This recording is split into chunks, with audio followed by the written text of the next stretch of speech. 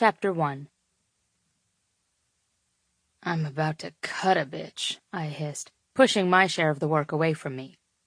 Bennett failed to even look up, so I added, "And by that, I mean paper cut a bitch." At least this got a tiny flicker of a smile, but I could tell, even after doing this for the past hour, he was still in wedding preparation zone, and would keep robotically working until the entire unending pile of cardstock in front of him was gone.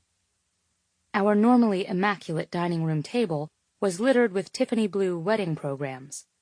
Across from me, Bennett methodically folded each one in half before moving it to the completed stack. It was a simple process. Fold, move, fold, move, fold, move, fold, move. But I was losing my damn mind. Our flight left at 6 the following morning for San Diego, and our bags were all packed but for the 400 wedding programs we had to fold. I groaned as I remembered we also had to tie 500 blue ribbons around 500 tiny satin bags full of candy. "You know what would make this night so much better?" I asked. His hazel eyes flickered to me before returning to the task at hand. Fold, move. "A gag?" he suggested. "Amusing, but no," I said, giving him the finger. "What would make this night better would be getting on a plane and flying to Vegas, getting married, and then fucking all night in a giant hotel bed." He didn't bother to reply to this, not even a whiff of a smile. It was probably fair to say he'd heard this exact sentiment from me approximately 7,000 times in the past few months. "Fine," I replied to his silence. "But I'm serious. It's not too late to drop all of this and fly to Vegas." He took a moment to scratch his jaw before reaching for another program to fold. "Of course it isn't, Chloe." I'd been playing around, mostly, up to this point, but with his words, genuine irritation swept through me. I slapped my hand on the dining room table, earning a quick blink from him before he resumed his folding. "Don't patronize me, Ryan." "Yeah. Okay." I pointed a finger at him. "Like that." My fiancé gave me a dry look and then winked. Damn that man and his goddamn sexy wink. My anger dissipated somewhat, and in its place came a flare of desire. He was ignoring me, being a patronizing ass. I was being a bitch. It was the perfect setup for me to have many, many orgasms. I looked him over and sucked the edge of my lower lip into my mouth. He was wearing a deep blue t-shirt that was so old and worn the collar was frayed, and, even though I couldn't see it, I knew there was a tiny hole right above the hem that was just big enough for me to slide my finger through and touch the warm skin of his stomach. Last weekend, he'd been wearing that t-shirt, and I'd asked him to keep it on while he fucked me against the bathroom counter, just so I could wrap it up in my fists. I rocked a little in my chair to relieve the ache between my legs. "Bed or floor? Your choice." I watched him as he remained impassive and added in a whisper, "Or I could just climb under the table and suck on you first." Smirking down at his work, Bennett said, "You can't get out of wedding preparation with sex." I pulled back to study him. "What kind of man says that? You're broken." Finally, he gave me a dark, hungry look. "I promise you, I'm not broken. I'm getting this done so I can focus on wearing you out later." "Wear me out now," I whined, standing and walking over to him. I slid my fingers into his hair and tugged. Adrenaline dripped hot and electric into my veins when his eyes fluttered closed and he suppressed a groan. "Where's all this money you have? Why haven't we hired someone to do this?" Laughing, Bennett wrapped his hand around my wrist and pulled my fingers from his hair. After kissing my knuckles, he very deliberately set my hand back at my side. "You want to hire someone to fold programs the night before we leave for San Diego?" "Yes, because Sex! But isn't it nicer like this? Enjoying each other's company and, he said, lifting his wineglass to take a dramatic sip, conversing like the happily affianced lovers we are? I glared at him, shaking my head at his attempted guilt trip.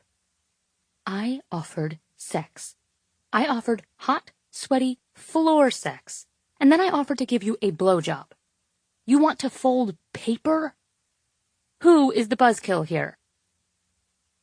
He picked up a program and studied it, ignoring me. Frederick Mills, he read aloud, and I began pulling my shirt up and over my head. Together with Elliot and Susan Ryan, welcome you to the wedding of their children, Chloe Caroline Mills and Bennett James Ryan. Yes, yes, it's so romantic, I whispered. Come here and touch me. Officiant, he continued, the Honorable James Marsters. If only, I sighed, and dropped my shirt on the floor before working my pants down my hips. I'm going to pretend it's Spike performing our wedding ceremony instead of that hilarious gentleman with early dementia we met back in November. Judge Marsters performed my parents' wedding ceremony almost 35 years ago, Bennett chastened me gently. It's sentimental, Chloe. The fact that he forgot to zip up his pants is a mistake anyone could have made. 3 times? Chloe? Fine.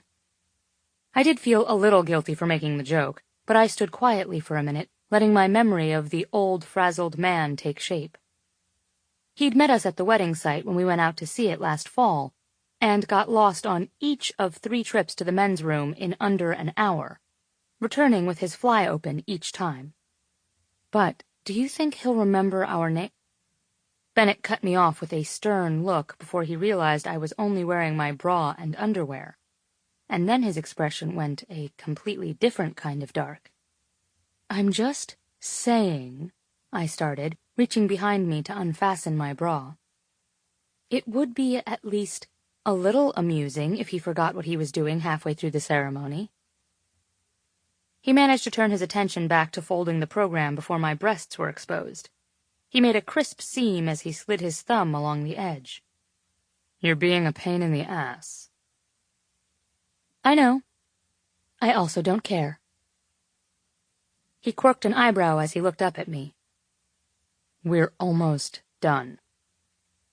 I bit back my response, which was to point out that folding the programs was the least of our worries. The next week with our 2 families together had the potential to be a disaster of Griswold family holiday proportions.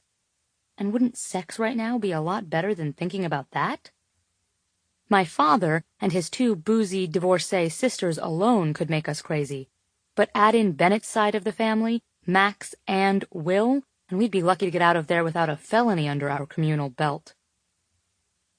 Instead, I whispered, just really quick, can't we take a little break? He leaned forward, inhaling between my breasts before moving to the side and kissing a path to my left nipple. Once I start, I don't relish stopping. You don't like interruptions, I don't like delayed gratification. Which of us do you think will get her way?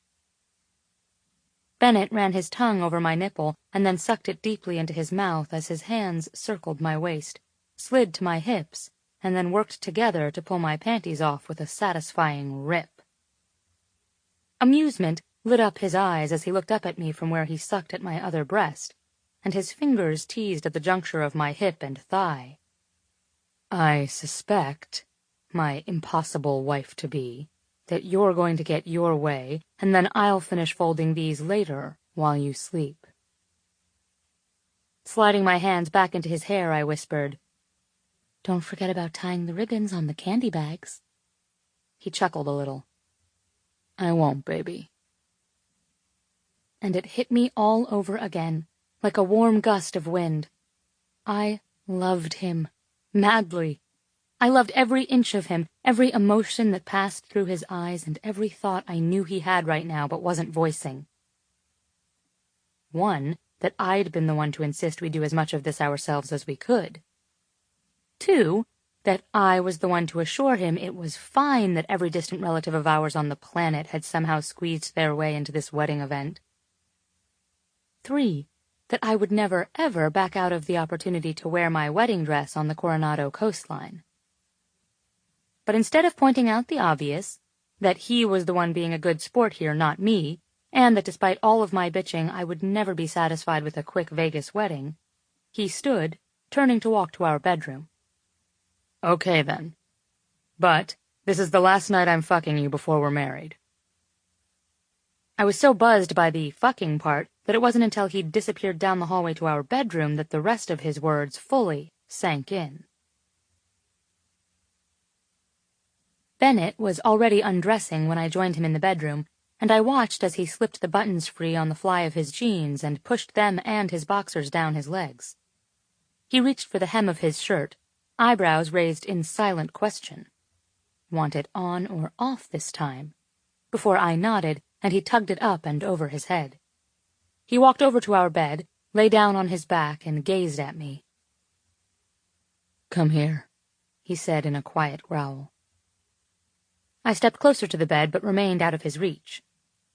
When you say the last night you're fucking me before we're married, do you mean that we are only going to have sex during daylight hours this week? A tiny smile tugged at the corner of his mouth. No, I mean that after tonight, I want to abstain until you're my wife. An unfamiliar panic rose in my chest, and I wasn't sure how seriously to take him. I climbed onto the bed and crawled over, bending to kiss my way down his chest. I thought I knew what abstain meant, but in this context, it sounds like you're telling me on a Tuesday that we'll be together all week but not having sex until Saturday. That's what I'm saying. Strong fingers tangled into my hair and urged my head lower to where his cock arched, rigid and slick with his own excitement. I stopped the path of my lips just at his hips, which rose from the mattress in an effort to meet my mouth halfway. Why on earth would you want to abstain? Christ, Flo, stop teasing and put my dick in your mouth. Ignoring him, I sat up and used to straddle his thigh so he couldn't easily escape if I decided to inflict some sort of bodily harm. You're insane if you think I'm going to have sex for the next 4 days in the middle of this wedding nonsense. I'm not insane, he insisted, trying to pull me higher up his thighs so his man parts could get better access to my woman parts. I want it to be special. And aren't you the one who wanted a quickie before finishing the wedding prep? His fingers dug into my hips and he lifted me, pulling me down directly over his cock. So stop struggling. But I escaped by digging a finger into the single ticklish spot on his body, between two of his ribs, and with a spasm he released me, shoving my hands away. I bent to kiss him once on his perfect, perfect mouth. That was before you suggested that my access to this sincerely ridiculous body of yours expires at midnight. Saturday is our wedding night. As far as I know, we only get one of those. How could it not be special, even if you're hitting it like a jackhammer all week long? Maybe I want you a little hungry, he whispered, sitting up beneath me. His mouth found my neck, my collarbones, my breasts. I want you so hungry for it that you can barely think straight. He grew fevered, grasping at my sides, sucking my skin. I was all too aware of the hard press of him against my inner thigh and wanted nothing more than to feel him inside, hear his sounds as he grew delirious and lost and urgent. And then a thought occurred to me. You mean you want me hungry enough to not care if you rip the ungodly expensive lingerie I bought for the wedding night? He laughed into my breasts. That's a pretty good theory, but no. I knew Bennett Ryan well enough to know that I wasn't going to win this battle. Not here. Not yet. With him, I never won with words. I only ever won with actions. I kneeled over him, pulling away and smiling at his short, deep grunt of frustration. But then I turned my body so I could straddle his face at the same time I took his cock into my mouth. He reached for me eagerly, hands splayed across my hips and pulling me down, down, down. My eyes rolled closed at the first sensation of warmth, of the soft slide of his tongue, followed by the seal and suction of his lips. I quickly grew lost in the vibration of his moans, his words muffled against me, the tiny tease of teeth before the suction was back and he grew wilder and desperate. Below me he rocked up, urging, and I wrapped my fist around his base, gazing at his length, appreciating its shape and smoothness. I loved the feel of him, the impatient jutting of his hips. With a wicked smile, I exhaled over the tip of his cock and whispered, "Your mouth feels so good." He groaned, pushing up meaningfully, but I simply moved closer, panting across the thick crown, letting him feel the heated pulse of my breath. I slid one hand lower, cupping his balls and pulling gently as my hand stroked just the lower half of his cock. On the tip, I gave him only air.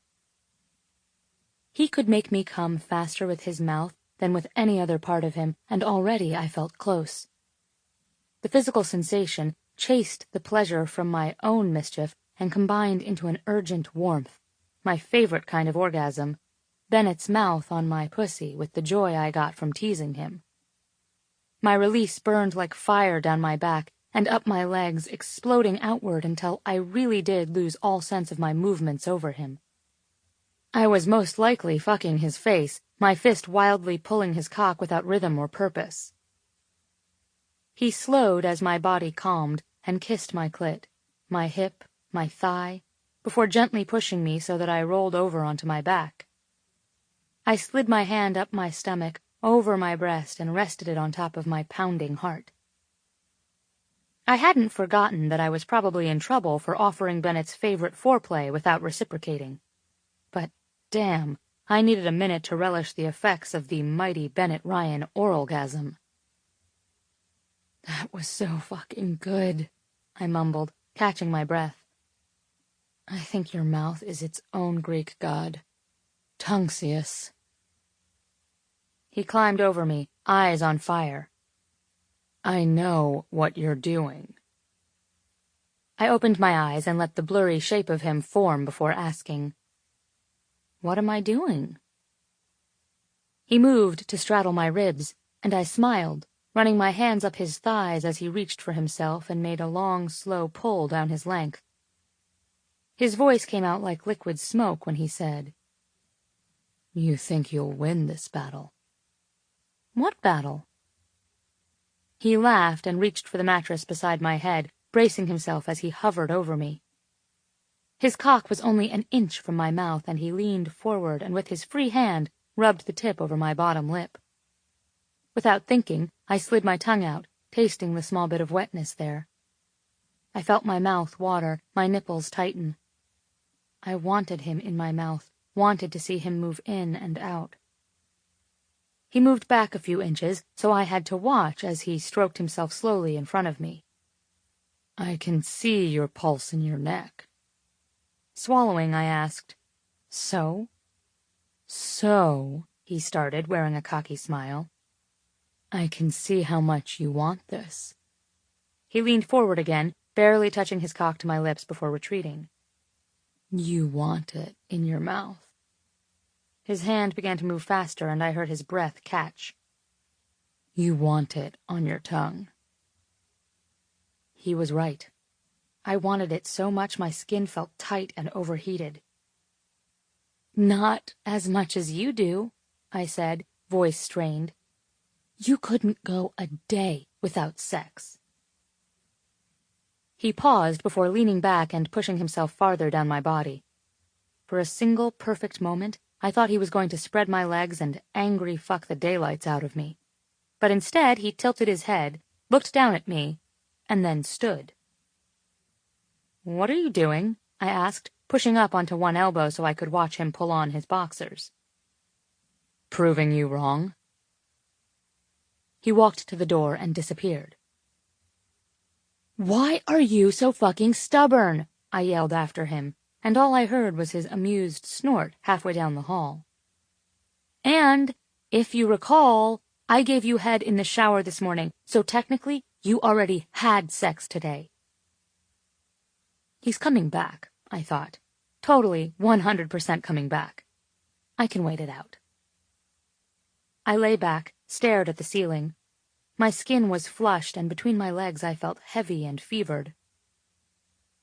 My body hadn't caught up with my brain yet, and still wanted to chase after him, beg him to take me for real this time, man parts in woman parts, moving a lot and very fast. The sound of the fridge opening cut through the silence in the bedroom, and I bolted upright. Was he getting a fucking snack? Before I could think better of it, I was racing down the hall completely naked. My feet slipped on the hardwood floors, and I wheeled around the corner just as he closed the fridge with an armful of food. "Are you fucking kidding me right now?" I asked, stopping short only inches from where he appeared to be making himself a sandwich. "You're going to have a fucking turkey wrap?" He turned to look at me, letting his eyes move from my face and down over every one of my naked curves. The bastard couldn't even hide how much he wanted to fuck right now, before returning his attention to my face.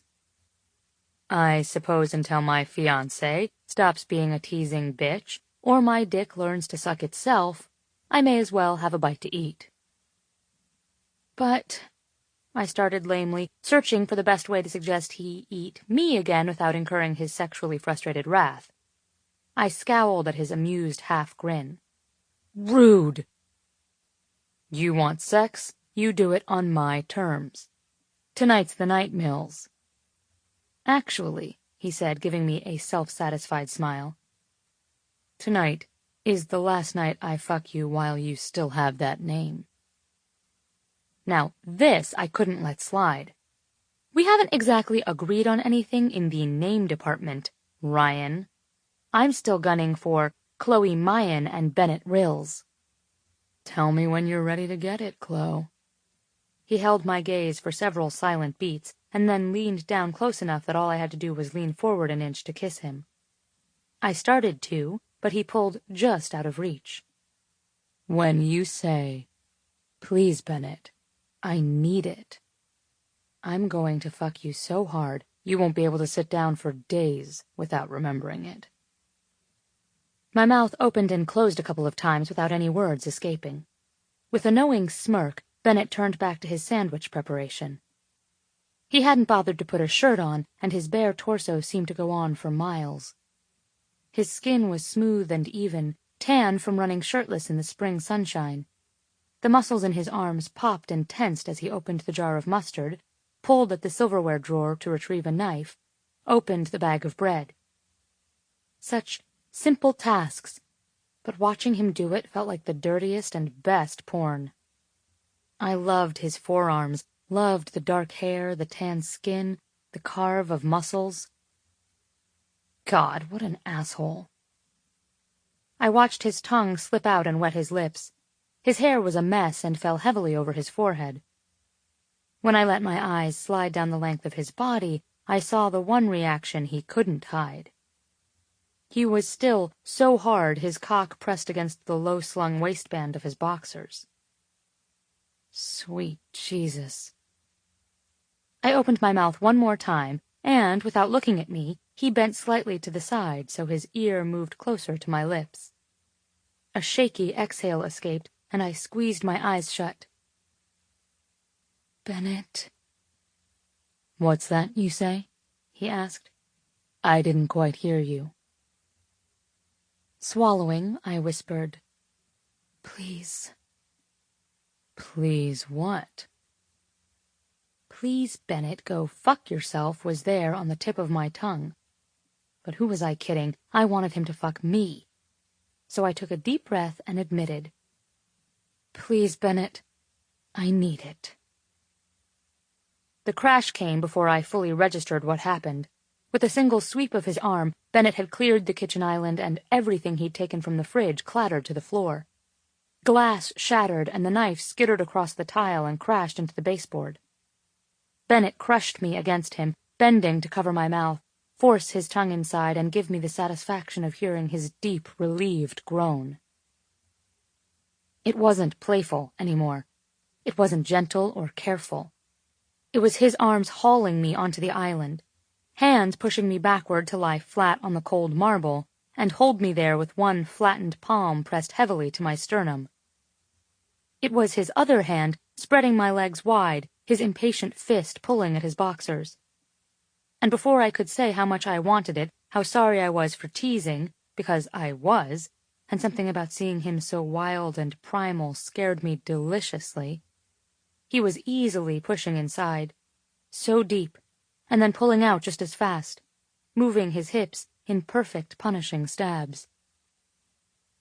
Releasing the weight of his hand from my chest, he grabbed my legs and took a step closer, pulling them over his shoulders, and hitting that spot so deep that I felt the force of him reverberate up my spine. He slid his hands down to my hips and held me in place while he fucked, head thrown back, taking his pleasure now. The island was sturdy enough to weather the force of his movements, but I reached over my head, gripping the edge so I could press myself even farther onto him. It wasn't enough. I needed more, and deeper, and wetter, and rougher. He'd told me I couldn't have this for days, and he knew better than anyone that his touch was the one thing, the only thing that could keep me from disintegrating into a hurricane of stress. I needed to get him farther inside me than I ever had before, and I grew obsessed with the idea that I could, somehow. "God, you're fucking soaked," he groaned, opening his eyes to look at me. "How can I keep from taking you? You'll never know how much I need this." "Then why?" I asked. "Why tell me we can't?" He bent down, bringing my legs with him so the front of my thighs pressed tightly to my chest. "Because it's the only time in my life I'll be able to stop, to slow down, to relish just being near you." He gulped at the air by my neck and then licked the skin there. His tongue, his teeth, his touch felt like fire. "I want to not be thinking the whole time about where I can take you to be alone for 10 minutes, for 15, for an hour. I don't want to resent anyone for keeping us apart, while they're there to celebrate," he said, gasping quietly. "I'm obsessed with you and with this. I want to show you I can be measured." "What if that's not what I want?" Bennett buried his face in my neck and slowed, but I knew his body well enough to guess that he was just on the cusp of losing it, of reaching that point of no return. He ground against me, found that place, and that rhythm that distracted me from my question and made me chase the feeling building between my legs. I was trapped beneath him, and he began to focus on my pleasure, pushing into me and against me, getting me there until I was clutching at his shoulders, digging my nails into him, and meeting his thrusts from below. My back was sore, and the countertop was stony and cold on my spine. But the increasing urgency of his movements made me not care. I could be bruised from it, and it didn't matter. I didn't want anything else but to fall apart with him inside, and for him to fall with me. When my orgasm hit, the sensation that took over my body was a silvery thrill unleashed across my skin, sliding over and inside until I wasn't sure I could handle the feeling of being filled, of being ravaged and coming so hard I saw black. I screamed, pulling him tight, needing to feel the full weight of him over me. His movements sped and grew wild, and then he arched away. "Fuck!" he shouted, his voice echoing off the vaulted ceiling as he came, freezing over me and holding still. "Fuck!" Despite the chill of the countertop, we were sweaty and breathless. Bennett pushed himself up and continued to slide in and out, slower now, as if he didn't want to stop even if he had to. He pressed and retreated, eyes moving across my flushed skin. He'd come already, but he didn't seem to be done. Instead, he looked like a predator who'd had a small taste and now wanted to take stock of what was in front of him before diving back in. I loved this side of him, the Bennett who seemed to barely grasp control, who seemed so unlike his composed daylight self. His eyes were dark and almost unseeing. Hungry hands touched the friction-warmed place between my legs, up over my hips, up my sides to where they roughly teased my nipples. His hands surrounded my breasts and squeezed, plumping me for his mouth as he bent and sucked forcefully at my skin. "Don't leave a mark, you menace," I said, and my voice sounded tiny and hoarse. "My dress." Pulling back, he looked at me, and his eyes cleared at this reminder that we lived in a world with other people, and that we would be required to interact with these other people in the near future for our wedding. A wedding where I would wear a strapless gown that would show all of the bite and suck marks he was about to deliver. "Sorry," he whispered. I know." I ran my hands into his hair when he trailed off and pulled him over me, wishing we could stay like this forever, me on my back on the kitchen counter, him standing and leaning over me. He exhaled deeply, pinning me beneath his weight. Suddenly he seemed exhausted. The last few months, he'd not only helped with every stage of the wedding planning, but he'd also done everything he could to keep me sane, and it had to wear on him. I ran my fingers into his hair and closed my eyes, loving this reminder of Bennett as mortal, as a man who could, and did, become worn out, or needed a reminder to be gentle. He was the perfect lover, the perfect boss, the perfect friend. How could he manage it? I'm sure some days he just wanted a quiet girlfriend, a woman who didn't argue with every thought he had. A tiny thread of doubt slipped beneath my skin and wove its way into my brain. But then I stopped, feeling my lip pull up in a smirk. Bennett Ryan was a perfectionist, demanding, stubborn, power-hungry asshole. Any other woman would last about 2 seconds with him before he chewed her up and spit her out. And hell, some days I would love a pliant manservant. But no way was I trading in my beautiful bastard. He stood, kissing down between my breasts and, with a reluctant groan, pulling out of me. Bending, he reached for his boxers and slid them back up, before looking me over, eyes raking across bare, damp skin. "I'll finish the programs and tie the goddamn candy ribbons," he said, running his hand over his face. "You've got a kitchen to clean up if you want more of that in our bed later." No," I protested, pushing up on one elbow. The kitchen was a disaster. "I'll do the programs." "You'll do the kitchen," he said, voice firm. "And hurry, Miss Mills. Mustard stains." Chapter 2.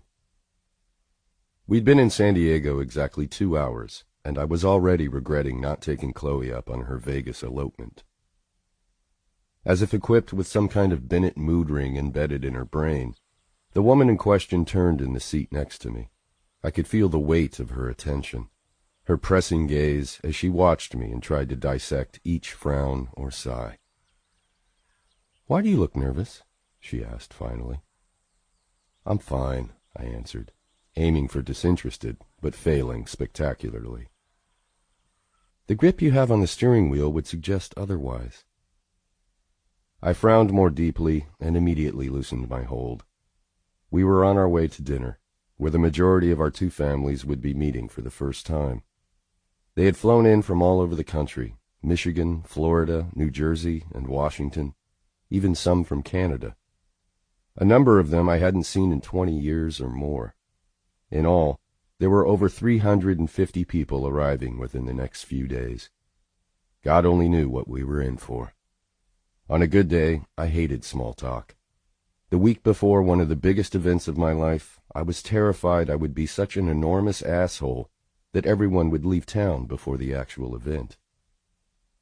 Leaning forward so I would glance over at her, she asked, "Aren't you excited for this week?" "Yes, of course. I'm just dreading tonight a little, and wondering how I'll handle all of the socializing." "My guess is badly," she said, poking my shoulder. I exhaled a laugh, giving her a playfully stern glance. "Thanks.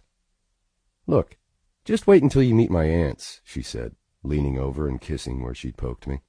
It'll be all the distraction you'll need. Chloe's dad had traveled from North Dakota with his two very loud and eccentric sisters. They were both recently divorced, and Chloe promised me that they had the potential to be the biggest disaster of the week. I wasn't so sure we should give out that tiara just yet. Chloe had yet to meet my cousin, Bull. You'll forget about everything else, and all you'll be able to worry about is what they'll do to get themselves arrested and how much it will cost you in bail money. Trust me, it'll be very liberating. She leaned over and began fiddling with the car stereo, stopping on a pulsing, high-pitched pop song. I slid my eyes over to her, concentrating a lifetime of disgust into the brief glance. Satisfied that I was sufficiently annoyed, she sat back in her seat. So what else is bothering you? You're not getting cold feet on me now, are you? I leveled her with a look that was meant to imply, are you insane? Okay, she laughed. Then talk to me. Tell me what else is on your mind. I reached for her hand, twisting her fingers with mine before resting them both on my thigh. It's just the looming chaos, I started with a shrug. This wedding has turned into such a thing. Do you know I had 14 texts from my mother waiting for me when we landed? 14. Ranging from where to get coffee in San Diego to whether Bull could get his back waxed at the hotel. As if I know. You said it yesterday. It's become its own entity. I can't believe I'm saying this, but I wonder if you had it right when you suggested sneaking off to Vegas. She gave me her trademark gloating smile. I believe I said run. Run to Vegas, as in flee. Right. You know, we're not that far from the airport, she reminded me, motioning out the window to where we could still see planes landing and taking off. It's not too late to escape. Don't tempt me, I said, because as much as I suspected we were careening headlong into disaster, I didn't actually want to leave. San Diego had always been special to us. It was where I stopped being an idiot and finally let myself love her. It was where Chloe finally let me. And Jesus, had it really been over 2 years? How was that even possible? It felt like only yesterday I was covertly ogling Miss Mills's ass as we checked into the W. Later, she'd called me by my first name, for the very first time. We'd been back together one other time, of course, to select the location for this weekend. But that had been such a whirlwind trip, and this one carried a far greater weight. We were here for our wedding. Despite the way she'd crashed the bachelor party, the fact that we'd bought a Manhattan apartment together, or the ring on Chloe's finger, it was this strange moment of nerves that made it finally sink in. We were getting married. When I left here again, Chloe would be my wife. Holy shit. I reached up, ran a shaking hand across my clammy forehead. You're being awfully quiet over there. Can I take your contemplative silence to mean you're actually considering fleeing? Chloe asked. I shook my head. No way, I said, tightening my grip on her hand. We're here, and there isn't a chance in hell I'd miss seeing you walk down that aisle. I fought way too fucking hard for you. Knock it off, Bennett. You're a lot easier to deal with when you're being a dick. And I put up with way too much of your shit, I added, grinning when I felt her fist connect with my shoulder. But I do feel I should warn you one more time. Some members of my family are a bit nuts, as in building a vitamin manufacturing facility in their garage, as in paying tens of thousands of dollars for advertising in the AARP magazine. I blinked over to her. What? Who did that? Your cousin Bull, she answered, shrugging. Henry told me some stories on the phone the other day. Apparently it's his new venture. He's going to make a pitch this week for some financial backing from Will and Max. Why am I even surprised? She waved her hand dismissively. Families are supposed to be a handful, Bennett. Otherwise you'd never leave them. And mine isn't quite all there either. You know my answer. Let's just say they're really going to enjoy the Ryan family gene pool. I hope you packed your running shoes. Well, I began, but stopped as she crossed her legs in front of her. Chloe, She picked some non-existent lint off her non-existent stockings. What in the fuck are you wearing? You like? She said, lifting her foot and moving it from side to side. Her shoes looked positively dangerous. Spiked heel, deep blue patent leather. Were you wearing those when we left the hotel? I was. You were on the phone with your brother. I wasn't one to catalog everything Chloe wore, but the familiar stirring in my pants told me I'd most definitely seen these shoes before. Over my shoulders, if I wasn't mistaken. Where have I seen those? Oh, I don't know. She was a rotten liar. At home?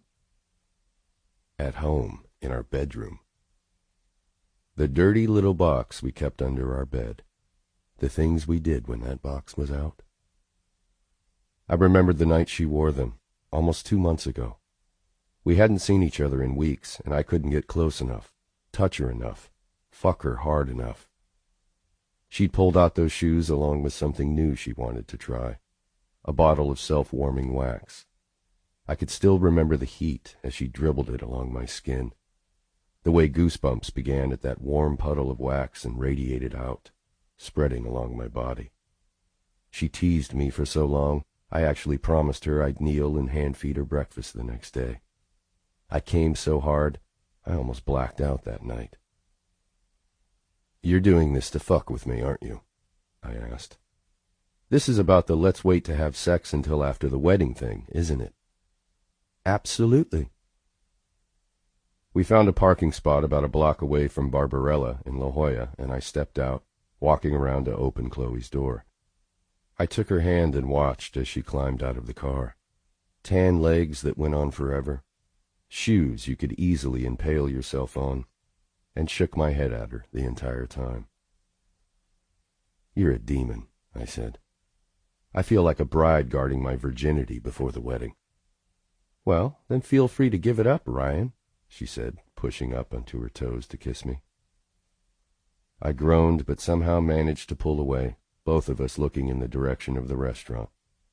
Here we go. With the patio area open and visible from the street, we could hear our fathers talking before we'd even made it in the door. You need to make sure they sit together, Chloe's dad was saying. Nonsense, Frederick, they'll be fine. My father, always the diplomat. Susan put a lot of thought into the seating arrangement, and she knows what she's doing. I'm sure your sisters are wonderful ladies. Let's spread them around a little. Give the others a chance to get to know them. Spread them around? I don't think you understand, Elliot. My sisters are crazy. They're man-hungry and newly single. They will hunt down every available male within a 6-mile radius if you give them the chance. I stopped Chloe at the threshold, placing a hand on each of her shoulders and looking into her brown eyes. You ready for this? I asked. She stood up on her toes and pressed her warm lips to mine. Absolutely not, she said against my mouth. I took her hand and we stepped inside just in time to see my father laugh. Don't you think you might be exaggerating a little? Frederick sighed. I wish I were. It's about time, Henry said, cutting in front of them to walk toward me. Both fathers looked in our direction as Henry continued. I was worried you two wouldn't show up and I'd have to drag you naked from your hotel room. That's a horrifying image, I said, hugging my brother. And for the record, I'm having you banned from our floor. Bennett, my father said, hugging me next. Frederick and I were just discussing the seating arrangements. And what a disaster it will be if we split up Judith and Mary, Frederick added, directing his words toward Chloe. Chloe hugged my dad and then moved on to hers. This isn't going to win me any points with Susan, she told my father. But I have to agree with my dad here. Keep them together. We don't want them taking over more real estate than necessary. There will be fewer casualties that way. With that settled, I pulled my dad to the side to give Chloe a moment alone with Frederick. My mother had rented out the entire beachside restaurant, and I had to admit, it was perfect. Tucked away in a quaint little neighborhood, meticulously maintained boxwoods lined the walk, and flowering vines and greenery clung to every available surface. Now that the sun was starting to set, the huge outdoor seating area twinkled with strings of tiny lights. The tables were beginning to fill, and I realized I couldn't identify half the people who were smiling in our direction. "Who the hell are all these people?" I asked. "Perhaps a little louder, son." "Your great-grandmother might not have heard you," he said. "And their family. Cousins, aunts, first nephews twice removed." He furrowed his brow as he took in the line beginning to form at the open bar. "Actually, I'm not sure I even know. Those ones are already drinking, so they must be from your mother's side of the family." He tightened his grip on my shoulder. "Don't tell her I said that." "Great. Everyone else here?" "I think so," Dad said. "Your uncles are out on the patio. I haven't seen your cousins yet." I winced inwardly. My brother, Henry, and I spent the majority of our summers growing up with our two cousins, Brian and Chris. Brian was the oldest of the 4 Ryan boy cousins and a quiet, serious child, much like I had been. He and I had always been close, but Chris, or Bull as he insisted on being called, made me want to chew off my own limb to escape. My mom used to say that Chris only wanted to be like us and preferred the nickname so he would be one of the B's. Brian, Bennett, Bull. I always suspected this was bullshit. After all, Henry started with an H, and the personalized beer cozy Bull brought to parties, along with his unbuttoned shirt and gold chains nestled in a thicket of wild chest hair, suggested he was totally fine being his own person. Chris just liked the idea of being called Bull because he was an idiot. "I'm sure Bull is excited to see you," Dad said with a knowing smile. "I'll keep an eye out," I said. "And I'm sure Lyle has remembered a couple of colorful Navy stories he'll pass along to you over dinner. Maybe the results of his last prostate exam?" Dad nodded, eyes twinkling in restrained amusement as he waved to someone across the room.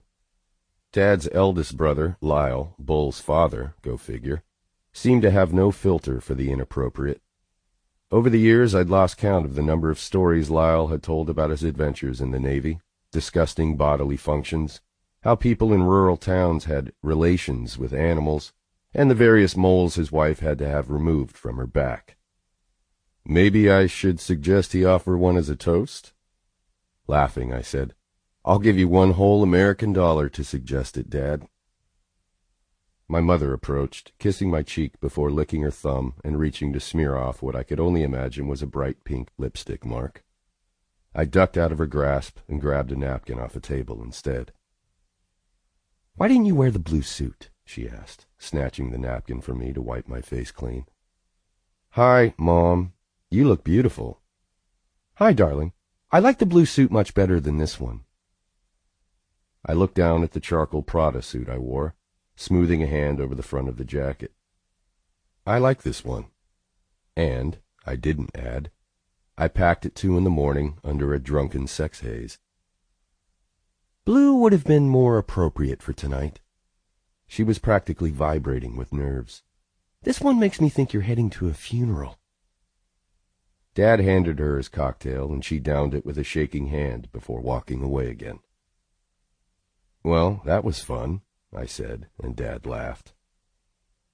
Chloe joined us, clearly a bit exasperated from dealing with her father, and we made a circuit of the room, greeting everyone who had come early in the week and reacquainting ourselves with old family and friends. A little while later, my mom called to let us all know that dinner was starting, and we moved back to the dining area. I located the place cards with our names near the center of the room. Chloe sat on my right, her dad next to her. My dad had apparently taken Frederick's advice because Chloe's aunts, Mary and Judith, were seated together nearby, slapping the table and cackling up a storm.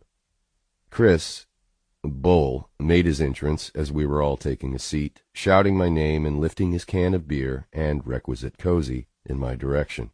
His eyes moved over Chloe slower than should have been humanly possible, after which he gave me a thumbs up. I made a mental note to call a friend of mine at the IRS and have him audited. I was only kidding. Mostly. Dinner consisted of seared salmon and heirloom tomatoes, potato puree, and basil beurre blanc. It was perfect, and made it almost possible to tune out the conversations around me. "Are you kidding?" Bull yelled from across the room, at an elderly second aunt on my mother's side. "You must be kidding me.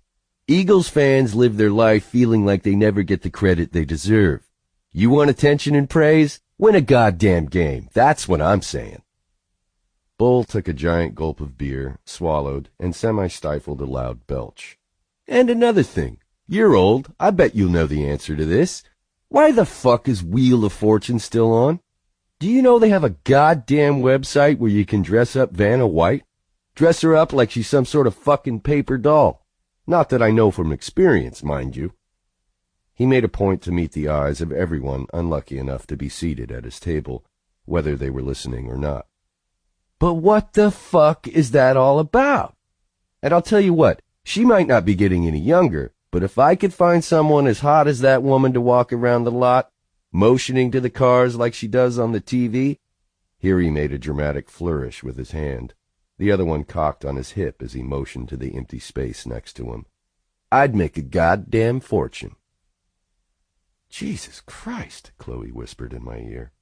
"That is a train wreck and a half right there." I swallowed a large pull of my drink before saying, "You said it." "You grew up with this guy?"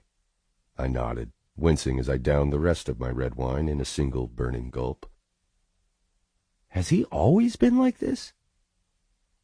I nodded again, sucked in a breath, and wiped my mouth with my napkin. I watched as Chloe glanced around the room, first to my cousin Brian, who would be considered by most to be handsome, and who had always been fit.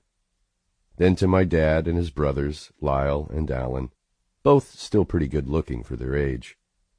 She turned briefly to Henry and then to me, before blinking back to Bull. I could practically hear her evaluating the genetic map in front of her. "And we're sure there's not a leak in the Ryan family gene pool? Like, is there any way he's the milkman's kid?" I barked out a laugh that was so loud almost every head in the restaurant turned in my direction. "I need another drink," I said, standing in a way that momentarily left my chair wobbling on its two back legs. My phone insistently buzzed in my pocket, and I pulled it out to see a flurry of texts from my mother. "Sweetie, your hair is a mess. They're serving the Deloach Pinot? I thought we had the Preston Carignan set for the table wine. Tell your father to stop introducing Aunt Joan as the prospector. I have no idea why she's wearing so much gold nugget jewelry, but he's being rude." I had just escaped to the bar for a shot of Johnny Black and to scope out all easily accessible exits. I loved my family, but Jesus Christ, these people were fucking nuts, when I felt a tap on my shoulder. "So you're the one who's marrying our Chloe." "If she doesn't get wise and escape before the ceremony," I said, turning to the women behind me. In an instant, I knew who they were. "You lovely ladies must be Chloe's aunts." The one to my right nodded, and her entire head of fluffy red hair nodded right along with her. "I'm Judith," she said, and then pointed to her sister. "This is Mary." Judith had hair that could only be described as some sort of sugary confection, over-dyed and over-teased into what resembled spirals of strawberry cotton candy erupting from her head. It could have been merely the power of suggestion, but I swear she even smelled like strawberries. Her skin was still relatively smooth, considering her age, mid-60s, if Chloe was correct, and her brown eyes were sharp and clear as she considered me. Mary shared many of the same facial features as her sister, but her hair was a much more subdued, subtle brown, and piled high on her head in some sort of bedazzled and bobby-pinned twist. And while Judith was tall like Chloe, stopping just below my chin, Mary was barely pushing 5 feet, and was probably as wide through the chest area as she was tall. I reached out to shake each of their hands. "It's nice to finally meet you both," I said, smiling politely. "Chloe's told me wonderful things." They were having none of that, and each pulled me in for a squeezing and rather lingering hug. "Liar," Mary said with a cheeky smile. Our niece is a lot of things, but full of false compliments, she is not. She's told me she used to spend summers with you. I believe the phrase she used most frequently is, "They're a hoot." I left out the phrases cougars and batshit crazy. "Now that I'll believe," Judith said with a snort. "And how are you ladies enjoying San Diego?" I asked, leaning back against the bar. I could see Chloe out of the corner of my eye, and just as I expected, Bull had taken it upon himself to fill my seat and keep her company in my absence. A part of me wanted to be her knight in shining armor and rescue her, but a larger part knew better. If there was one woman who absolutely did not need rescuing, it was Chloe. "Oh, we're having the time of our life," Judith said, sharing a meaningful look with her sister. "Or at least we will be. Did you know this is the first time we've both been single in over 35 years? This town doesn't know what's about to hit it. We're going to make up for lost time, or die trying." I couldn't help but laugh. I was certainly beginning to see that blunt honesty was a Mills family trait. "So, what's the plan then?" I asked. "You two going to spend some time on the beach and break a few hearts?" "Something like that," Mary said, winking and doing a little dance to the music overhead. Judith moved to stand next to me at the bar, leaned in, and lowered her voice. "Tell us about your family," she asked, eager, bright eyes moving around the room. "Just the one brother? Any uncles? Anyone single?" I shook my head, laughing again. Frederick had nailed it. "Just the one brother, and sorry, other than the one currently talking to my fiancée." They looked over to Bull and deflated a little. "Everyone's spoken for." "My, oh my, oh my, my," I heard Judith say, voice suddenly soft and low. I followed her gaze to the front door, where Will and Hannah had just arrived. There was a lot of giggling in that corner of the room, where Hannah had practically been tackled by Chloe and Sarah, leaving Will to stand by and watch, wearing that stupid grin he never seemed to shake anymore. I missed his ironic scowl. I missed his insistence that we were a bunch of pussies. God, he was the biggest fucking pussy now. He looked up to find me watching, and, apparently able to read the giant "I told you so" in my expression, flipped me off. And suddenly, even though I knew it was wrong and Chloe would kill me when she found out, a plan began to blossom in my mind. I mean, really, how could I not do this? "Who is that?" Judith asked in a breathy rush. I wasn't sure if I'd ever actually heard someone leer before, but I figured that was as close as I was ever going to get. "That's Will," I said. "He works with Max, the Brit with the pregnant fiancée." "Is he available?" Judith asked at the very same moment Mary said, "Is he straight?" I could feel my conscience poking at me, nudging. Some small, shriveled part of my brain was trying to stop me from what I was about to do, insisting this was absolutely not a good idea. "Oh, he's definitely straight," I said, not a lie. "And he's a lot of fun, ladies, a lot of fun. Technically not a lie." Mary pressed up to my side, asking, "Who's the girl with him?" "That's Hannah. She's an old family friend," I said finally. Still not a lie. "You should go over and introduce yourselves." "So he's not married?" Mary asked, compact already out and mouth shaped in a little O as she reapplied her lipstick. These women were determined. "Married? No. Definitely not married." "What? Not a lie?" "Hot damn," both said in unison. I glanced quickly around the room before wrapping an arm around each of their shoulders, bringing them closer and bending to speak. "I'm going to tell you two a little secret, but it's got to stay between us." I looked at each of them individually, and they nodded, eyes wide as they hung on my every word. "Our Will? He's a bit of a wild boy. He's insatiable, and he's got quite the reputation for his skill, if you're catching my drift. The thing is, he likes experienced women," I said, emphasizing each syllable, "and he likes them in pairs." They both sucked in a breath and looked at each other. I had a feeling a huge telepathic conversation passed between them before they blinked back at me. "Understand?" I asked, glancing between them. "Oh, we understand," Mary said. There was no way I wasn't going to hell. I watched as Judith and Mary cut a line straight for Will. Hannah, Chloe, and Sarah had dispersed, leaving him alone. Alone and vulnerable. I realized the only way this would work was if I had buy-in from the most important person in the restaurant. I scanned the room, my eyes stopping on Hannah as she emerged from the back, smoothing her sapphire blue dress down over her sides. I practically sprinted over to her. "How are you?" I blurted out too loudly and far too enthusiastically to someone who had just stepped out of the restroom. She let out a small gasp and stopped dead in her tracks. "Bennett," she said, pressing her hand to her chest. "You scared the shit out of me." "God, sorry. I just wanted a chance to talk to you before you got swallowed up by the girls again." Okay," she said, looking around us and clearly confused by my laser-focused attention.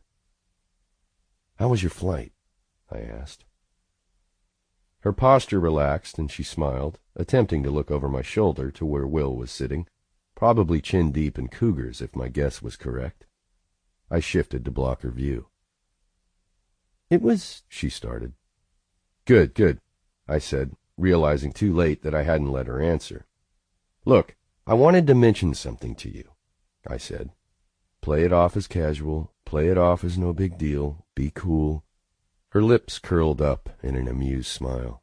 "Okay?" "You know what a horrible prankster Will can be." She nodded and I continued. "I may have just done something to get back at him, and I swear," I said, resting a hand on her shoulder, "I swear, Hannah, you'll think it's hilarious. Eventually." "Eventually?" "Absolutely, eventually." She considered me through narrowed eyes. "This is just a prank, right? No shaved heads or scars?" I pulled back to study her. That was a very specific question. Scars? I shook my head, clearing it. And no, just a silly little prank. I gave Hannah my best smile, the one Chloe said made panties drop. But apparently it only made Hannah more suspicious. Her eyes narrowed further. "What would I need to do?" "Nothing," I said. "You'll probably see some weird stuff, but just go along with it." "So basically be oblivious." "Exactly," I said. "And this will be funny?" "Hilarious." She thought about it for a full 10 seconds before reaching out to shake my hand. "You're on." Hotel del Coronado was built in 1888 and stretched across the fine sand beaches of Coronado Island. With its striking red turrets and blindingly white buildings, visiting here felt a lot like being dropped in the middle of a Victorian postcard. Chloe and I had stayed a few months ago while scouting out possible wedding sites. One glance at the ocean from the balcony of our hotel room, and Chloe was sold. This was where we would get married. As we drove back to dinner that night, our nerves pricked up. Chloe was smart, smarter than I was. But she'd watched me carefully all night, steadily. Now, as we neared the hotel, she might have been sitting quietly in the passenger seat at my side, but there was no way she was merely taking in the passing scenery. If I knew her as well as I thought I did, she was planning, silently plotting how to take me down. Which was why I had a plan myself. We made the last turn and arrived back at the Dell. The crisp white buildings were lit from every angle and practically glowed against the dark sky. I patted the small bottle in my pocket and looked down at my watch, realizing this was either the smartest thing I'd ever done or the stupidest. We'd find out soon enough. I pulled to a stop at the curb, reached for my bottle of water, and practically vaulted from my seat, desperate for air that didn't smell like Chloe's perfume, and just for a moment of space to gather my thoughts. I washed the plan down with a giant gulp of water. I had about 10 minutes before I should probably be upstairs. Drawing in a much-needed breath, I handed the keys to the attendant and rounded the car, smiling as I took Chloe's hand. The hum of voices and gentle tinkling of music greeted us as we stepped into the lobby and crossed to the elevator. I couldn't help but think back on the last time Chloe and I were here together, of fucking her on the huge king-sized bed until she'd screamed my name, of holding her hands behind her back as I bent her over the balcony railing, the crashing waves and rustling palms, the only sounds masking the noises she made. I followed her into the elevator, and like some sort of homing device, my eyes dropped straight to her ass. She knew it, too, because there was a much more deliberate swivel to her hips, an intentional shake with each step. I felt myself begin to harden, and realized that if this plan went to shit, I was screwed. Literally. Get your head in the game, Ben, I told myself, reaching to press the button to our floor. It wouldn't be that hard, I reasoned. Keep your distance, eyes above her shoulders at all times, and for God's sake, no arguing about anything. "Everything okay over there, Ryan?" my lady adversary said, leaning against the wall opposite me. She crossed her arms over her chest, and her breasts pressed together. "Danger." I quickly averted my gaze. "Absolutely. I had this. I was a genius." "You look mighty proud about something. Fire someone today? Kick a puppy?" "Oh, I see you, Mills. I see you." I kept my eyes fixed on the mirrored doors opposite me and answered, "Just thinking back on the card Sophia made for us. She must have made it with that cute little art set we bought for her 4th birthday. But I just realized her handwriting reminded me a lot of yours." A small, knowing smile pulled at her mouth, and she nodded, glancing up at the display as the floors ticked past.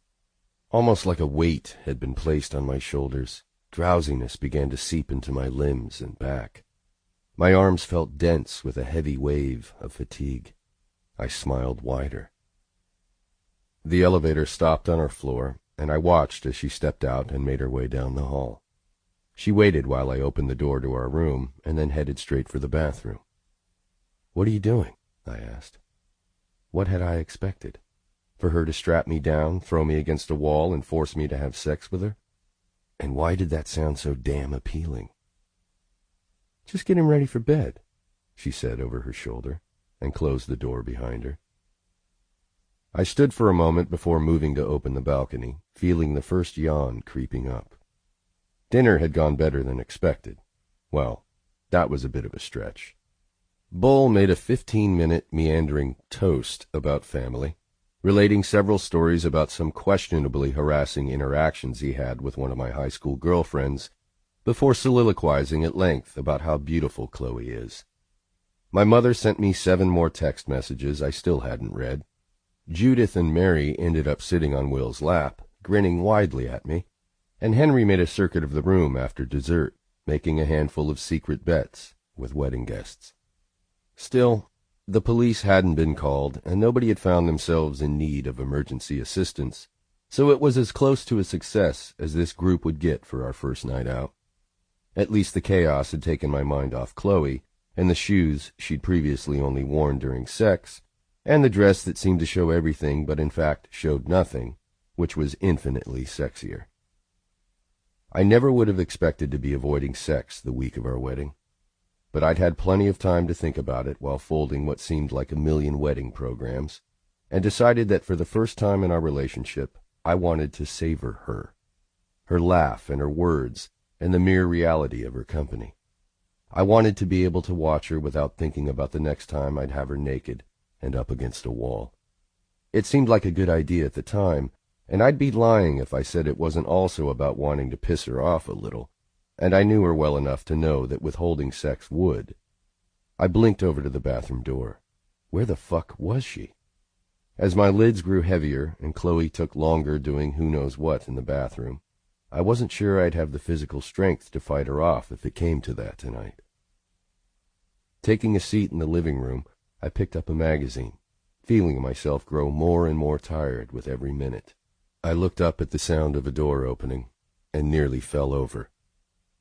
Chloe leaned against the wall, hair loose and falling in wild waves along her shoulders and down the length of her back. Her lips were glossy and pink, and I could imagine that color smeared down my chest and along the skin of my cock. She wore what was easily the sexiest and most complicated lingerie I'd ever seen. The black demi-cups barely covered her breasts. The rest consisted of a series of black satin ribbons crossing strategically over her torso and down between her legs. It took me 2 attempts to finally speak. "Was there someone in there with you?" I slurred. Her brows came together as she shook her head. "What?" "Because I have no idea how you got that thing on by yourself." My voice sounded thick and slow. "Hell, I have no idea how I'd even get it off." I held up my hands and they felt heavy and numb. I wouldn't even be able to rip paper tonight. "That sounds like a challenge," she said with a pleased smile. My eyes moved over every inch of her body, and I seemed unable to pull them away. She was fucking beautiful. Her legs were long, so long, and her feet were still strapped in the same blue shoes she'd been wearing at dinner. She took a step toward me, and then another. "Do you remember the last time we were here?" she asked. "I'm trying not to." She pressed a hand to my chest and easily pushed me farther into the back of the couch before straddling my lap. "You fucked me on the floor." She leaned forward, kissed my jaw. "And the balcony." She kissed my neck. "And the bed, and the floor, and the bed, and the floor." "And don't forget the chair in the corner," I mumbled, hissing in a breath as she scratched her nails over my stomach, reached for my tie, loose but still hanging from my neck. "What if I said I wanted to recreate some of that?" she whispered in my ear. "What if I asked you to tie me up with this? Spank me? Fuck me in the—" I yawned, wide. She jerked back and looked at me, taking in my slumped posture, the way I could barely keep my eyes open. Hers narrowed. "What did you do?" she asked, suspicious. I could only smile, a stupid, drowsy, lopsided grin. "Took out a little insurance policy," I slurred. "You're very pretty, by the way, and I really do like this thing you're wearing and would like to request that you wear it for me again someday." "What did you do, Ryan?" she repeated, louder, and stood up, hands on her hips, as she frowned down at me. "Just only took a tiny little sleeping pill," I said, yawning as I pulled the small bottle from my pocket, holding it up to show her. "Teensy tiny." I had a prescription for these for international travel, but had yet to use a single one before this. I was actually amazed how fast they worked, and slightly uneasy over the prospect of having no control over my state of arousal, especially since Chloe looked like she might castrate me. "You son of a bitch!" she yelled, pushing on my chest. It was sort of a counterproductive move, however, because I merely slumped over, sinking face down into one of the cushions. She started to yell about something, but I couldn't quite make it out. I took comfort knowing someday she'd know I was really doing this for her.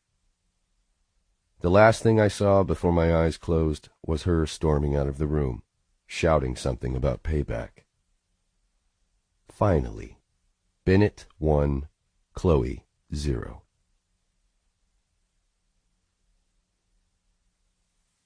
Chapter 3. He didn't cave and bang the daylights out of me last night. In fact, he'd gone so far as to drug himself and be taken out of commission. Clearly, it was time to up my game. I'd spent much of dinner last night watching Bennett be adorably mischievous while steering my rascal ants toward an unsuspecting Will. I'd watched him be jealous and irritated in equal measure when Bull regaled me with stories of the many cars he'd sold and women he'd banged.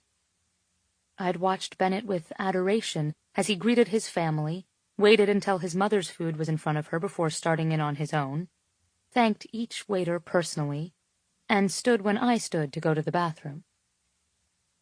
Bennett Ryan was a swoony fucking bastard, and tonight, stupid chastity rule or not, I was going to ride him like a horse. I had a suitcase full of lingerie and outfits that were guaranteed to bring him to his knees. Most of the skimpy, lacy things had been reserved for the honeymoon, but I suspected at this point we wouldn't have much need for any form of clothing once we hit the private resort in Fiji. In a way, it was nice to have a new mission. Instead of stressing about our families and the chaos we were diving into headlong, I could focus on the fact that Bennett really just needed to fuck me a few times a day. It was a simple goal, really.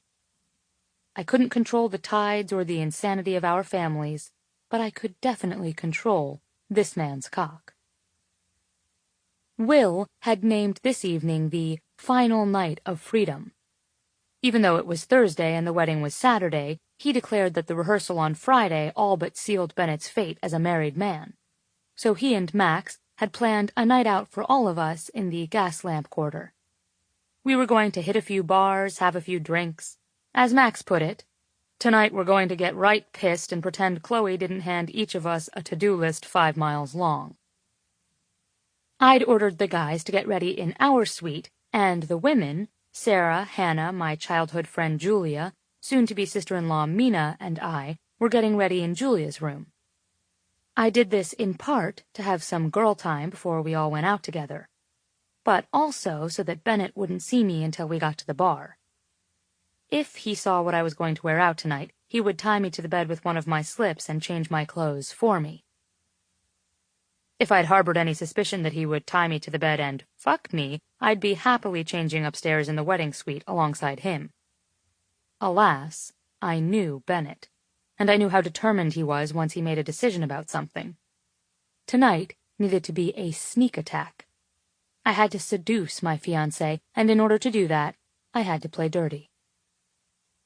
Julia and Mina were both working on Hannah's broken zipper, and I sat on Julia's bed and carefully crisscrossed the long, strappy heels up my calf.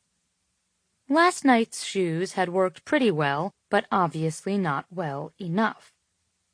Tonight, I'd put on a tiny black dress, dangly chandelier earrings, and the same shoes I'd worn the night I went out clubbing in San Diego when Bennett and I had been here together for the J.T. Miller Marketing Conference, early in our relationship.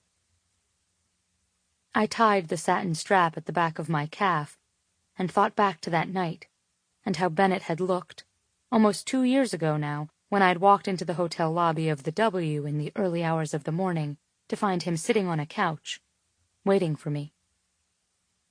His hair had been a disaster, and I knew without having to ask that he'd been pulling at it, nervously running his hands through it.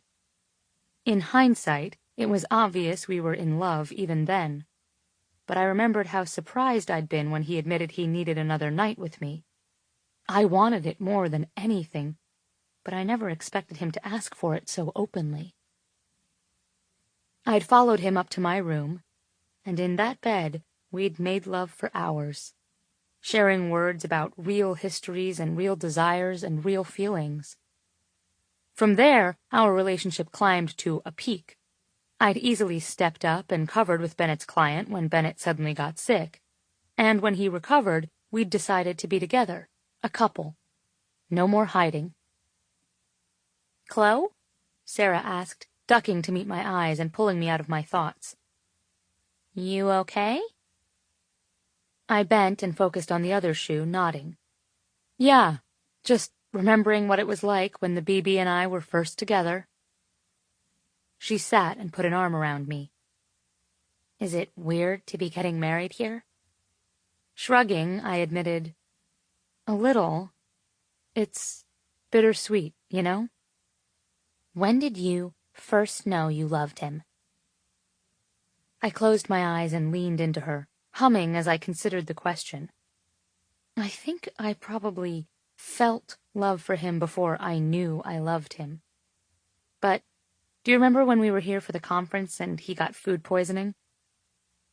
Beside me, Sarah nodded. Well, After I did the whole Gugliotti presentation and came back to tell Bennett how it went, I went back down to the conference for a little bit to walk around and let him rest. When I came back up to my room, Bennett was sitting on the couch. "He always looks good, of course," I said, laughing when Julia wiggled her eyebrows at me. But he just looked like a guy right then. He was shirtless and his hair was messy in that bedhead, unintentional way. He was zoned out on the television with his hand tucked under the waistband of his boxers, and I had this epiphany that he was just a guy, and that he was sort of becoming my guy, you know? Around me, my girlfriends all nodded. I think those are the moments I love the most, when I look at him and see him as so much more than the beautiful bastard. In his BB moments, he still feels sort of unattainable and intimidating, even to me. Don't get me wrong, I love that side of him. But when we're alone, he lets his guard down, and I get to see all sides of him. And that day was the first time it really happened. I think that's when I knew I loved him. "I think it was earlier," Mina said, bending to dig into the hotel room minibar. "I saw your face when I busted you in the bathroom at my parents' house. He said being with you was a mistake. Your expression was the reaction of a woman with emotions." I crinkled my nose, considering this. God, but he was such an asshole then. "He's still an asshole," Mina reminded me. "And I'm pretty sure if he wasn't, you'd find a way to push the buttons to get him back there." "I like watching you guys," Hannah said. "I've never seen a couple like you before. Seriously, I bet the sex is unreal." Hannah had been around us so much in the past few months, this blunt force honesty surprised no one, except Mina. "Don't need to hear it." Mina covered her ears. "Again," she added, glaring at me. Hannah looked gorgeous tonight in a silky gray A-line dress that hit just above her knees. Julia had put Hannah's sandy brown hair up into a complicated twist, and her neck was long and smooth, decorated simply with a tiny diamond pendant that rested just at the hollow of her throat. I couldn't wait to see Will try to maintain his trademark poker face when he saw her. "You have to let me order all the drinks tonight," Sarah said, standing and smoothing her shimmering blue dress over her round belly. "I swear to God, I want nothing more than to walk up to the bar tonight and order 10 shots, just to see what the bartenders say." "Pregnancy suits you, Sarah," Julia noted, standing and walking across the room to fetch her heels. She sat on the edge of the bed and slipped them on her feet, still staring at Sarah. "I like the tummy and the attitude." "I agree," I said. "She's turning into a bit of a hellcat." Sarah laughed and studied her reflection in the mirror for a beat before walking over to have me fasten her necklace. "I just really love my body like this. Is that weird? I like how curvy I am." "Etienne certainly didn't," Julia said with a snort. "I still can't believe what a fit he threw about having to alter the design of Sarah's dress." I groaned. The dress. Julia had found the most perfect bridesmaid dresses I'd ever laid eyes on. They were a swirl of beautiful blues, dyed to slowly transition between the Tiffany blue that permeated the decor of the wedding and a deeper slate blue. The dresses were made with pleated chiffon and a delicate strap that met over one shoulder. But Sarah's, obviously, had to be altered to accommodate her growing stomach. Etienne, the designer, had thrown a tantrum. He'd ranted about fabric draping, symmetry, and lines, and even threw in the term bulbous belly. It had taken a lot of screaming on his part and a lot of money on mine, and 6 alterations to finally get her dress right. But it was done, and I couldn't wait for my glowing, giddy, beautiful maid of honor to wear it. "I bet Max likes your pregnant body, too," Mina said, giving Sarah a knowing smile. "Oh, he does," I answered for her, untwisting Sarah's necklace at the back of her neck. I feel like I'm watching something indecent even when he's just pouring her a glass of water. Sarah's cheeks turned crimson, and I laughed, loving how pregnancy made her completely unable to hide her blush. "Are we ready to head out?" Julia asked, draining the last of her minibar vodka tonic. "I need to get my drink on." We all made our way to the door, filing out one at a time. Down in the lobby, Mina had the valet call us a car, and just as I climbed in and closed the door, I saw the men emerge from the lobby of the hotel. "Jesus, Chloe," Julia breathed, looking at Bennett at the front of the group. "Look at that man." And with my lip pinched between my teeth, I could only nod in agreement. As usual, he'd barely paid any attention to his hair, and it was in the usual completely fuckable disarray. His lips were curled up in amusement at something Will had just said, and when he lifted his chin to nod at the valet, I caught sight of the sharp, edible line of his jaw. He wore jeans and a black t-shirt that wasn't tight, but managed to showcase the definition of his body beneath the soft cotton cashmere blend. I knew this shirt well. I bought it for him, and planned to steal it and make it mine in a couple of years after he'd worn it to the perfect state of tattered. Seducing him tonight would be a lot of fun.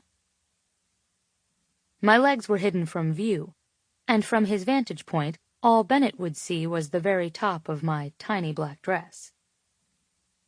"You're in so much trouble," Sarah murmured next to me, staring down at my heels. I'm actually hoping I'm there to see his reaction. "I know," I said, giddy. Bennett's eyebrow went up in a silent question, and I held my hand out the window, giving him a breezy wave. No, we weren't waiting for them. "Meet you at sidebar on Market," Julia yelled out the window, and Bennett raised his hand, wearing his trademark amused smirk. Sidebar was gorgeous, with rich red and black leather seating, enormous mirrors, and sensual nude photos on the walls, and bright red bird cages hanging from the ceiling. The main bar was expansive, made of gleaming marble with a simple filigree pattern decorating the front. The bar was busy but not full when we arrived, and we immediately claimed 2 large booths toward the back of the room. The men hadn't been as quick to arrive from Coronado, so we had time to order drinks and return to our seats before they showed up. I looked to the door just as Bennett led the group inside, with Max, Will, Henry, and Bennett's cousins Chris and Brian trailing at the back. But when I stood to greet them, and Bennett's eyes raked over me, from my red lips to my siren-red toenails, I knew I was in deep, deep trouble. I ignored the pressure of his attention as best I could, but with him it was nearly impossible. His focus was a physical presence, a heavy weight on my neck, my breasts, and most of all the long expanse of my exposed legs. We stood and greeted our friends, and I felt my chest grow tight, my heart race with how fun it was having everyone together. I kissed Brian, Will, and Max, and greeted Bull with a brief but polite hug. Only then did I look Bennett over more slowly, and felt a familiar warmth spread from my stomach and down between my legs. Stretching on my tiptoes, I kissed the corner of his mouth. "Hi. You look good enough to lick tonight." He returned my kiss stiffly and then leaned to press his mouth to my ear. "What in the fuck are you wearing?" Glancing down, I smoothed my hand over my sleeveless beaded black mini-dress. "It's new. Do you like it?" Before I could look up to catch his reply, Bennett grabbed me by my upper arm, pulled me down a dark hall, and shoved me against a wall. Even in the dim light, I could see the rage and lust on his face. My favorite fucking Bennett. Arousal rose in me, every inch of my skin ached to feel his fingertips. "What the fuck do you think you're doing?" he growled. "Could you be more specific?" "I'm having a drink.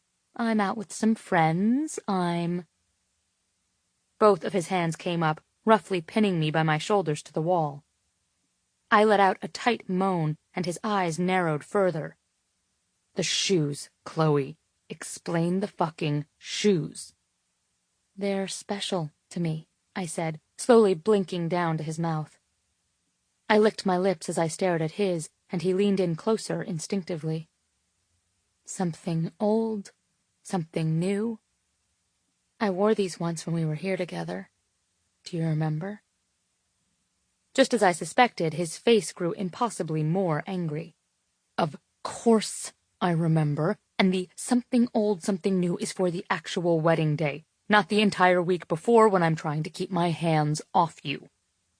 "I'm practicing," I said, breathless. "In fact, there are a lot of things I'd like to practice before the wedding, Bennett. Like deep-throating." "Are you really trying to break me?" I shook my head with wide, innocent eyes, but said, "Yes, I really am." His grip on my shoulders lessened, and he slumped forward, resting his forehead against mine. "Chloe, you know how much I want you every second." "I want you too, so I thought maybe later we could go back to the hotel, and I could keep the shoes on. You could have me on my back, legs in the air."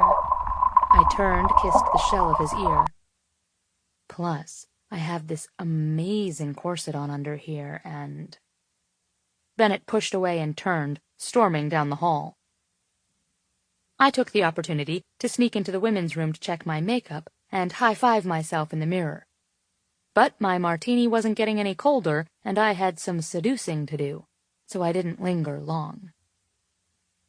Bennett seemed to have calmed himself by the time I returned to the table, and was sitting in the booth with Max and Will, while the other men ordered drinks at the bar, and the women danced a few yards away from where we sat. Bennett's arm was slung over the back, and I slid in beside him, running my palm from his knee to his upper thigh. "Hi," I said again. "Having fun?" He gave me a look that would have melted the face of a lesser opponent, and I grinned, leaning to kiss his neck and whispering, "I can't wait for you to come in my mouth later."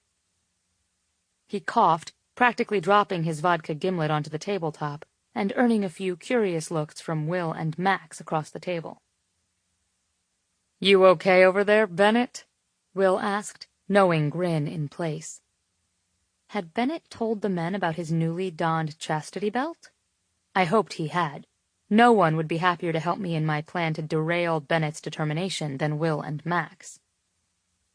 "Just went down the wrong pipe," Bennett explained. "He's usually much better when he's aiming it down mine," I said in a stage whisper, and both Will and Max burst into laughter across the table. Will leaned forward to give me a high five. "Has he told you about his new virginity?" I asked. "He mentioned he's enjoying the sport of keeping you waiting," Max said. "But, for the record, Chloe, I'd like to say that those heels are fucking smashing." "I agree," I said, grinning over at my fiancé.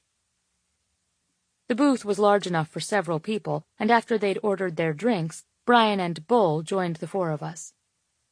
For several quiet moments we sipped our cocktails, and Max and I shared an amused grin when we heard Sarah's cackle across the room. "That's your girl over there," I said. He raised his glass to me, cheeks flushed, and murmured, "Indeed it is," before taking a sip. I looked over at Sarah and laughed. "Actually, that's your girl over there with a big belly, carrying a tray of shots." He looked up and groaned, standing to walk over. His words drifted out of earshot after we heard him say, "Sarah, love, that's too heavy." "He is whipped," Will murmured. "Don't even start on that, Sumner," Bennett said with a shake of his head. "You can barely keep your tongue in your mouth around Hannah." Will shrugged and leaned back in the booth, not even hiding the way he looked over at his girlfriend and studied every inch of her exposed legs.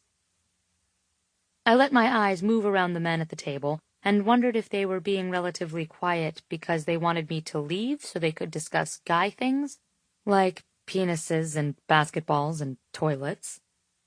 But I was so comfortable and the weight of Bennett's arm around my shoulder was too perfect to want to move. The only way I would move is if it was to climb into his lap and wiggle a little. I started to execute this brilliant idea, but he stopped me with a tight grip on my shoulder. "Don't you dare." "Are you hard?" I asked quietly, just loud enough for him to hear. He shot me a look. "No." I licked my lips and felt my pulse take off when his eyes dropped to my mouth and he leaned a little closer. "How about now?" "You're impossible, woman." He moved away, reaching for his drink. A large tattoo of a woman's face on Bull's arm caught my eye, and I leaned closer to Bennett again, but he leaned away. "No, come here," I said, pulling at his t-shirt. "I have a question. I swear I'm not going to lick your ear." Reluctantly, he leaned close enough for me to quickly lick his ear before asking, "Who is that on Bull's arm?"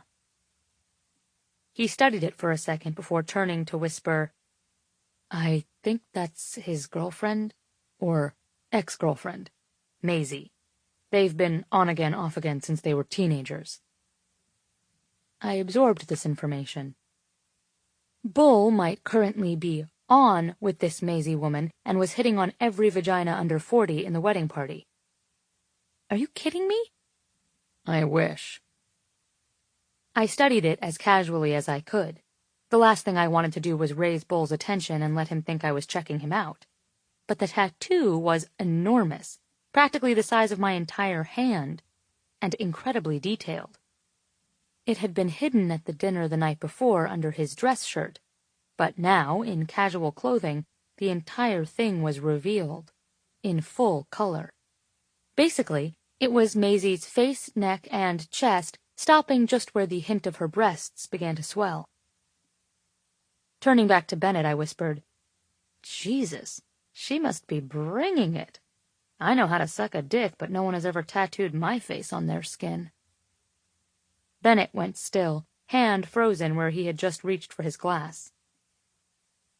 "I don't expect you to tattoo my face on your arm, Mr. Ryan. Settle down." He exhaled heavily, bringing the glass to his lips and saying, "That's good," before he took a sip. "But I would like to suck your dick so hard you promised to do it anyway," I said, and laughed as he planted his hand on my back and shoved me out of the booth, telling me to go play with the girls for a bit. We danced and drank. Hannah and Mina were an unstoppable combination of inappropriate and had all of us laughing until our sides hurt on the dance floor. It was a perfect night, out with all of my favorite people in the entire world, surrounded by my girlfriends while the love of my life hate-loved me with fiery intensity from across the room. And, because they were fully on my side in this ridiculous abstinence business, Max and Will came and joined us and surrounded me, dancing and teasing, lifting me up and carrying me to Bennett for an upside-down drunken kiss. "I love you anyway," I told him as he scowled down at me. "And I'm going to break you tonight." He shook his head, giving in to the smile he was trying to fight. "I love you anyway, too. And you can try your hardest, but it won't work. You're not getting my dick again until we're married." We brushed our teeth side by side and studied each other in the mirror. I was wearing a thick cotton robe over my weapon of mass seduction, but Bennett wore only his boxers, so I took some time to appreciate his naked torso. I loved his man nipples, the dusting of hair on his chest, and the definition of his shoulders, chest, and stomach. I lovingly counted the six-pack, and then stared at the trail of hair leading from his belly button to beneath his boxer briefs. I wanted to lick that line and then taste the smooth skin of his cock. "Did you take a sleeping pill again?" He shook his head, mouth wide as he brushed his back molars. "I like your body," I said around a mouthful of toothbrush. He flashed me a foamy toothpaste smile. "Likewise." "Can I give you head?" He bent to spit and rinse his mouth before saying simply, "No." Want to give me a quickie from behind? He wiped his face on a towel and then placed a peck on the top of my head. No. Handy? I asked to his retreating form as he left the bathroom. No. I washed my face and walked out into the bedroom to join him. He was already under the covers, reading some political non-fiction book. I'm going to try to not be insulted that there's a military man on the cover of that book and you just turned down a blowjob. Let me know how that works out for you, he said, giving me a little wink. Shrugging, I stripped out of my robe and stood near him, wearing a tiny mint-green thong with a skirt overlay in silk chiffon with delicate floral embroidery and matching sheer bra. Thin silken garters held up the softest nude stockings I'd ever worn. He glanced up and did a quick double-take, exhaling. Christ, under his breath. Just some comfy jammies, I said, hopping over him and climbing under the covers. I just love sleeping next to you when I'm wearing silk garters and these flimsy, expensive panties. He adjusted the pillows behind his back and returned to his book, but I counted to 100 before he even turned his attention from one page to the next, so I could tell there was no way he was actually reading anything. Sliding the covers down to expose my upper thighs, I curled into his side, humming, You should feel these stockings. They're so delicate. I bet you could just look at them and they'd rip. Bennett coughed and then smiled patiently down at me. I'm sure they would. I bought them for you, after all. But I'm just not sure I should sleep in them, I frowned thoughtfully. Can you help me take them off? He hesitated for a beat, staring at his book before turning and placing it carefully on the bedside table. And then he peeled the blankets all the way off my legs and studied me in the muted light of the table lamp. You're so fucking beautiful, he murmured, bending to kiss my neck, my collarbone, and the top swell of my breast. Victory exploded with adrenaline in my veins, and I closed my eyes, arching my spine so he could unclasp my bra, lifting my ass so he could carefully remove the tiny skirt around my panties. But I opened my eyes, studying him as he gently peeled the stockings down my legs, planting only a single kiss on the inside of each knee.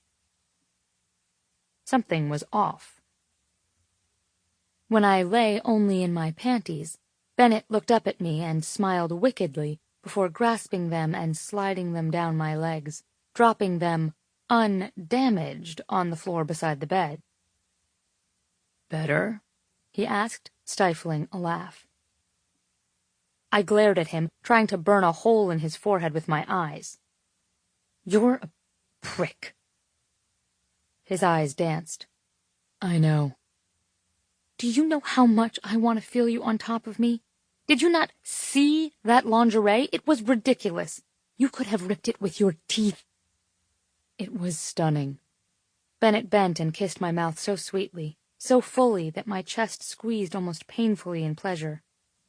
I know how much you want it. I want it too. He nodded to his shorts, where he was so hard I could see the tip of his cock pressing up from beneath the waistband. I'm asking you to trust me. He reached to turn off the light, and then turned so that he was on his side facing me. Tell me you love me. I ran my hands up his bare chest and into his hair. I love you. Now go to sleep. Tomorrow is a big day. The rest of the guests arrive, we rehearse our wedding, and I am one day closer to being your husband. After that, I will never deny you again. He kissed me slowly, all firm, warm lips, no tongue, no sounds, just his mouth on mine, sweetly sucking and soothing me until I felt serene and doted on, and even drowsy enough to imagine I could fall asleep next to this man and not need to be worn out from orgasms. I woke up to an otherwise empty bed. It wasn't an uncommon occurrence, and I started to fall back asleep before remembering that Bennett wouldn't be up working. We were in San Diego for our wedding. My heart exploded in panic, and a cold, sick feeling of déjà vu crept into my stomach. What if Bennett was sick? I bolted upright and looked at the light under the bathroom adjoining our darkened bedroom. Climbing out of bed, I moved into the main room of our suite and to the small bathroom adjoining the living area. The light under there was on, and I tiptoed forward, not sure whether I should call out to him or just go back to bed and hope that he was okay. I blinked, taking a step backward and remembering the only other time I'd seen Bennett sick, the food poisoning incident I'd discussed with Sarah earlier. "Why didn't you wake me up?" I'd asked him. "Because the last thing I needed was you in there watching me throw up." "I could have done something. You don't have to be such a man." "Don't be such a woman. What could you have done? Food poisoning is pretty lonely business." Resolved to leave him alone, I started to turn back to the bedroom, until I heard a quiet groan. My heart twisted in sympathy, and my pulse picked up speed. I moved to the door, putting my hand against the wood. Just as I was about to call out to him, to ask if he needed a popsicle or some ginger ale, he moaned, and sounds of pleasure escaped in his deep voice. "Oh, Buck. Fuck."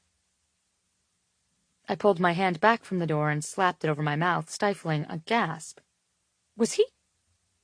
Did he escape to the non-bedroom bathroom so he could? On the other side of the door, the faucet turned on, and I stared at the wood as if I could develop X-ray vision if I only concentrated hard enough. How often did he do this? Did he masturbate all the time in the middle of the night? The faucet creaked slightly as he shut off the water, and I turned, bolting back into the bedroom. I hurled myself on the mattress and yanked the covers up to my chin so Bennett wouldn't know I'd moved from where he left me. Sleeping while he tugged one out in the other room. I rolled into my pillow, stifling a giggle. In the other part of the suite, the bathroom door opened and a slice of light cut across the carpet before everything quickly went black when he flipped off the switch. I listened intently, trying to slow my breathing as he padded across the carpet and back into the bedroom. Bennett carefully lifted the covers and slid in beside me, curling up along my side and kissing my temple. "Love you," he whispered, running his water-cooled hands over my too-hot skin. I still hadn't decided if I was going to pretend to be asleep or bust him for this and give him endless shit. So I sleepily rolled into him, sliding my hand up and over his chest to rest on his heart. His pulse was hammering, racing, positively pounding. Like he'd just had a sneaky covert orgasm. I cuddled into him, stretching close to his ear. "You didn't even moan my name. I'm insulted." Beside me, he froze, his hand covering mine on top of his heart. "I thought you were sleeping." I snorted. "Obviously." I nibbled at his jaw. "Did you have a nice self-inflicted bathroom orgasm?" Finally, he admitted, "Yes." "Why did you bother going in there? I have a hand and several orifices at the ready." With a laugh, he simply said, "Chloe." "Do you do that a lot?" I wondered if he could hear the slight edge of anxiety in my voice. "I've never done it when I'm with you. I just—" He brought my hand to his mouth and kissed my palm. "You're naked. It's hard to—" Laughing, he seemed to reconsider what he was going to say. "It's just been hard for a few hours. I couldn't sleep." I loved his voice in the middle of the night, all deep and gravelly. I loved it even more after he'd had a middle-of-the-night orgasm, even if he'd had it from sneaking into the bathroom and stroking himself. His voice was always deeper after he'd come, his words delivered more slowly. He was impossibly sexier. "What were you thinking about?" He paused, his thumb smoothing up and down the back of my hand. "Your legs spread over my face, and your mouth on my cock. Like the other night, except without your teasing. Who came first? With a groan, he said, I don't know, I wasn't. I smacked his chest lightly. Oh, please. I know how specific your fantasies are. Rolling to me in the dark, he said, You came first. Of course you came first, okay? Can we go back to sleep? I ignored this. Did you come in my mouth or on my... In your mouth. Sleep, Chloe. I love you, I said, leaning to kiss him. For a moment, he let me take his lip into my mouth and suck on it, nibble it. But then he pulled away and wrapped his arms around my waist, shifting my head close to his chest. I love you too. I don't want to get up and go to the bathroom, I said, smiling into the darkness. I heard his mouth open, but it was several seconds before he made a sound. What do you mean? I rolled to my back and spread my legs so one of them was bent and resting on top of his thigh. Chloe, he groaned. I found that I was already wet, just from the idea of what he'd done and what he'd been thinking. I was wet from the memory of his voice in the bathroom when he came. It was the sound of relief mixed with regret, and the fact that I could tell it was more out of necessity than fun made it so much hotter. I slid my fingers over my skin, rocked up into my hand. Beside me, Bennett held very still until I let out my first quiet moan. And then he shivered and melted against me, rolling so he half covered my body, and ducked to kiss a path from my throat to my breast. Tell me what you're thinking, he whispered into my skin. Tell me every fucking thought. It's your hand, I said, feeling my pulse quicken with my own strokes. And you're teasing me. His voice was so deep it was barely more than a vibration when he asked, How so? Swallowing, I told him, I want you to touch my clit, and you're just dragging your fingers in tiny circles all around it. He laughed, sucking a nipple into his mouth before releasing it with a quiet, slick hiss. Slide just one finger inside. Keep teasing. I want to hear you beg for it. I want more. My finger was so much smaller than his, and one of his was never enough. One of mine was a torment with that voice in my ear and that breath on my skin. I want faster and bigger. Such a demanding body you have, he said, sucking on my jaw. I bet you're slippery and hot. I bet I know exactly how you taste right now. My fingers circled, still teasing, knowing it's what he would do, what he wanted me to do. I pressed my head back into the pillow, whispering, Faster, please, more of something. Both hands, he relented quietly.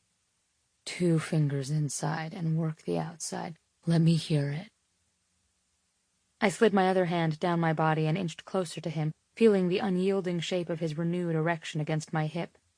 With both hands I touched myself, relishing the clean sweat and soap smell of him beside me, the rough scratch of his stubble on my neck and chest as he kissed me hungrily, whispering, God damn it, Chloe, let me hear you. My breath caught as he slid his palm over my breast, squeezing it roughly before ducking to pull the peak deep into his mouth. I loved the sound he made when he suckled me.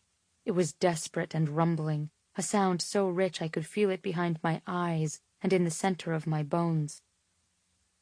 Oh, God, I groaned. Close. He released my nipple from his mouth and reached to whip the covers off my body, exposing my skin to the cool air of the hotel room and the blazing heat of his eyes. It's my hand you're fucking, he growled. Show me what you like. I lifted my hips from the mattress, wanting to please him, wanting him to relent and climb over me, claim me as his. But instead, Bennett slid one of my legs higher up my body so he could reach down and land a sharp smack on my backside. I'd do better. My hand would fuck you harder than this. I'd make you scream. It was a sufficient stand-in, and with his lips pressed to my ear, telling me he was going to fuck me so long and so rough on Saturday that the next day I'd wish it had been my own hand instead, I managed to come, hot and pulsing against my fingers.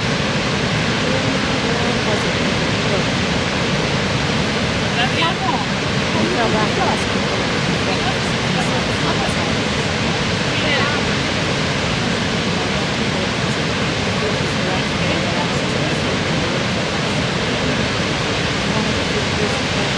He came in me, or on me, or simply with me. I wanted to witness every time he felt that moment of release. He was mine. His pleasure was mine, and his body was mine. Why was he making me wait for it? But as he ran a big possessive hand from my hip bone to my shoulder, stopping at every curve along the way, I understood what he was doing. He was giving me something other than the wedding to think about. He was being a withholding ass so I would torment him. He was making me torment him and pretending to hate it. He was ensuring that this week would feel like us, and we could be outwardly focused on everyone else while staying focused only on each other behind every blink, in every dark room, and in each one of our private thoughts.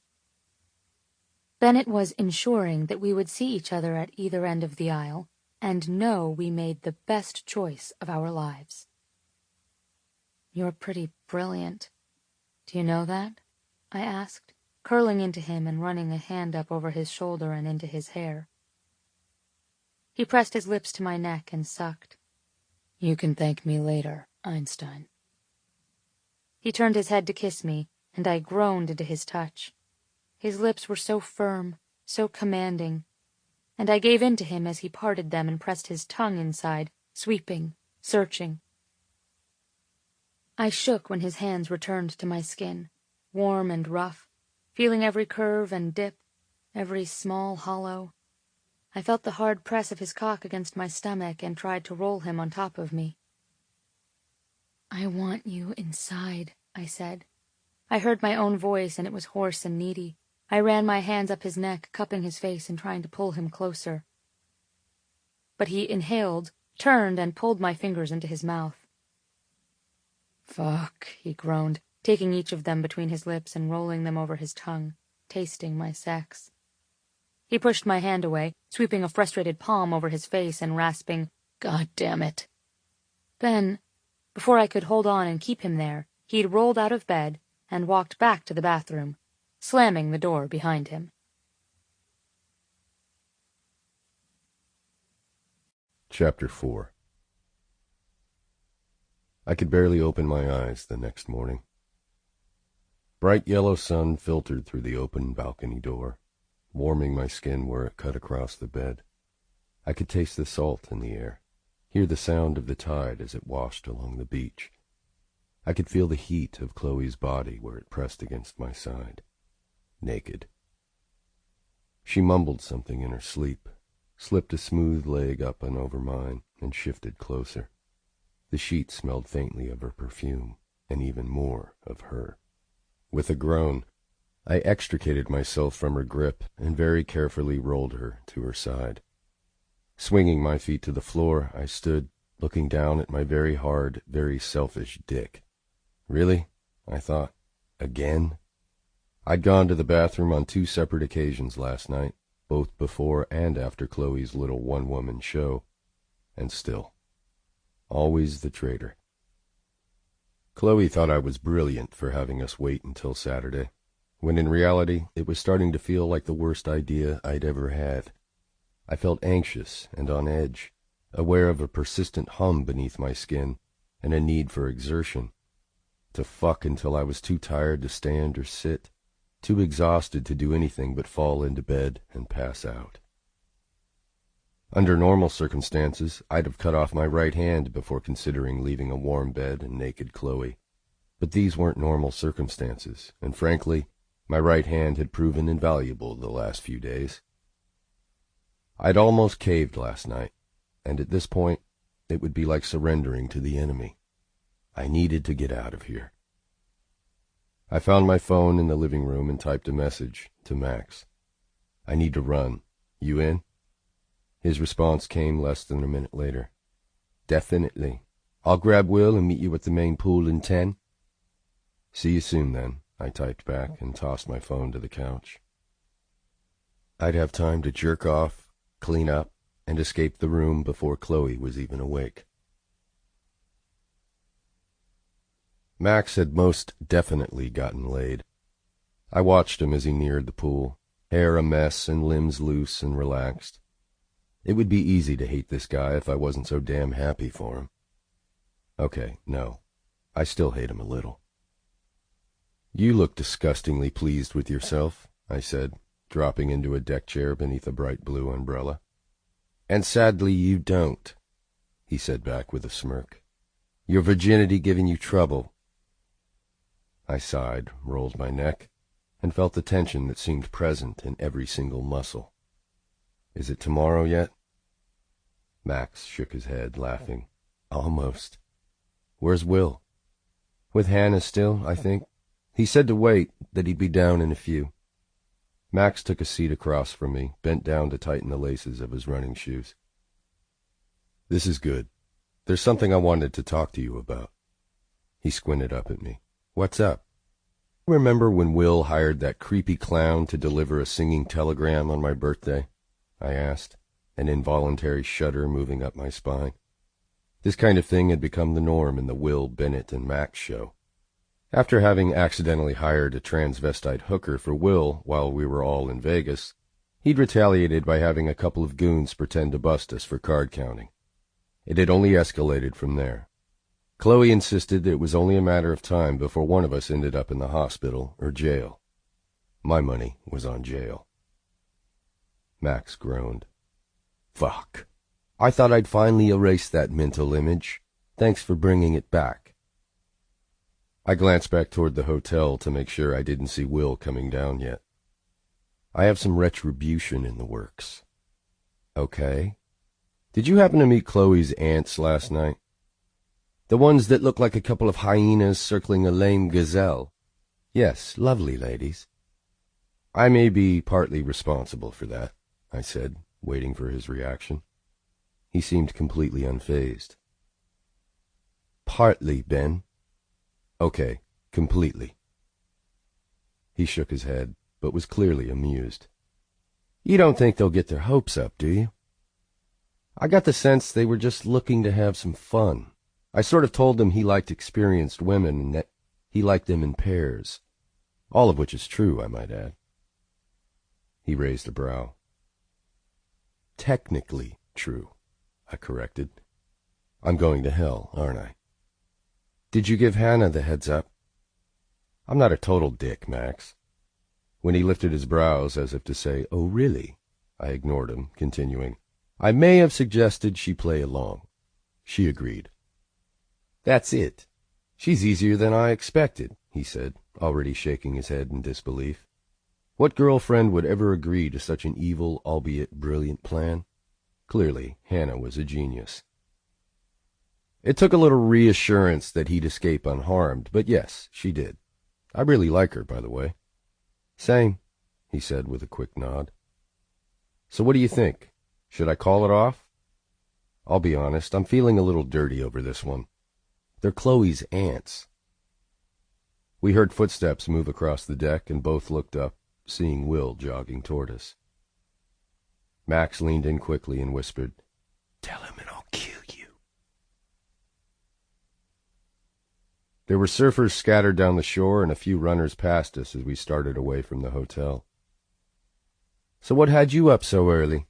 Max asked from my right, keeping a steady pace with me. Will, the competitive runner, was about 20 feet in front of us, shouting insults and patronizingly encouraging remarks over his shoulder every few minutes. "Just everything," I admitted. "I don't think I've ever been so exhausted and so keyed up at the same time in my life. You probably don't want to hear this, but I'm not sure whether I want to sleep for 10 hours or fuck." Max gave me a sympathetic pat on the shoulder.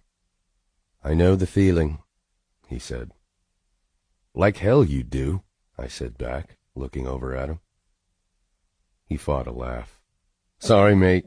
I don't mean to mock your pain, and this will most definitely fall into overshare territory, but I've never seen Sarah like this before. She's always been... How should I say this?" He scratched his jaw, thinking. "She's always been eager. But pregnant, Sarah? Jesus, mate, I can barely keep up. I'd really have liked to shove Max into the pounding surf, but I had to admit it was a little endearing to see him so flustered and fumbling through his words.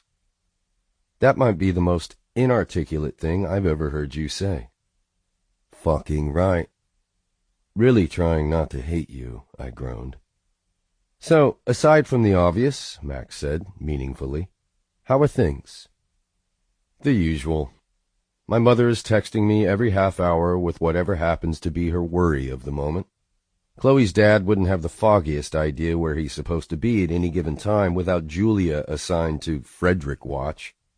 Bull is waiting for Chloe to decide she wants one last fling. I'll probably be checked into rehab by the end of the day. And Chloe? He asked. Chloe is Chloe, I said. She's sexy and infuriating and constantly keeps me guessing. I thought I might strangle her last night, but we talked. I think we're finally on the same page. Sounds great, then, he said. But it was too short, too flat, and I didn't miss the way he kept his eyes trained on Will. What? I asked, watching his expression. Nothing. If you have something to say, Stella, say it. Will must have realized we weren't behind him anymore because he doubled back. What's up? He asked, using the hem of his shirt to wipe the sweat from his brow and looking back and forth between us, clearly confused. We're talking about planned chastity, Max explained. Oh, good, Will said, turning to face me. If I may, this sexbargo thing may be the dumbest thing I've ever heard. I began. Agreed, Max interrupted. I get that it's all a fucking game with you lot most of the time, but who flies to California to get married, rents a bloody suite on the beach, and then doesn't bang the hell out of his hot fiancée? Stupid, Will nodded. Max gave me a withering look. Imbecilic. Embarrassing to all men, if I'm being quite honest. I don't know, okay? I yelled, my voice booming down the beach. I know it makes no sense. At the time, it made sense. Make it special, I thought. Make the tension build, I thought. I wanted her to remember how fun it was to be pissed at me all day, every day. I wanted her to remember that there really is only one man who can handle her, and it's me, goddammit. Now, it seems like the worst idea in the history of bad ideas, but I'm committed. Do you see this tiny corner I've painted myself into? Do you? I gestured around me frantically until both of my friends were forced to give me slightly terrified nods. I threw down this gauntlet. I have to follow through. This is Chloe we are talking about. She already has her fist curled tightly around one of my testicles. At least let me keep the other one. If I fuck her before Saturday night, she's going to think she owns both balls and can wear them as fucking charms on a bracelet. She'll expect me to thank her after she sucks my dick. She'll think she's letting me spank her. She'll wear shoes to work that no one has any business wearing, even in the bedroom. I took a huge gulping breath, lowering my voice. And then I will spend the rest of forever trying to convince her that she's an ungrateful, pain-in-the-ass, harpy shrew who really just needs to be tied to the bed and fucked until she's thanking me for existing. I wiped my chin free of any spittle that may have escaped during my tirade and squeezed my eyes shut, chest heaving. You really need to get laid, Will whispered in awe. Max rested his enormous hand on my shoulder. He's right, mate. This is more serious than I thought. Oh, shut the fuck up, I hissed, shoving his hand away and starting to walk down the beach. It may be my mistake, but you're all just as fucked. If Chloe wins this week, you're all toast. Every man in the world is toast, and will suffer like no one has suffered before. I don't like it, didn't plan it, but those are the stakes we're all now facing. Max shook his head, falling into step beside me. It's not just you who needs to get laid, Ben. Chloe hasn't been herself this week either.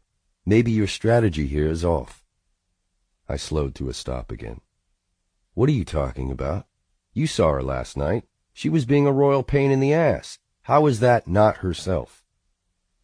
All this marriage business has definitely made you soft if you think that was Chloe being a pain in the arse, Max said. You two are the most volatile people I've ever met.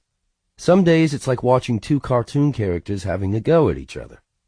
And the Chloe Mills I've heard stories about would have ripped your tackle and made you eat it to get what she wanted. She would have tied you to a chair and tortured you until you were begging her to fuck you. What did she do last night? Wear a short dress? Shake her tits in your direction? That's the same woman that had straight-laced Bennett breaking all the rules and fucking her all over RMG. I don't buy it. I started, blinking dumbly. Will, tell him your nerdy theory, Max said. It's really quite brilliant. Will took a step closer, leaning in conspiratorially. Have you ever heard of the calm before the storm? That moment right before a tornado or large weather occurrence when everything goes completely still? I think so, I said, absolutely not liking the sound of that and how it could relate to Chloe, but curious despite myself. Yeah?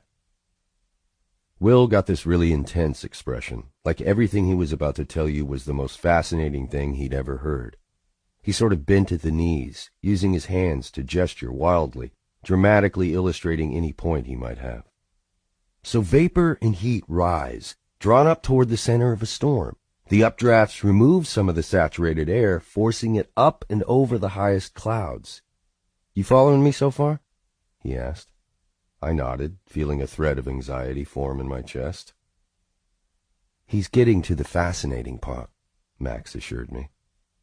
So you have all this air rising, but it compresses as it falls, leaving it warmer and drier. Calm, he said, pausing for effect, resulting in a stable air mass, dampening cloud formation and leaving the air totally still. The calm before the storm. Max was already nodding, clapping Will on the back like he'd just explained the most clever analogy ever told. I frowned. What are you saying? Max reached out, put a solid grip on my shoulder. What we're saying, mate, is that you think you're keeping your bird in check, but we're all waiting for your little bomb to explode. I watched Chloe like a hawk the rest of the day, and as terrified as I was to admit it, Max and Will had a point. She didn't give me an ounce of fight when I got back to the room and showered alone.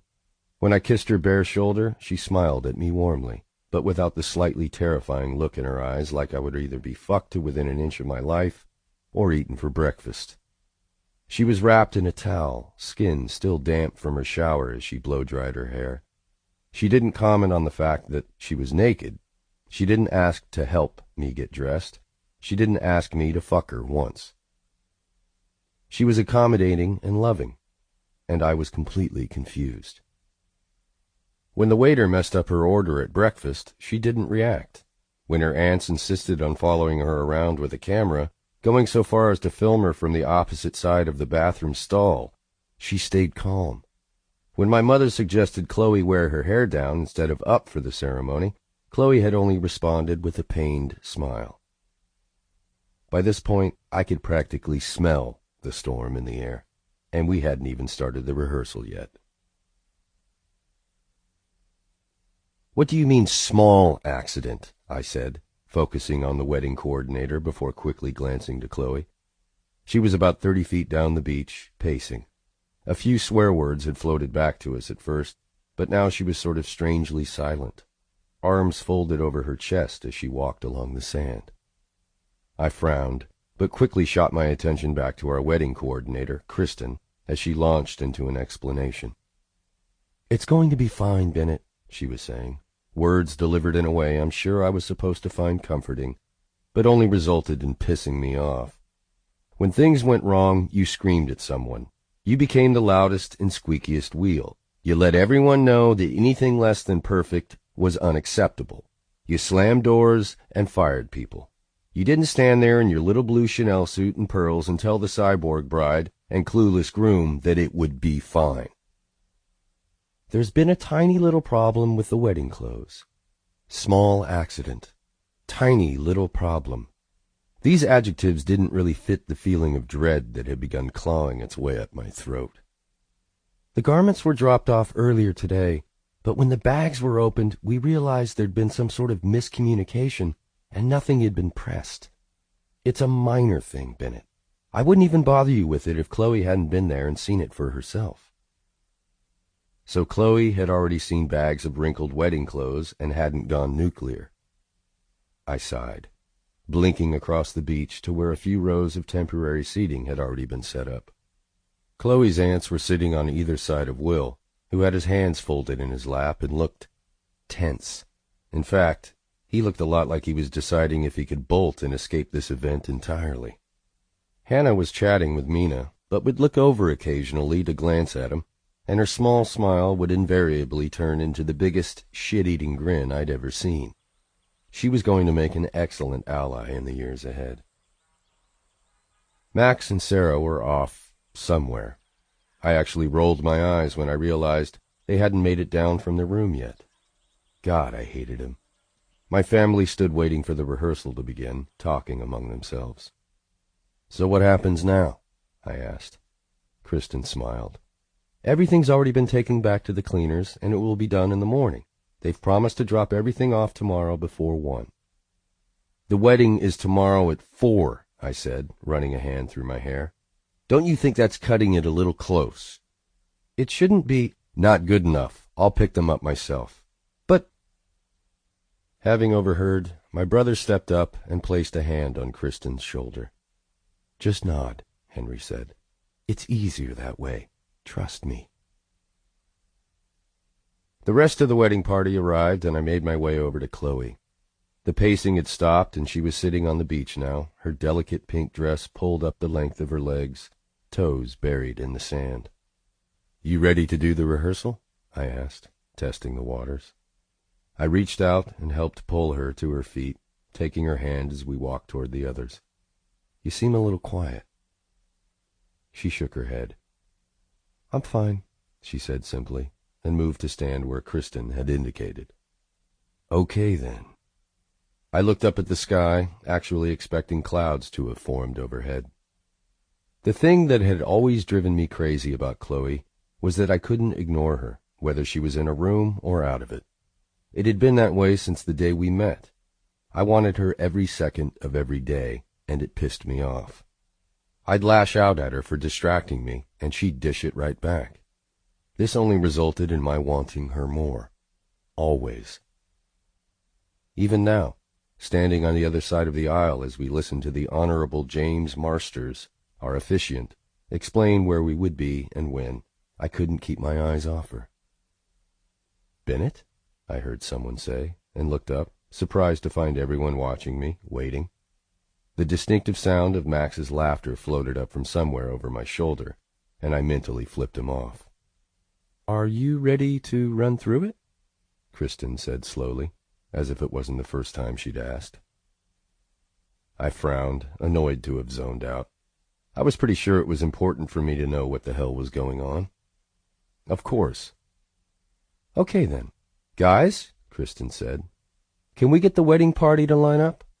A murmur of voices surrounded us as we turned to watch as everyone got into their places near the end of the aisle. As best man, Henry lined up first, offering his arm to Sarah. "All right, everyone," Kristen announced. "Let me explain what will happen. Best man and maid of honor will line up on this section of Windsor lawn. The chairs will begin here," she said, moving down the aisle and motioning to a spot near the edge of the grass, "and move this way up toward the beach. Approximately 350 of them, just beyond the 2 orchid arrangements, which will be placed right here." Kristen reached for Henry and Sarah and moved them into their spots. "Okay, first bridesmaid and groomsman." Julia stepped forward, but so did both Max and Will. Max clucked his tongue at Will, reaching out to take Julia's arm. "This lovely one's mine, mate." "But I thought," Will asked, searching the area, "where's my bridesmaid?" "Right here, pretty boy." I looked behind Will to see our 4th bridesmaid, Sarah's assistant, George, step up to the line and reach for Will's arm. "You've got to be kidding me," Will said, then jumped and let out what could only be considered a manly squeak as Chloe's aunts passed by, one of them laying a sharp pinch on his ass. "Looks like you might have a bit of a fight on your hands there," Max said to George. "Those two ladies look like they could take you if things went badly." "Oh, hell no," George said in the direction the aunts had gone. "Those two cougars better watch their Raquel Welch wiglets, because until that hot piece of ass and the Ice Queen are married tomorrow night, summer here is mine." "And mine," Mina said, taking Will's other arm. "This lucky man gets both of us." George leaned over to smile at Mina. "Are you willing to be inappropriate at all times?" Mina winked. "Every second of every day." Chloe turned to Kristen. "Will there be an open bar, like at the end of the aisle, for me? Can I request that?" "What is even happening here?" Will said, looking to each of us and then back to wherever the cougars had wandered off to. "Am I drunk? Hannah, they just pinched my ass, and this one," he motioned to George, "wants to claim me for his own. A little help?" Hannah took a sip off her frilly girl drink, complete with big pink umbrella and some sort of neon glow stick. "I don't know. You seem to be doing pretty well on your own there," she said, then took another long pull of her straw. Hannah really wasn't much of a drinker. I was willing to bet anyone at that resort that she'd be asleep in the sand within the hour. "Jesus Christ, is everyone on something? Because I want some of whatever it is," Will grumbled, reaching for George's arm and looping it through his. "And don't try to lead," he told George, before offering his other arm to Mina. "Now that that's settled," Kristen said with a sigh, "let's get everyone lined up."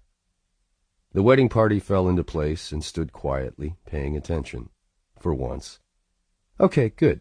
Chloe, you're back here. Father of the bride?" Frederick took his spot next to Chloe, and we moved through the ceremony. Thank God, all I had to do was walk my mother to her seat, because really, this all seemed very complicated, and Chloe's breasts looked amazing in that dress. When my bride-to-be finally reached me at the altar, I took her hands, and we both turned toward the officiant, the increasingly senile older gent with thinning gray hair and dull blue eyes he had to narrow in order to focus on the text. Chloe was unusually quiet, nodding in all the appropriate places, but not offering anything more. A part of me was beginning to worry that this amounted to more than just a case of pre-wedding nerves. I'd just made the decision to take her aside as soon as we'd finished, when the Honorable James Marsters said, "And then I will pronounce you man and wife, and then Bennett—" I watched Chloe's head snap up, her brows drawn together as if she had to have misheard. "What did you just say?" she asked, waiting intently, and for a moment I thought, yes, there's the fire. There's the woman Max was talking about this morning. And then I realized what the judge had actually said that got her riled up. Oh, no. "Which part, young lady?" he asked, finger moving back over the worn words in his book, attempting to track down a phrase he could have skipped or mispronounced, something to have caused such a quick response. "Did you say man and wife?" she clarified. "Man and wife? As in, he remains a man, but I will only now be referred to as something that belongs to him, no longer able to have my own identity and existing solely as someone's wife?" I heard Max's voice rise above the din of confused murmurs. "Does anyone smell rain?" James reached forward and patted Chloe's arm above where I held her hands, wearing a fatherly smile. "I understand, sweetheart," he said, turning his eyes to me for help. "Isn't this the version of the ceremony you requested, Bennett?" Her head whipped to me, eyes blazing. "What?" "Chloe," I said, and tightened my grip on her hands, "I understand what you're saying and will make the adjustment. They asked me if I had any ceremony preferences, and I only—" She took a step back, shaking her head as if she couldn't believe what she was hearing. "You?" she shouted, in the world's most enormous overreaction, and I was actually a little impressed by how much anger and contempt she was able to form into a single word. "You gave him that? Those are the vowels you chose?" "I didn't choose those lines specifically," I said, horrified, albeit admittedly a little turned on by the furious rise and fall of her chest. "But that section was in the 'I don't need you to explain anything to me.' He's reading from some ancient text that promotes the bullshit idea of patriarchal ownership. A version you picked out. I've been to church, Bennett. Wives, submit yourselves to your own husbands. Fuck that. I didn't put myself through college and grad school and an internship, all while putting up with your condescending ass, just so I could lose my identity and be known only as the little wife. And another thing," she said, taking a much-needed breath and turning toward Kristen, who could only stand there, frozen, lips parted in concern, as if she were worried moving could trigger more Chloe rage. "What the fuck kind of mom-and-pop cleaners drops off thousands of dollars worth of dresses and tuxedos looking like they just came out of some frat boy's duffel bag?" Excitement, lust, and the thrill of anger blurred the edges of my vision. "What the fuck do you mean by my condescending ass? Maybe if you put as much effort into your personality as you did into behaving like a raging bitch all the time, I would have been a little more pleasant to be around." "Ha! And by pleasant, do you mean bringing you your coffee and stupid little chocolate danishes and pretending not to notice the way you were staring at my tits? Maybe I wouldn't have stared at your tits if they weren't in my face all the time. Maybe they wouldn't have been in your face all the time if you didn't call me into your little hellhole of an office for every little thing. Miss Mills, I can't read the handwriting on this expense report. Miss Mills, I specifically asked that these documents be collated by ascending date, not descending. Miss Mills, I've dropped my pen. Perhaps you could bend over and retrieve it from the floor near my chair because I'm a giant fucking pervert." "I never said that last one," I shouted. She got right in my face, breasts pressed to my chest, and eyes full of fire as she met mine. "But you thought it." "Fuck yes, I did. I also thought about firing you about 715 times. Let's hope I made the right choice not acting on that instinct, too." "You are such an egotistical asshole," she growled. "And you're still a man-eating shrew," I shouted back. And God, this was so familiar and felt so fucking good. It was exactly what we needed. I wanted to throw her down, pin her to the sand, and tear through her clothes so I could bite and mark the skin underneath. I pushed a hand into her hair, and she knocked it away, gripping the fabric of my shirt instead to pull me down, kissing me too hard and for too long, and with way more tongue than was appropriate considering where we were. A fact I'd only become aware of as the sound of catcalls and horrified apologies began to float around us. "Oh, my," I heard someone say. I think they've had a lot of stress in the past few weeks," my mother murmured. "Jesus, this is awkward," said someone else. "Are they just going to have sex right there, or—" That one was definitely George. "Who called today?" Henry asked. "Will, was it you?" By now, Chloe had wrestled me down to the ground and was starting to climb onto my lap. "Okay," my father's voice cut through, and I straightened onto one knee, trying to disentangle my hands from Chloe's hair and hers from my belt. "I think we're good here. Kristen, the car should be out front. It's time for the rehearsal dinner. Let's go, everyone."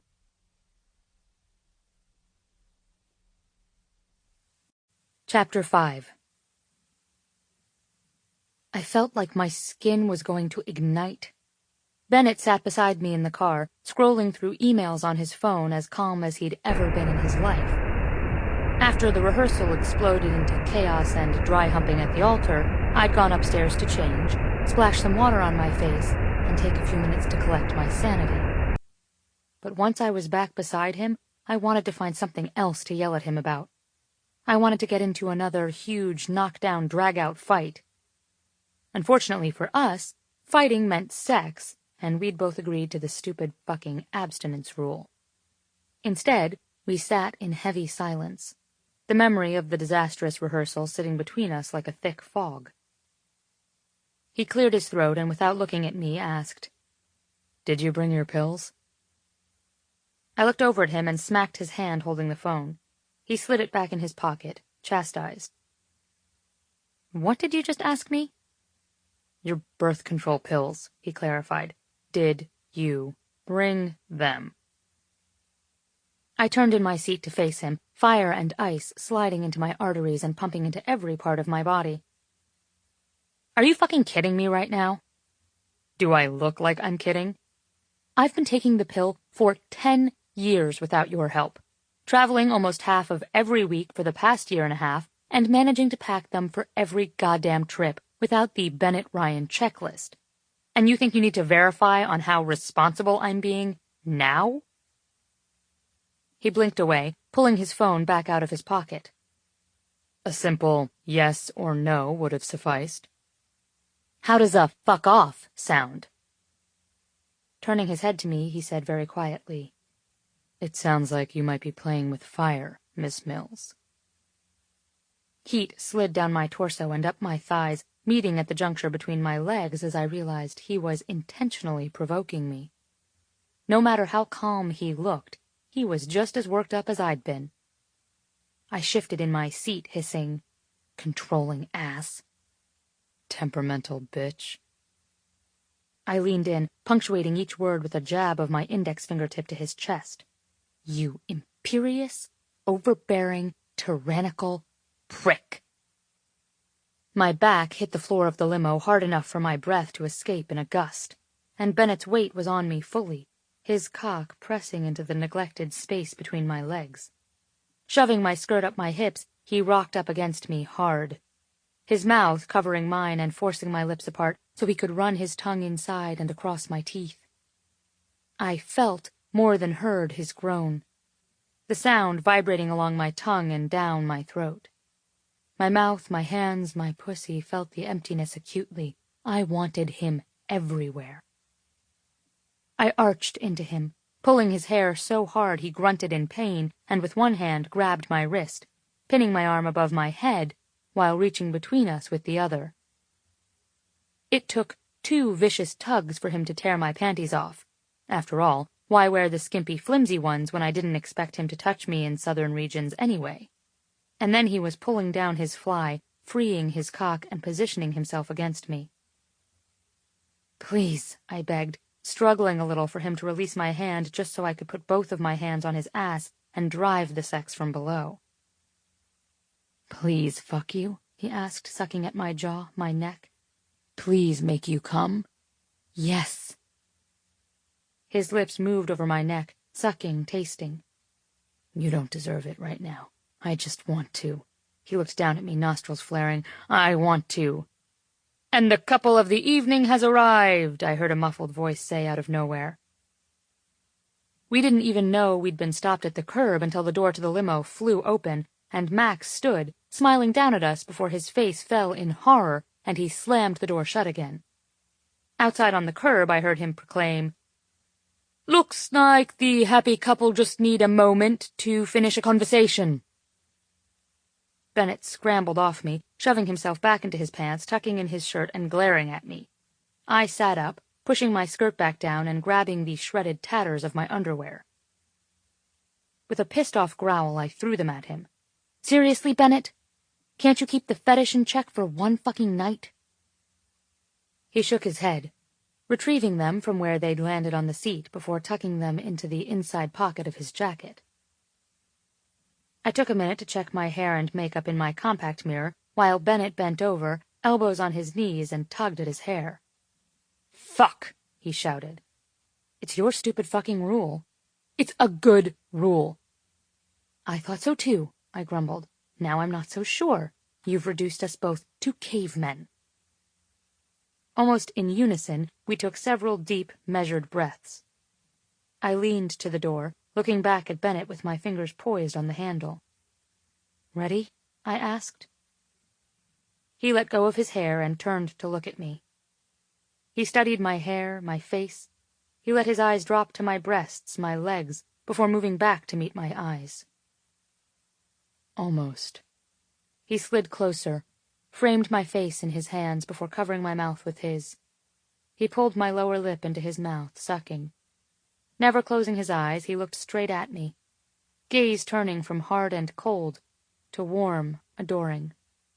Releasing my lip, he repeated, "Almost," and then kissed down my chin, my neck, and back up to give me one more lingering kiss on the mouth.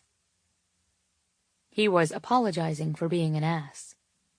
My apology was letting him do it. The Bali High restaurant was miles away from the Hotel Del on Coronado, but it was one of Bennett's favorite places in San Diego. Located on the northernmost tip of Shelter Island, the restaurant boasted an amazing view of the entire harbor, as well as much of Coronado. The building, which was reminiscent of the Pacific Rim Polynesian-style tiki decor, was 2 levels, with a famous restaurant upstairs and the large private event room on the ocean level. I stepped out of the limo to the now-empty curb. Apparently Max had decided it was better that the guests greet us inside instead, and burst into a giddy smile.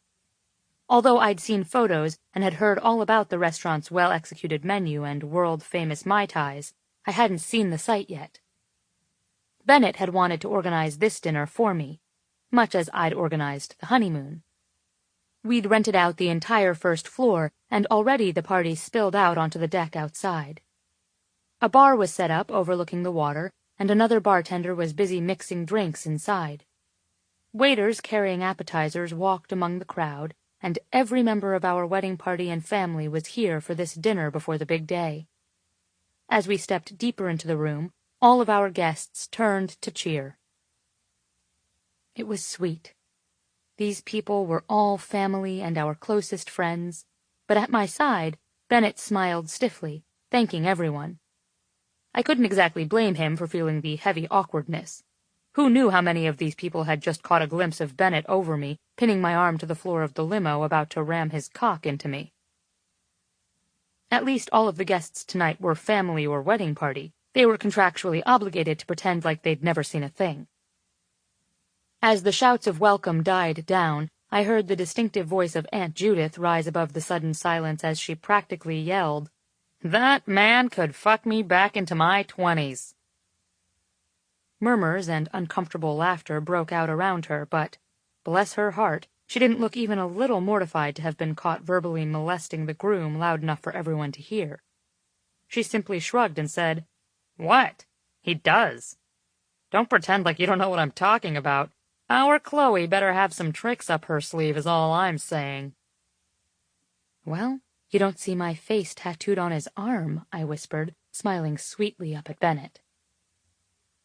With a scowl, he pulled me deeper into the room, making a beeline for the bar. "The Mai Tais are very strong," he cautioned me before leaning forward and ordering one for himself. "I mean, there isn't anything but alcohol in them." "You say this like it's a bad thing." I pressed into him, wrapping my arms around one of his. Smiling at the bartender, I said, "I'll have the same." "There sure is a lot of driving this week," Bennett's Uncle Lyle grumbled as he walked behind us. "Why can't we just stay put is what I'm asking." I felt my eyebrows rise in question as I looked up at Bennett. Not only were we paying for his entire family to stay in the Dell, we'd also hired cars to drive everyone wherever they needed to go. He squeezed my side in a patient reminder. Our family is crazy. Clearing his throat, Bennett said, "Just a lot of wonderful landmarks to hit, Lyle. Wouldn't want you to miss out." Bull swept up to us, his famous beer koozie currently occupied with a can of Bud Light, and held up double-fingered triggers. "I know what I'd like to hit this week," he winked, making a clicking noise as he pulled the triggers at me. "That lady right there." "Appropriate," Bennett said dryly in Bull's wake. "Always classy, Bull." Bull waved over his head and headed straight toward the empty dance floor. The DJ was only just starting out the night with music on the upbeat but quieter side before food, and then the real party started. But it didn't seem to matter.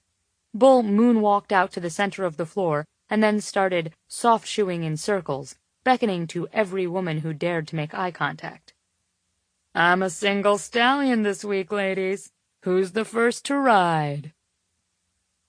Most everyone turned back to their drinks, or whomever they were talking to, or simply looked up at the ceiling. I took my Mai Tai and sipped it, before coughing harshly. Wow, you're not kidding. Bennett rubbed my back as I wheezed. That is strong.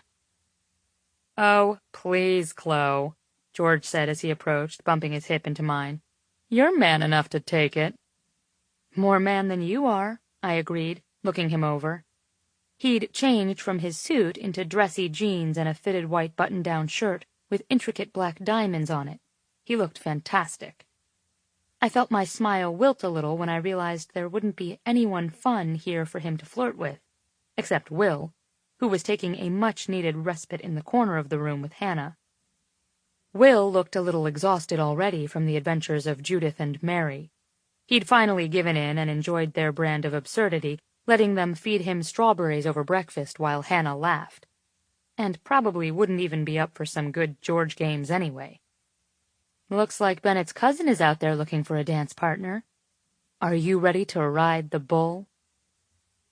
George's dark eyebrows inched up as he looked over at the man in question, still dancing alone, still working on his own brand of seduction. Is that my only option for shenanigans this weekend? Having fun with the Jersey Shore contingent? Sadly, I think so, I said, unless you want to try to turn Will some more. I just fear you have some cougar competition there, and, from what I hear, Hannah is trying to break his penis this weekend. George took my drink and enjoyed several large gulps before wincing and handing it back, now only half full. Holy crap, that's strong. You think that's strong, Lyle said, pointing his drink at George. You should try some of the drinks we had back in the Navy. A tiny grin pulled at the corner of George's mouth. I bet I would have loved everything about the Navy. Every single sailor, Bennett said under his breath, sipping his drink. He ran his free hand down my back, coming to rest on the curve of my ass. Lyle continued as if no one else had spoken. Those drinks. You'd try them, and afterward think gasoline tasted like water. And the hooch would make us randy, oh boy. Beside me, Bennett shifted on his feet, groaning quietly. Lyle nodded, pointing at me. I'd have to walk around until I found a willing lady. Sometimes I had to pay for it, but I didn't mind. Lyle looked across the room, raising his drink in greeting to Elliot and Susan. The drink was that kind of wicked. What can you do? I pressed my hand to my lips, struggling to hold back my laugh. Oh, I don't know, Lyle, Bennett said quietly. Maybe you could not point at my fiancé when you're referencing hiring prostitutes? That's probably what I would do, George agreed. Oblivious, Lyle turned back to us. They'd put a cinnamon stick in it over the holidays. Mark the occasion. Still tasted like fire. Cinnamon fire, I added, helpfully. In the drink or in the prostitutes? George asked, brows pulled together. Lyle didn't even crack a smile. The drink. Really could have gone either way, I said to George. I don't know what women taste like with or without cinnamon sticks in them, is what I'm saying, George stage whispered to me. Maybe it's a thing. One kid from my crew, Lyle started, rolling back into his memories again. Now what was his name? He took another drink, closed his eyes, and then opened them in a flash. Bill. Oh, that Bill, I tell you what. He was something else. One night, he drank the hooch and came back wearing women's underwear. Boy, did he get chased around the barracks that night. We all stood in silence, contemplating this for a few beats before George said, Like I said, the Navy sounds like my kind of place. We all turned at the sound of a loud shout. Across the room, Will was covering his ass with both hands, giving my Aunt Mary his sexy fire look of, Oh, woman, you're in trouble, before taking several predatory steps toward her. Mary was covering her mouth in a pathetically inadequate look of contrition. George looked over at me. Should I be jealous that someone else is harassing my boy toy? Very, Bennett mused dryly. I'm surprised Chloe's aunts haven't put a saddle on him yet. Well, then maybe I need to go find him and tell him once he goes gay, there's no other way. I think he'll be particularly interested to hear about what these magical hands can do. He wiggled his fingers suggestively in my face. Lyle turned, drink in hand, and gave George a quizzical look. To a keyboard. Do to a keyboard, George added, winking at me before walking across the room to the dance floor. On the patio, Bennett and I looked out at the water and chatted with some distant cousins he hadn't seen in years and whom I'd never met. They were nice enough, and the conversation entered the familiar territory of most conversations this week. How's the weather been in blank? Now, what is it you do again? When was the last time you saw Bennett? The entire time, his hand was around my waist, gripping me as if I was being punished. His rough touch pissed me off, and sliding my hand over his shoulder, he squeezed my side harder, and I dug in. With a small yelp, he let go of my waist, glaring down at me. I smiled up at him, sugar-sweet and giddy from winning the tiny battle, and felt Max's giant hand cover my shoulder as he leaned between Bennett and me to speak to the wide-eyed cousins. Don't mind them. This is how they show love. The DJ announced that dinner was ready, and we all filed in to find our seats. Bennett and I were seated at the front of the room, sandwiched between our parents and flanked farther down by the entire wedding party. I could still feel the echo of Bennett's hand on my side, and it ached. But more than that, it felt cold and hollow. He was the only man I wanted so desperately that I pissed him off just to relish the satisfaction of watching him crack and give in to me. Elliot and my father stood and walked to the front of the room. Elliot smiled at the DJ as he took the microphone.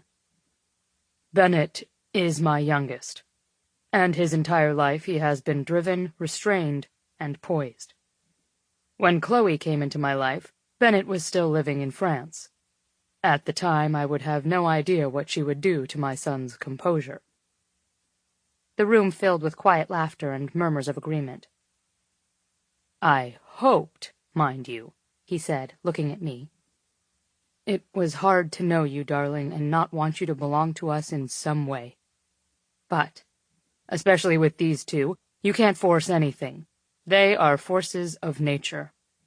I'm so happy for you both, and I'm happy for Susan and myself, Henry and Mina. It feels a bit like the world has settled down the right path when you two are together. My father took the mic when Elliot handed it to him. It squawked loudly, and everyone winced. Dad apologized in a shaky voice and then cleared his throat. Chloe's my only kid, and her mother died several years back. I suppose I'm here representing for both of us, but I've never been any good at this kind of thing. All I want to say is that I'm proud of you, honey. You found the one person who not only can handle you, but wants to handle you. And for your part, Ben, I like how you look at my daughter. I like what I see in you, and I'm proud to be able to call you son. Elliot seemed to sense that my dad was growing a little emotional, so he retrieved the mic from my father's shaking hand. We've put together a little slideshow of these kids growing up. It'll play on a loop for you to enjoy during dinner.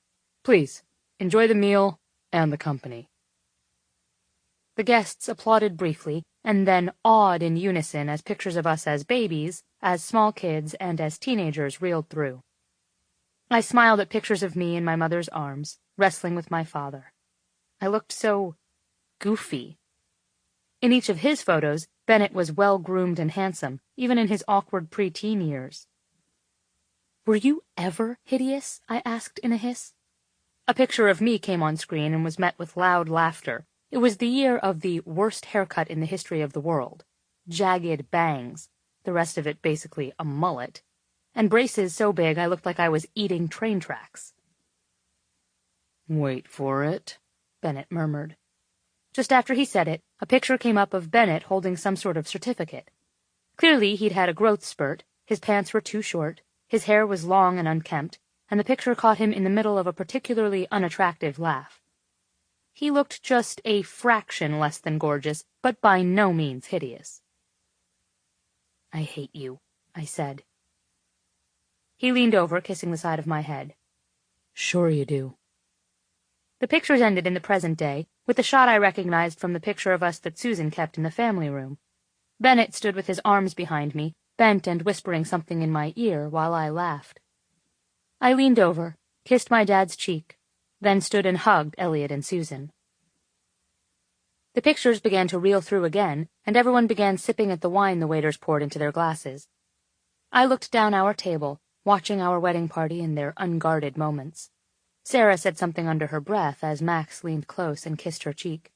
Down the table, Will threw an almond at Hannah, and she tried to catch it with her mouth, missing by a mile.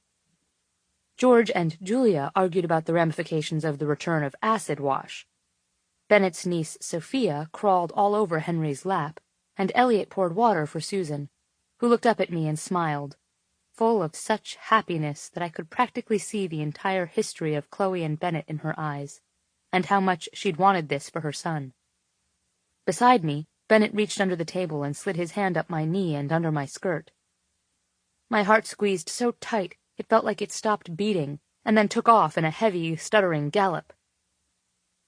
The rehearsal had been so disorganized that it wasn't until this moment, right here, that I felt the full force of our impending wedding.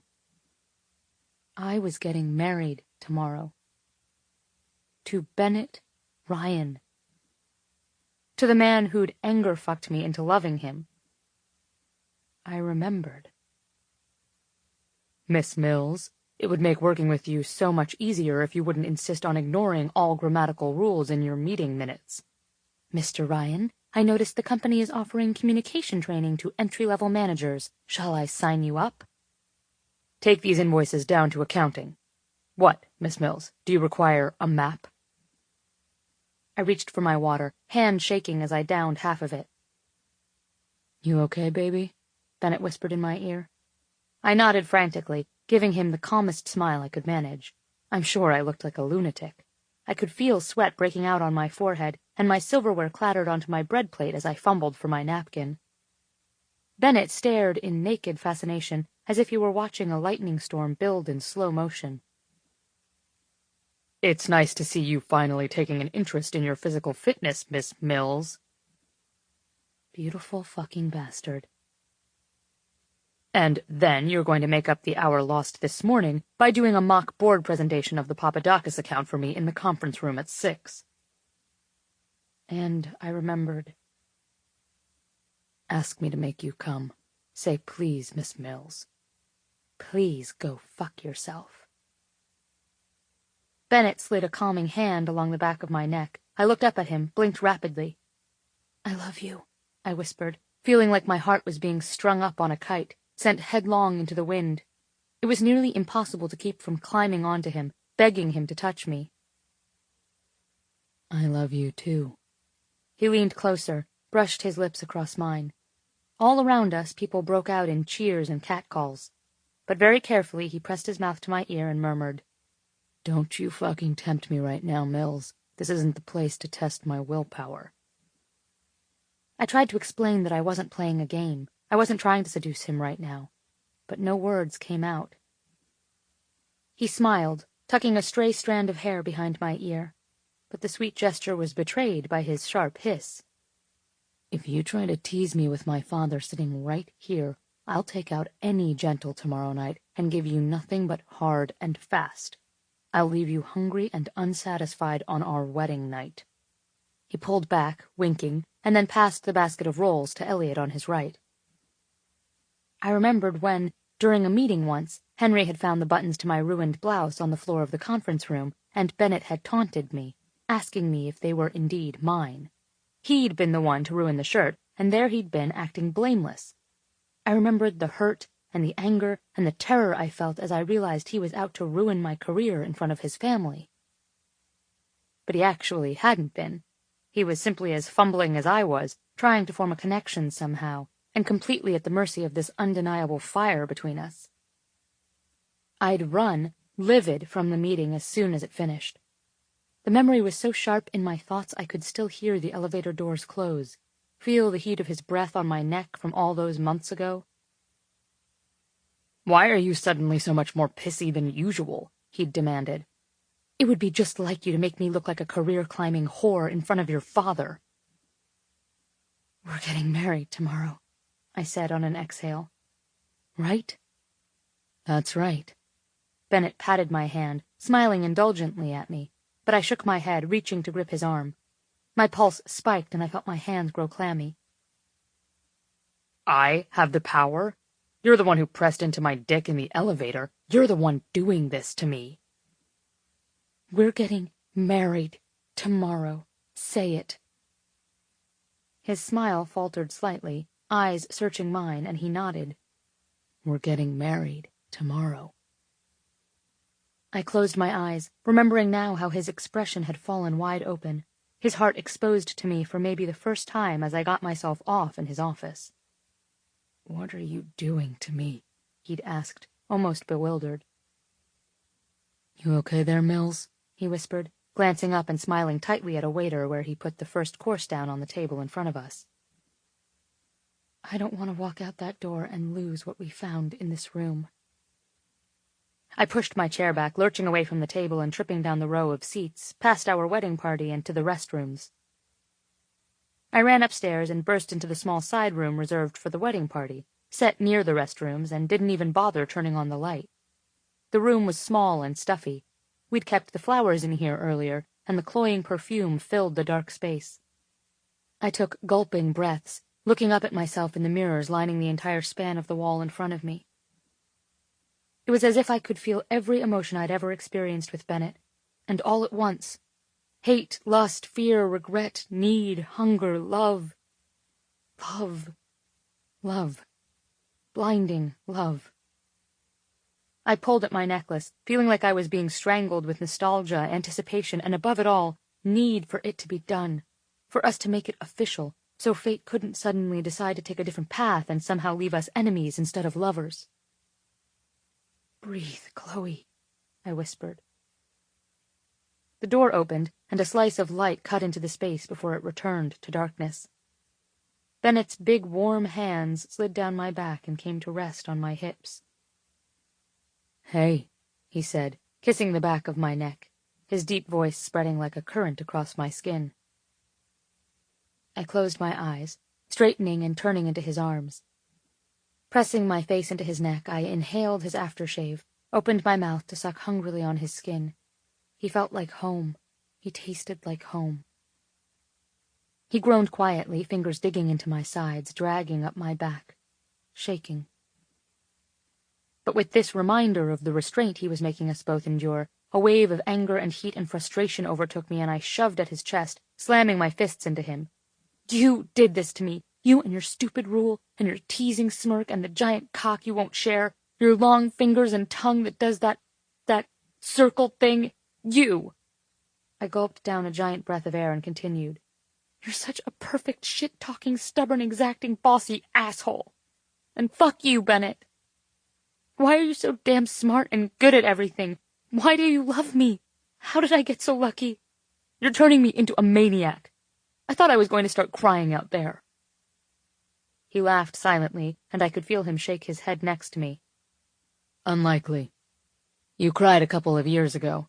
I don't think you're due again until—" I cut him off with a kiss, and I really had intended it to just be a firm, relieved kiss to shut him up, shut myself up, and thank him for being him when I needed it.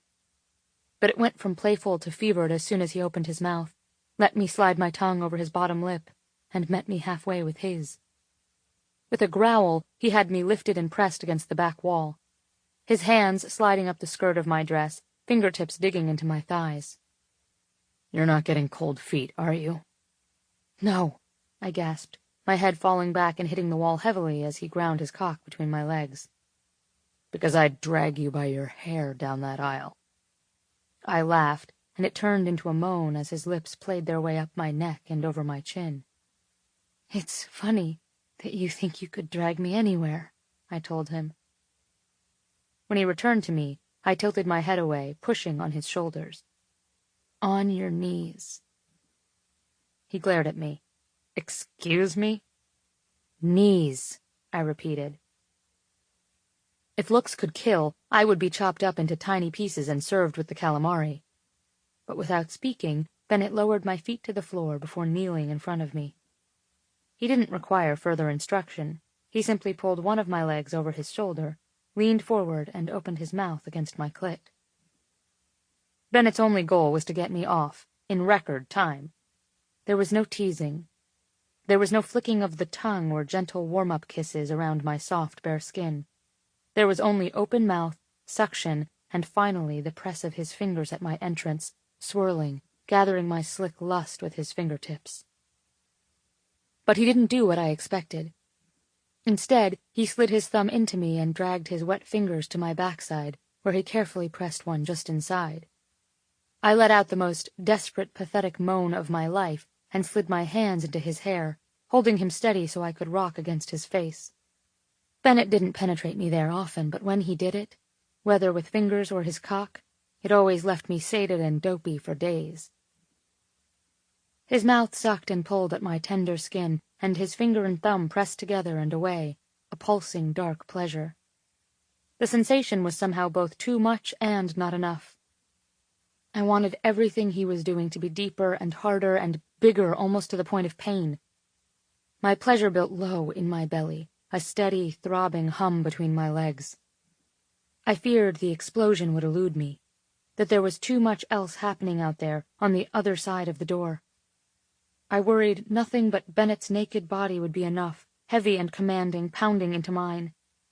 But then, as if reading my thoughts, he slid a second finger into my backside and fucked me hard and fast until my thighs shook. My hands curled in his hair, and the growing sensation between my legs exploded into delicious flames that shot down my thighs and bowed my spine, tearing a cry from my throat. Bennett didn't let up until I was gasping, clutching at his shoulders and trying to push him away. Then, gently, he kissed my clit and leaned back, looking up at me. Think that will hold you over until tomorrow night? I let my head fall back against the wall, feeling like my legs were made of jelly. Yeah. You look properly fucked. Sighing, I mumbled, I feel properly fucked. You and that magical mouth and those naughty fingers. Figured that might be in order. He stood, straightening his jacket with his other hand. I reached down, cupping his cock, stroking down to his balls and back up, feeling the thick head of his erection. One of us should get back out there. We've been gone a few minutes. Seriously, Bennett, that was pretty stunning. I heard his teeth grind and peeked up at him to see his tense jaw working side to side. I know. So sorry I don't have time to reciprocate, I whispered, stretching to kiss his jaw. No, you're not. Well, I said, patting his cheek, you need to go wash up anyway. May as well pull double duty and jerk off in the bathroom. I kissed his chin, adding, again. He bent low, inhaling into my neck before slamming his hand on the wall beside my head, turning and storming out of the dressing room. Walking to the wall, I flipped on the light and studied my reflection in the mirrors lining the room. I tucked a stray strand of hair back into my little diamond clip and smiled at myself in the mirror before stepping out into the hall. Will walked out of the men's room just as Bennett shoved past him inside. Turning to me, he laughed, asking, What's with him? Shrugging, I said simply, It's his own fault. He nodded in mock sympathy and then asked, You ready for tomorrow? Not remotely. He put an arm around me. It'll be perfect. And even if it's not perfect, there will be alcohol. I know, I said, smiling. I'm actually not nervous, just... Mommy, that's the man with the big weenus. I saw him in the bathroom earlier. We both looked down to see the small son of Bennett's third cousin, Kate, pointing at Will. I slapped a hand over my mouth to hold in a loud burst of laughter. Will's hands flew up into the air, and a look of horror passed over his face. I swear I did not show him. Oh, I know you didn't, Kate assured him, eyes wide and apologetic. She bit her lip, staring maybe a beat too long at Will. A long, uncomfortable silence passed before she seemed to remember herself and blinked down to her son. He's potty training, and my husband told me he was checking you out earlier. She did a full-body wince, adding, not that my husband was checking you out, and not that he wouldn't, except he wouldn't because he's married, and not into guys, but he did mention that our son was walking around and— Oh, God. Without another word, she grabbed her son's hand and pulled him into the women's room. I blinked up to Will, eyes wide. What was that? He shrugged, laughing a little. The kid was walking around us at the urinals while his dad washed his hands. It wasn't a big deal. Why do women lose their ability to speak around you? Do they now? He asked, grinning flirtatiously at me. You're speaking. That's because I'm more dragon than woman, I replied with a wink. Touché. Looking back at me, his eyes grew a little heated, as if he had a bone to pick with me. There is something I want to discuss with you, however. William, I said, leaning against the wall, I'm flattered, but if you're going to chastise me about something, you won't know what hit you when it's my turn to speak. He exhaled, staring down at me. Honestly, Chloe, you're the one woman I'm sure would take me over her knee and break my spine. This is about your husband-to-be. What did he do now? Will exhaled slowly, eyes moving over my face. He was a worthy opponent, for sure. I think you know what he did. Looking over at him, I could see traces of lipstick on his cheeks, claw prints practically drawn through his hair. Will was the poker-faced, wisecracking brainiac seduction artist. It was actually a little fascinating to witness the cracks forming in his shell. Oh, come on. Judy and Mary are kittens. Right, he said, through a sharp laugh.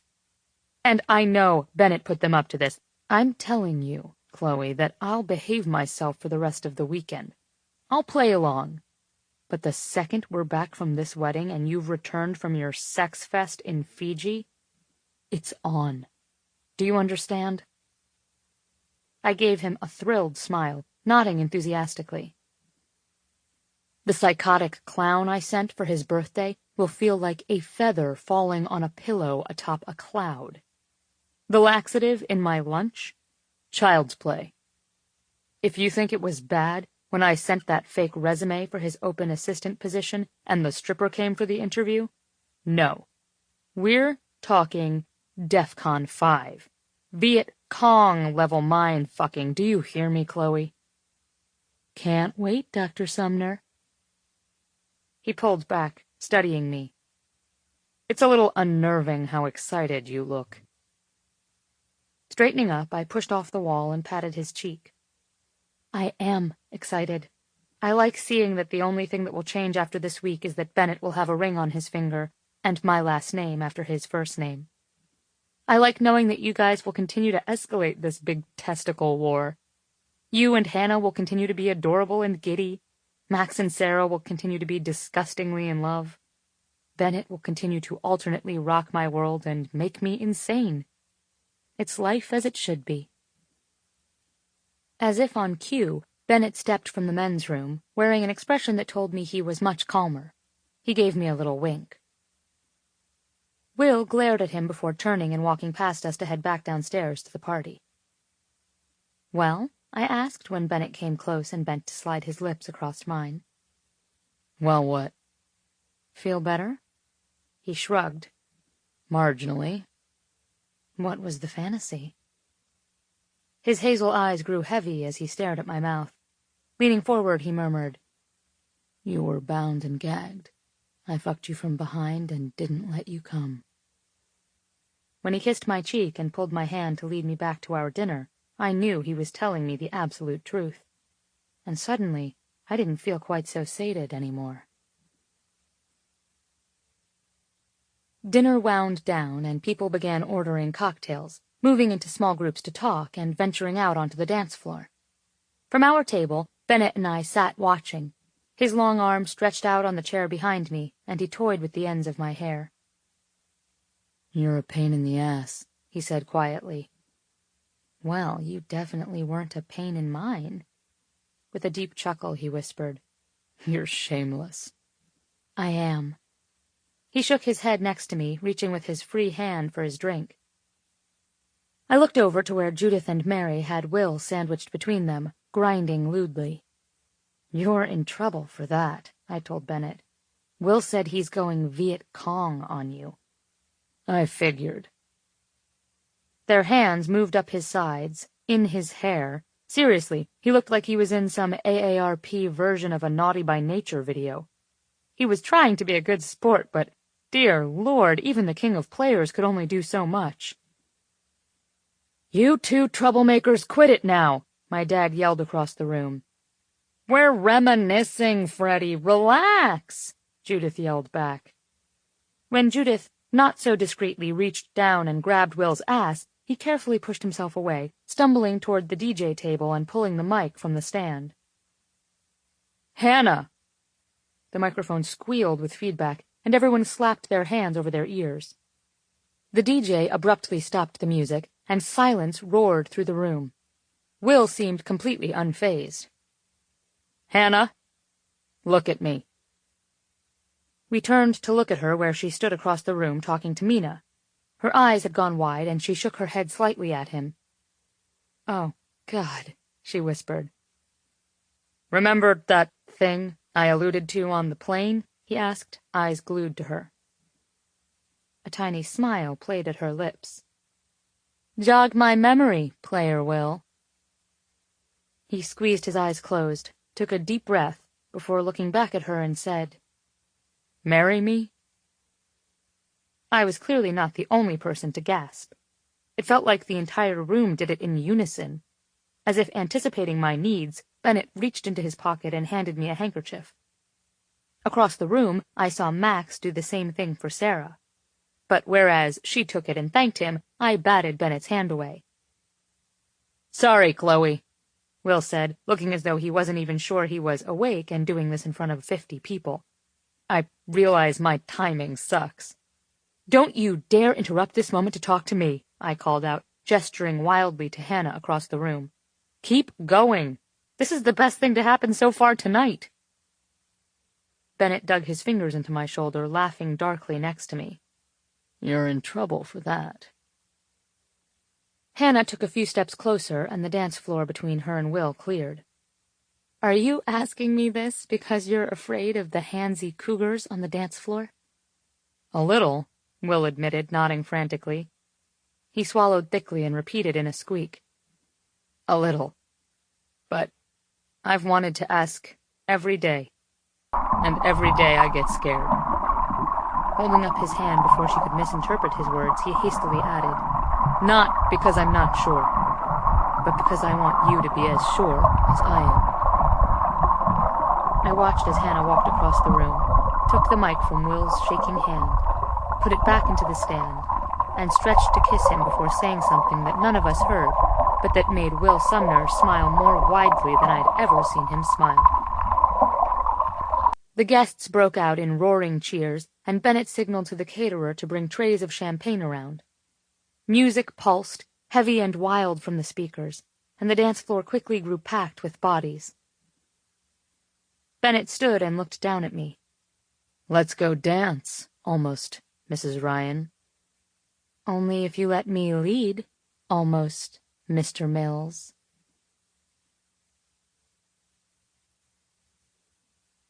Chapter 6. "So was it the 2 Mai Tais I drank?" Chloe began. "Or did Will really propose to Hannah tonight?" "He did," I said, turning off the water. "In the middle of our rehearsal dinner, with a microphone. In front of both my family and yours, and probably loud enough that the entire restaurant upstairs heard him. Rumor has it she said yes." "Okay, then," she said around her toothbrush, bending to rinse her mouth. I watched her bend, her ass push out suggestively, and felt my pulse hum heavy in my chest, the weight of need curling deep in my stomach. "You should hurry up," I said, tossing the towel to the sink and leaning against the counter. "Are we going somewhere?" She stood, facing me in her tiny lace slip, eyes wide and mock innocent, as if she wasn't the same woman who just made me go down on her in a dressing room while our wedding party and family drank and dined obliviously downstairs.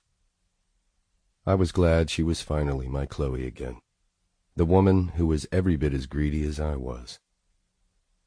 But now it was my turn.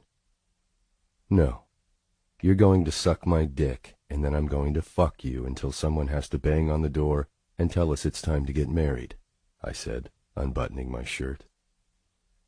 She straightened, eyes tracking each inch of skin as it became visible. "Oh?"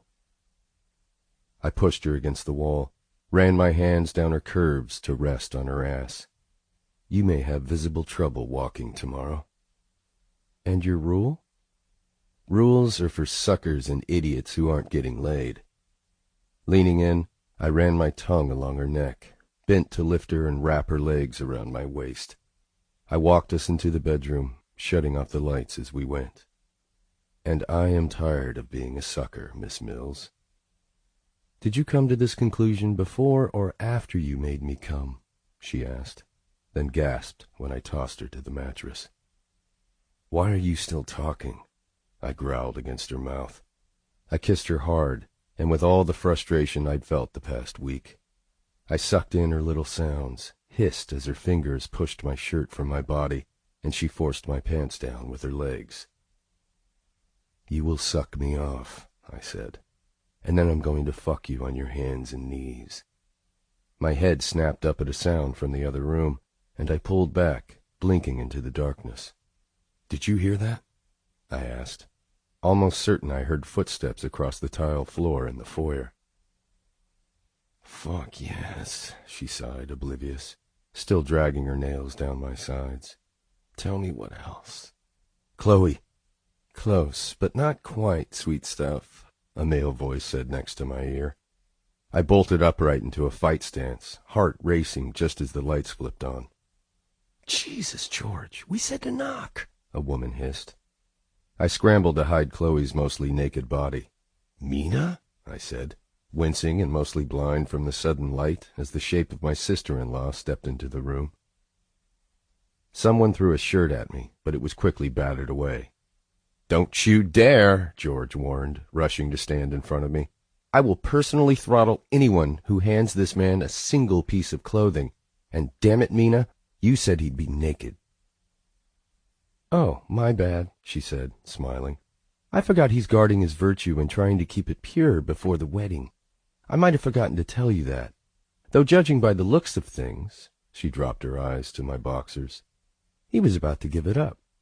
Might want to put something over that, Ben. Mommy's coming." I suddenly realized I was standing in only my boxers. Hard. "Get out," I said, reaching for a pillow and holding it in front of me. Chloe bent to the floor and pulled on a cotton robe. The intruders were dressed in black from head to toe and looked like a group of cartoon banditos. I'm sure that at any other moment I would have found this hilarious. "Oh, calm down, Bennett," my mother said, walking into the room with Sarah and Julia right on her heels. "We're here to take Chloe with us." "What? How did you people even get a key?" I asked.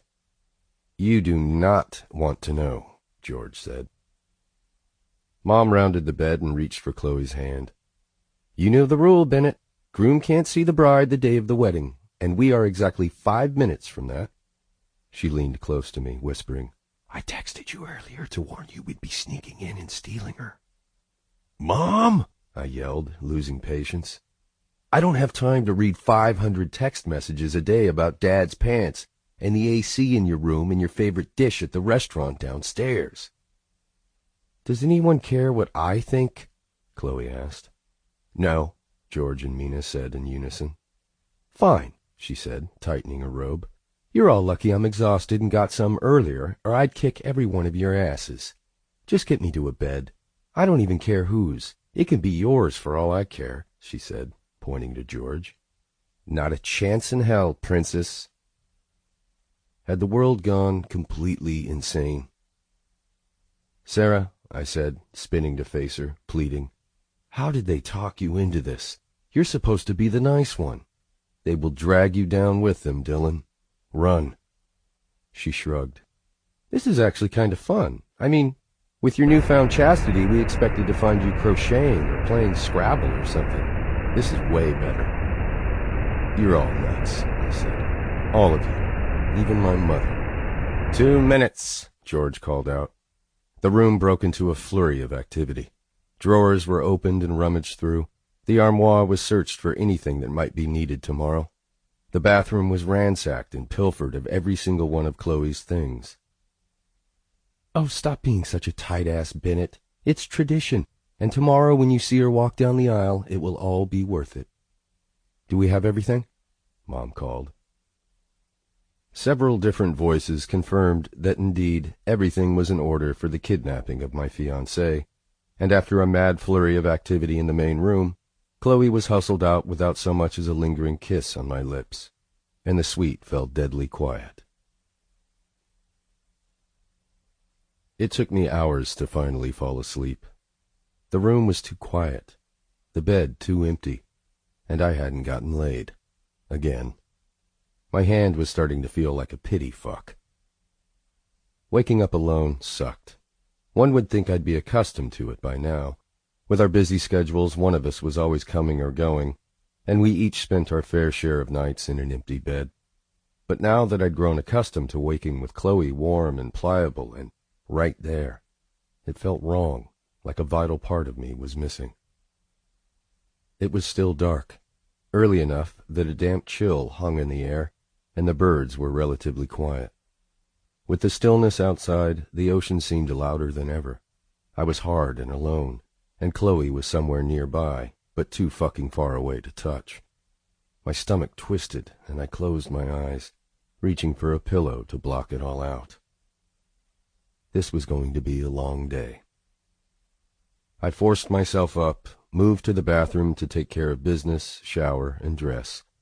We were getting married today. Married. And the mental list in my head of everything that needed to be done was about as long as the hours remaining in the day. There were too many clocks here, I'd decided. There was the one I wore, which Chloe got me the day we opened the New York office of RMG, an ornate clock over the wet bar, one on the TV, another on the docking station by the bed. I could tell from almost any point in the suite exactly how many hours until Chloe would be awake, until I got to see her again, until she was my wife. Will and Max were waiting for me downstairs. Huddled together near the fireplace in the grand room, they were bickering over a map displayed on Max's phone. It's on University, Will was saying. It's not, Max argued. It's the one on Robinson. He looked up, took in my giant scowl, and shook his head. Good morning, sunshine. I'm assuming we didn't sleep well last night. I rolled my eyes. You would know. Were you missing a very pregnant girlfriend? Because she ended up in my room. What? Will said. The entire bridal party, including George, showed up last night, intent on stealing my fiancée so I wouldn't see her until the ceremony. I'm assuming they've got her bound and gagged in this hotel somewhere, while they cover her in white lace and iridescent sparkles. I took in Will's posture, the circles under his eyes, and his nonstop yawning. What's up with you? Hannah, he said, stifling another yawn. Not sure if it's the Cougar sisters or what, but damn, I haven't got a full night's sleep since we got here. I hate you both, I said with a sweeping hand gesture. Good to see you in such high spirits today, mate, Max laughed. Suck it, Stella, I said, breezing by him and heading in the direction of the concierge desk. He and Will moved into step on either side of me. The concierge looked up as we approached. I gave her my name and handed over my identification and credit card and waited while she finished the rental paperwork. I'd reserved a large cargo van for our trip to the cleaner, wanting to make sure everything would arrive in perfect condition, even the garment bags pristine. I closed my hand around the keys, feeling a sense of calm at finally being in control of something. This was how you got things done. You fucking did them yourself. Mr. Ryan! I turned at the sound of my name, the familiar clicking of heels on the wood floor. Shit. Kristen, I said. We were just on our way out. The clothes, she said, nodding toward the key ring in my hand. Is there something I can do for you? She started, and gave me the most pained smile I'd ever seen. My stomach dropped on instinct. There's a slight issue. Deep breaths. Slight, I repeated. Small accident, tiny problem, minor wrinkle. Small, she assured me with a smile. Insignificant. Here we go, I heard Will say. We followed her out a back door, across a patio, and down to the lawn where they were currently setting up for the wedding. Or trying to. My shoes sank into the grass with a sickening squelch on the first step. Oh, God, I said, looking around. Fuck! The entire area was flooded. Chairs were knocked over, tables askew with legs sinking into the swampy grass, workers rushing around in a panic. A sprinkler line broke during the night, she said apologetically. They've stopped the water, but as you can see... Wow, Will said, poking at a puddle with the tip of his sneaker. I scrubbed my face with my hands and felt Max grip my shoulder, squeezing. They can fix it, though, yeah? He said, realizing I was 2 seconds from losing it and stepping in front of me. Oh, definitely, Kristen was saying, though I couldn't be sure through the sound of blood whooshing in my ears. My phone buzzed in my pocket, and I pulled it out, panicked that Chloe had seen this and was freaking out. But it was only my mother. Honey, do you happen to know if your father packed his black dress shoes? I can't find them in our room, but he says he did. I shoved the phone back in my pocket, tuning in as Kristen was saying, They fixed the line, now we'll work on getting this area dried up, or move everything a bit farther down the beach. Max turned to me, charming smile in place. See, nothing to worry about, mate. We'll pick up the dresses, get you some food, or maybe just some alcohol, judging by your expression, and everything will be fine when we return. And if it's all the same to you, I'll just be taking these. He plucked the keys from my hand. What are you doing? I asked, reaching for them. Sorry, Ben. Best for everyone, I'm afraid. You're likely to mow down pedestrians in your state of mind, and that would put a definite wrinkle in the wedding festivities. I can drive, Max. Give me the goddamn keys. Have you seen yourself?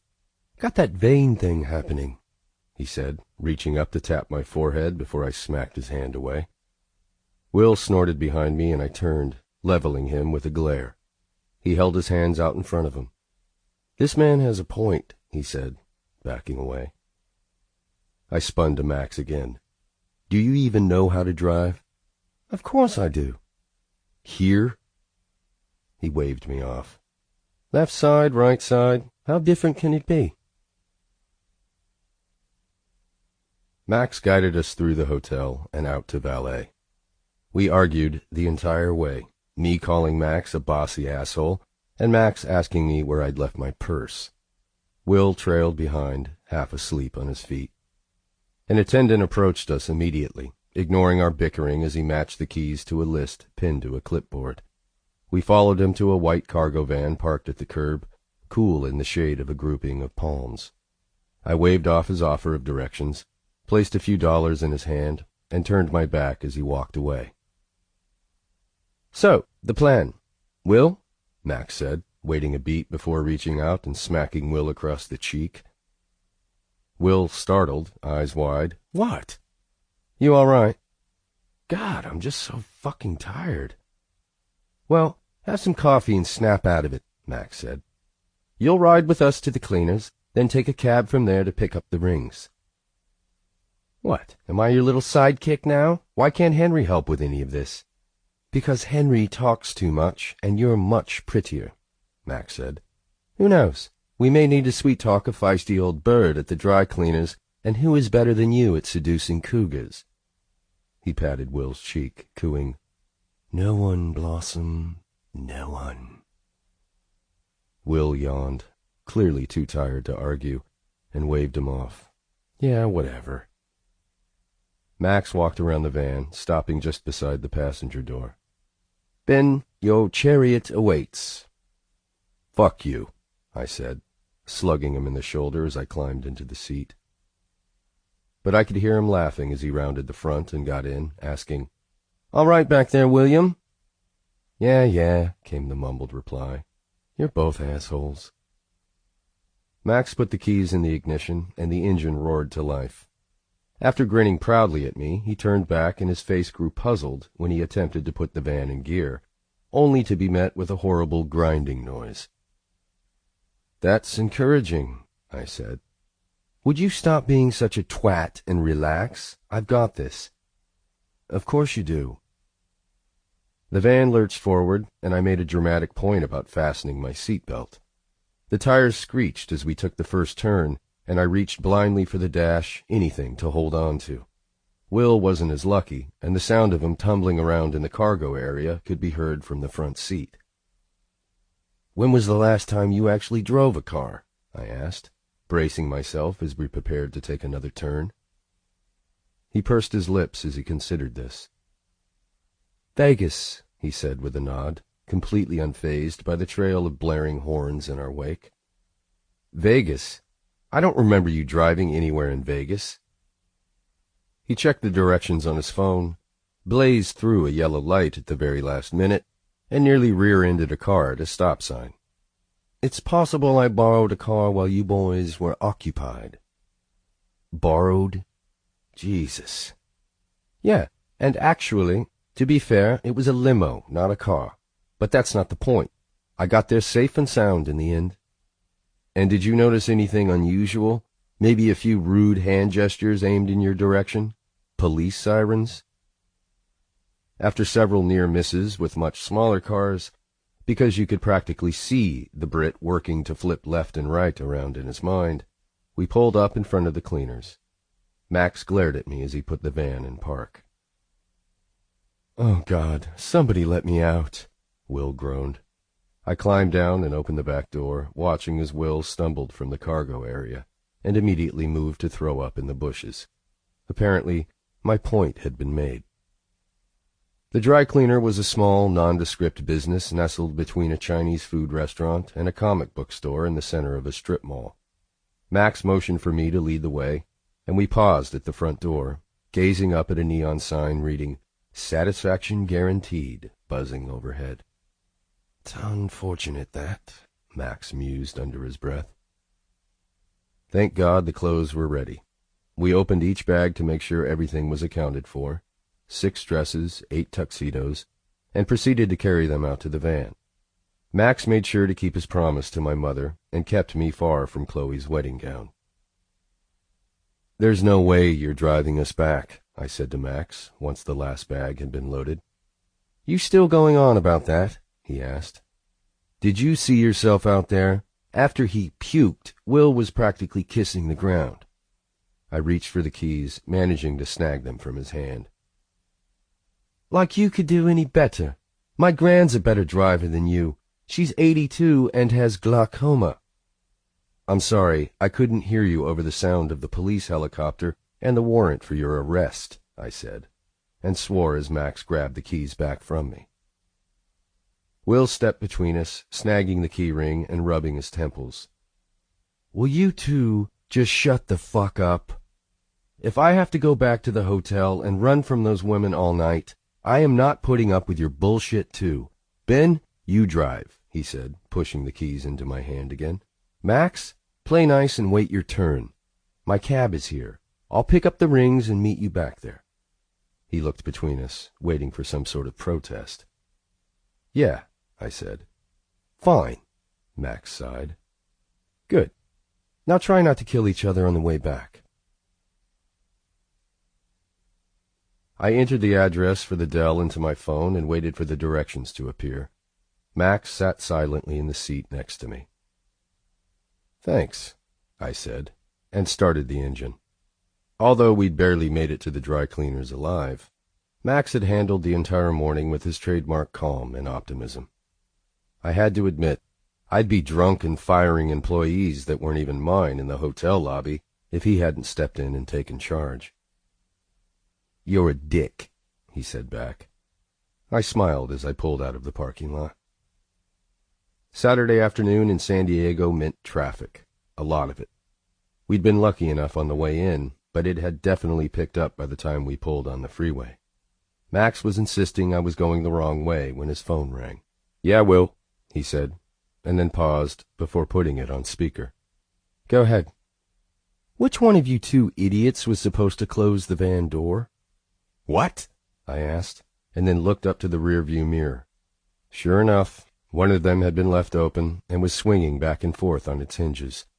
"Fuck!" I shouted, and it was as if the world suddenly shifted into high speed. Cars appeared out of nowhere, veering, honking, tires squealing past us as I tried to make my way to the side of the road. In the rearview mirror, I saw the breeze catch the edge of one of the bags, curling it like it weighed no more than a candy wrapper.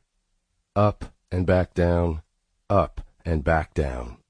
Max fumbled with his seatbelt before vaulting to the back, arms outstretched as he reached for the endangered garment. But it was too late. We hit a small bump, and it was just enough for the wind to lift the entire stack, letting them hover in midair before they were gone, sliding like dominoes out the door and onto the asphalt below. It was pandemonium.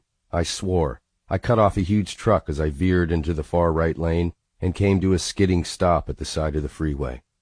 I wrenched open my door, shouting for Max as we both jumped out, watching in horror as cars flew down the two-lane highway, the garment bags scattered along it. "Over there!" I yelled, spotting the larger of the bags near the median, the one that contained Chloe's dress. Will's cab came to a screeching halt just behind us, and we split up, each of us moving in opposite directions, sprinted and dodging through traffic to scoop up the dresses one by one and drag them back to the side of the road.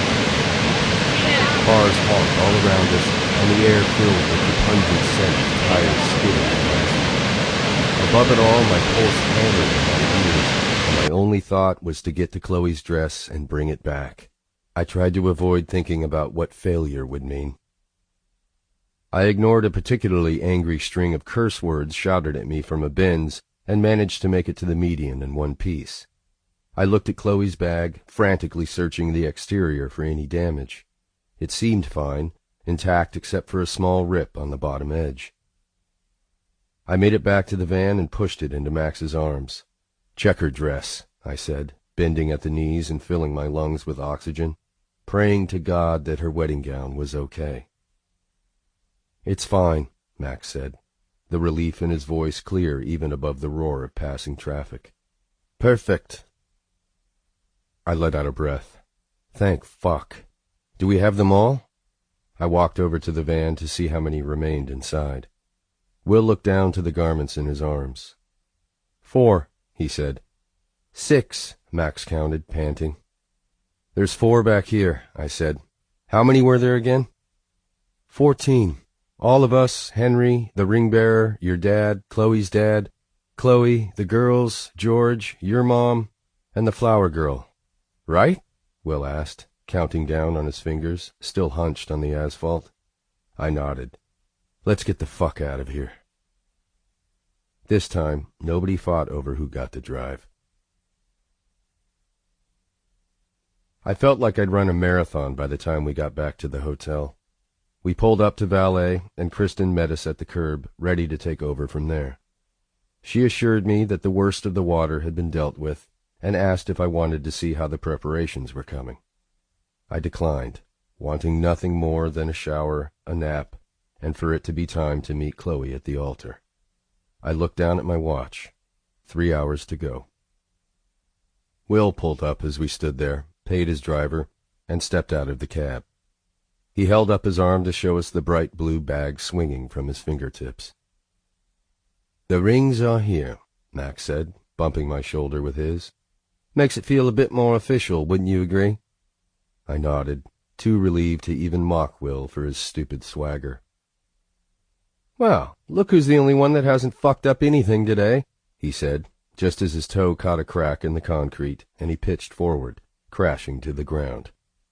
The bag flew from his hands, the boxes flew from the bag, and of course, my newly polished ring tumbled out and onto the driveway.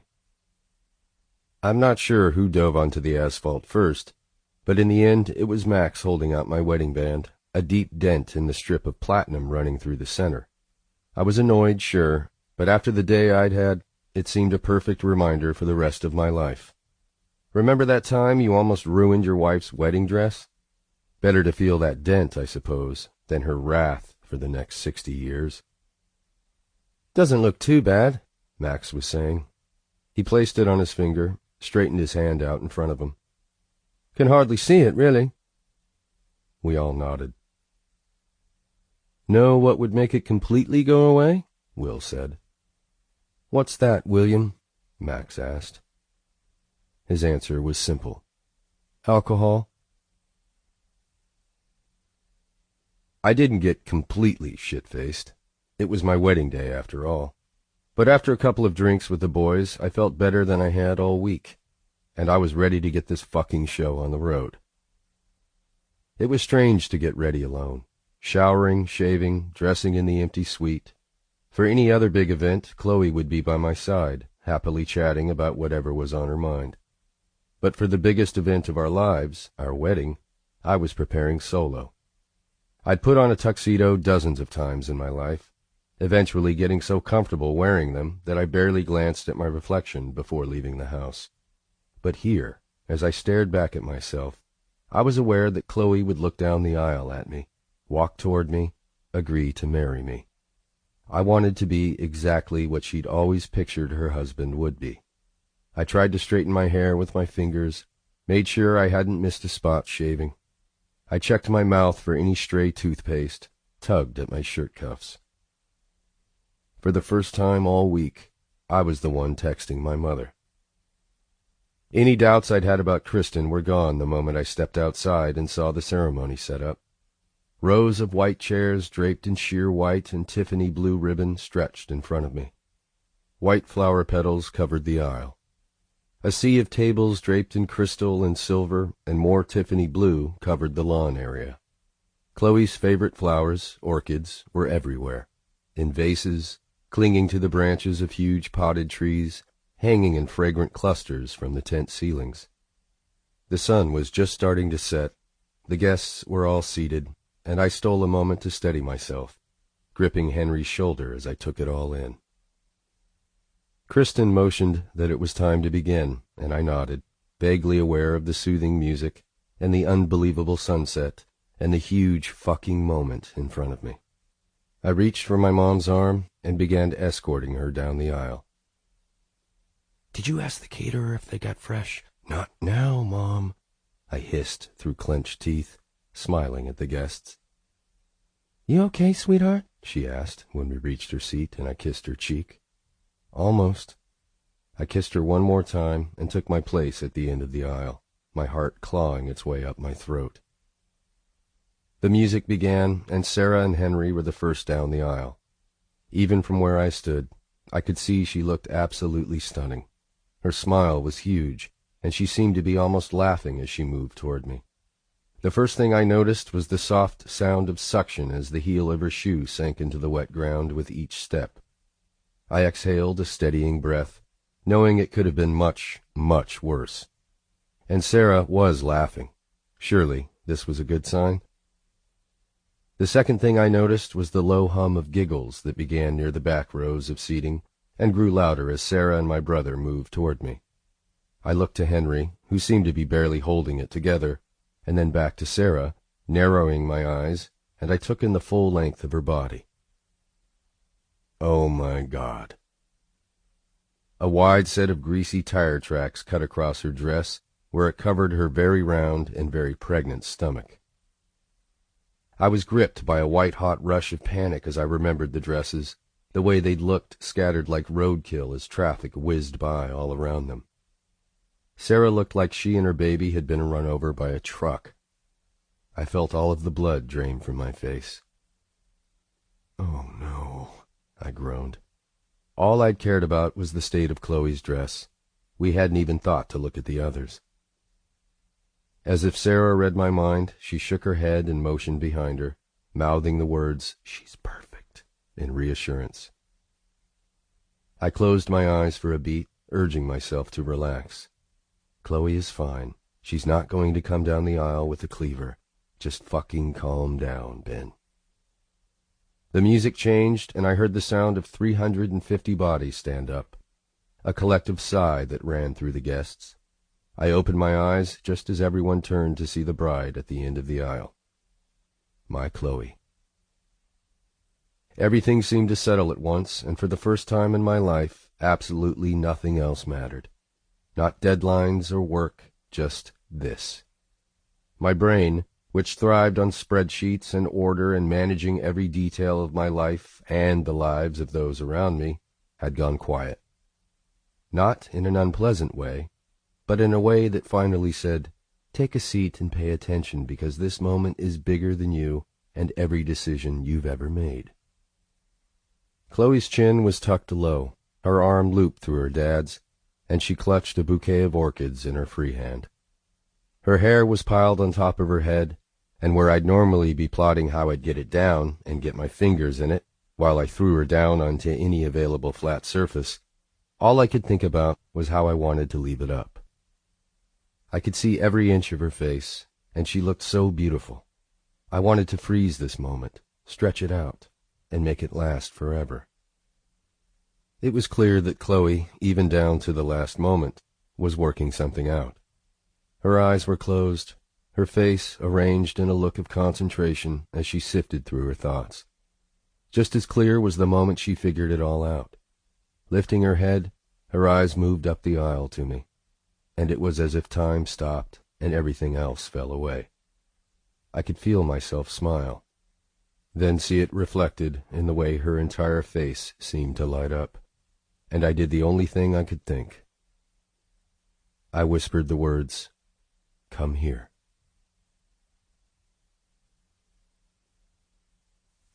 Chapter 7. Breathe in, breathe out. It's only 350 people looking at me. It's only a river of mud on the aisle. It's only a tire print across my maid of honor's pregnant belly. It's only one ceremony. It's only getting through one day. It's only the love of your life at the end of that aisle. My father tucked my arm into the crook of his and wrapped his fingers over mine. "Ready, sweetheart?" I swallowed, nodding, and said, "No." "You have second thoughts over marrying this Benson character?"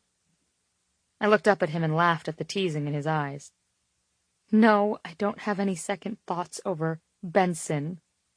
It's just, the way the last 2 days have gone, I'm worried there'll be an earthquake when I walk down the aisle, or a tsunami, or... Well, maybe there will be an earthquake, or maybe there will be a tsunami. But you can't control the elements any more than you can control who you love. So, are we going to do this wedding business, or go get a drink in a bunker?" I squeezed his hand and took a step forward, moving from the solid concrete of the patio to the soft sodden mess of the lawn. My foot sank into the grass, and I pulled it up with a loud squelching sound. Beside me, my father nearly lost his balance in the mud. "Pretend you're a feather," Dad whispered, and we both broke into laughter. "Lighter than air." But then we turned the slight corner, and I saw it. The guests, the wedding party, the man who was going to be my husband in only a matter of minutes. His eyes met mine, and the biggest smile I'd ever seen stretched across his face. For several long seconds I couldn't walk. I could barely breathe. The only thing I could do was stare at Bennett, standing at the end of the aisle, waiting for me. He wore a perfectly tailored tux and a perfectly devastating smile. He looked just like I felt, elated, overwhelmed, on the verge of falling over. I saw his mouth say the words, "Come here." And suddenly I couldn't get to him fast enough.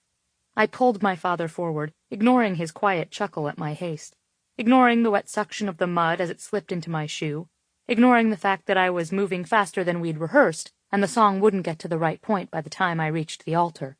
I didn't care. I wanted to get to Bennett, put my hands in his, rush through the vows, and get to the I do as soon as humanly possible.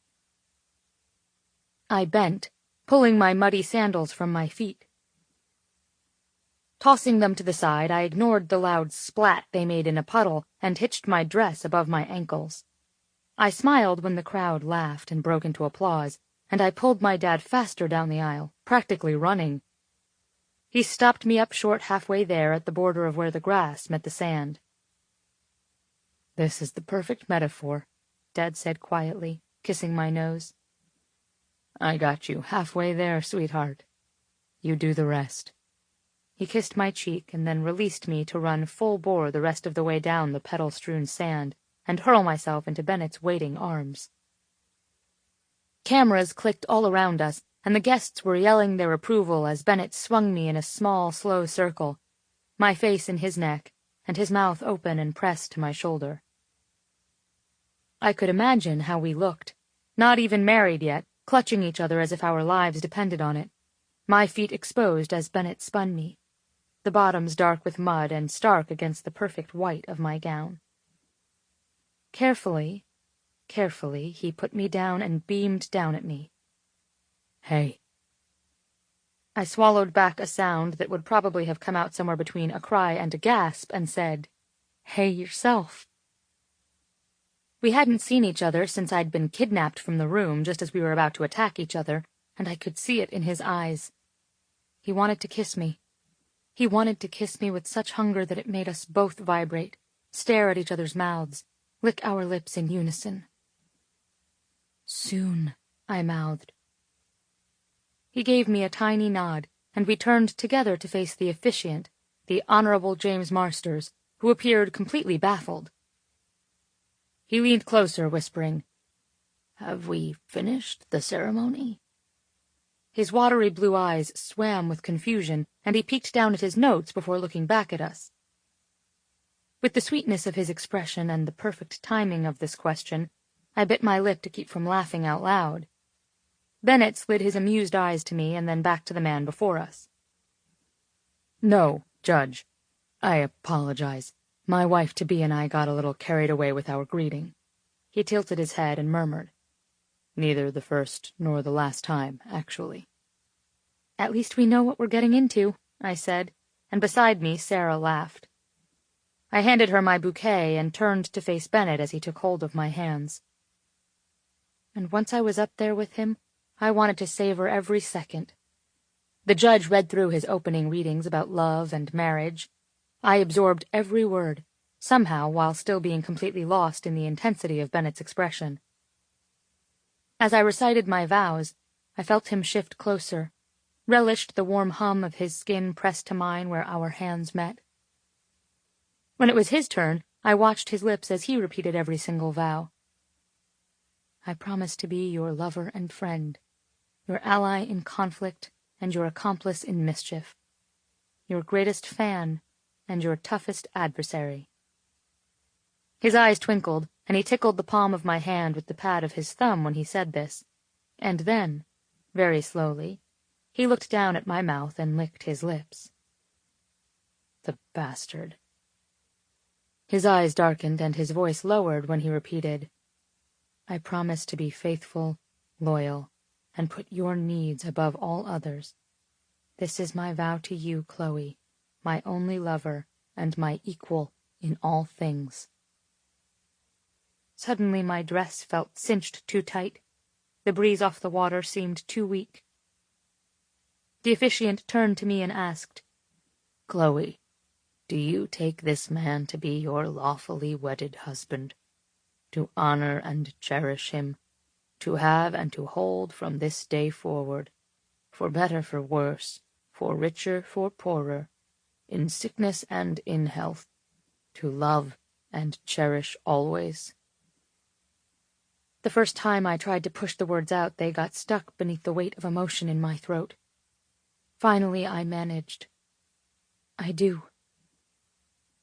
He turned and asked Bennett the same thing, and without hesitation, Bennett's deep voice easily carried the 2 life-altering syllables. I do. We each turned, he to Henry and I to Sarah, to retrieve our wedding rings, and as the judge spoke to us about the meaning of the rings, and I slid Bennett's onto his finger, the only thing I could feel was the brilliance of Bennett's smile as he stared down at it. Damn, that ring looked good on his finger. This man was officially mine. If I couldn't get my face tattooed on his arm, this ring would be a nice consolation prize. I moved my fingertip over his, feeling the smooth metal on his skin. But he pulled back a little, resisting my touch as his eyes went wide, just as my finger made contact with an enormous scratch in the platinum. I pulled his hand up to look closer. What the fuck? Was there an actual dent in his wedding ring? When I looked up at his face again, he shook his head slightly.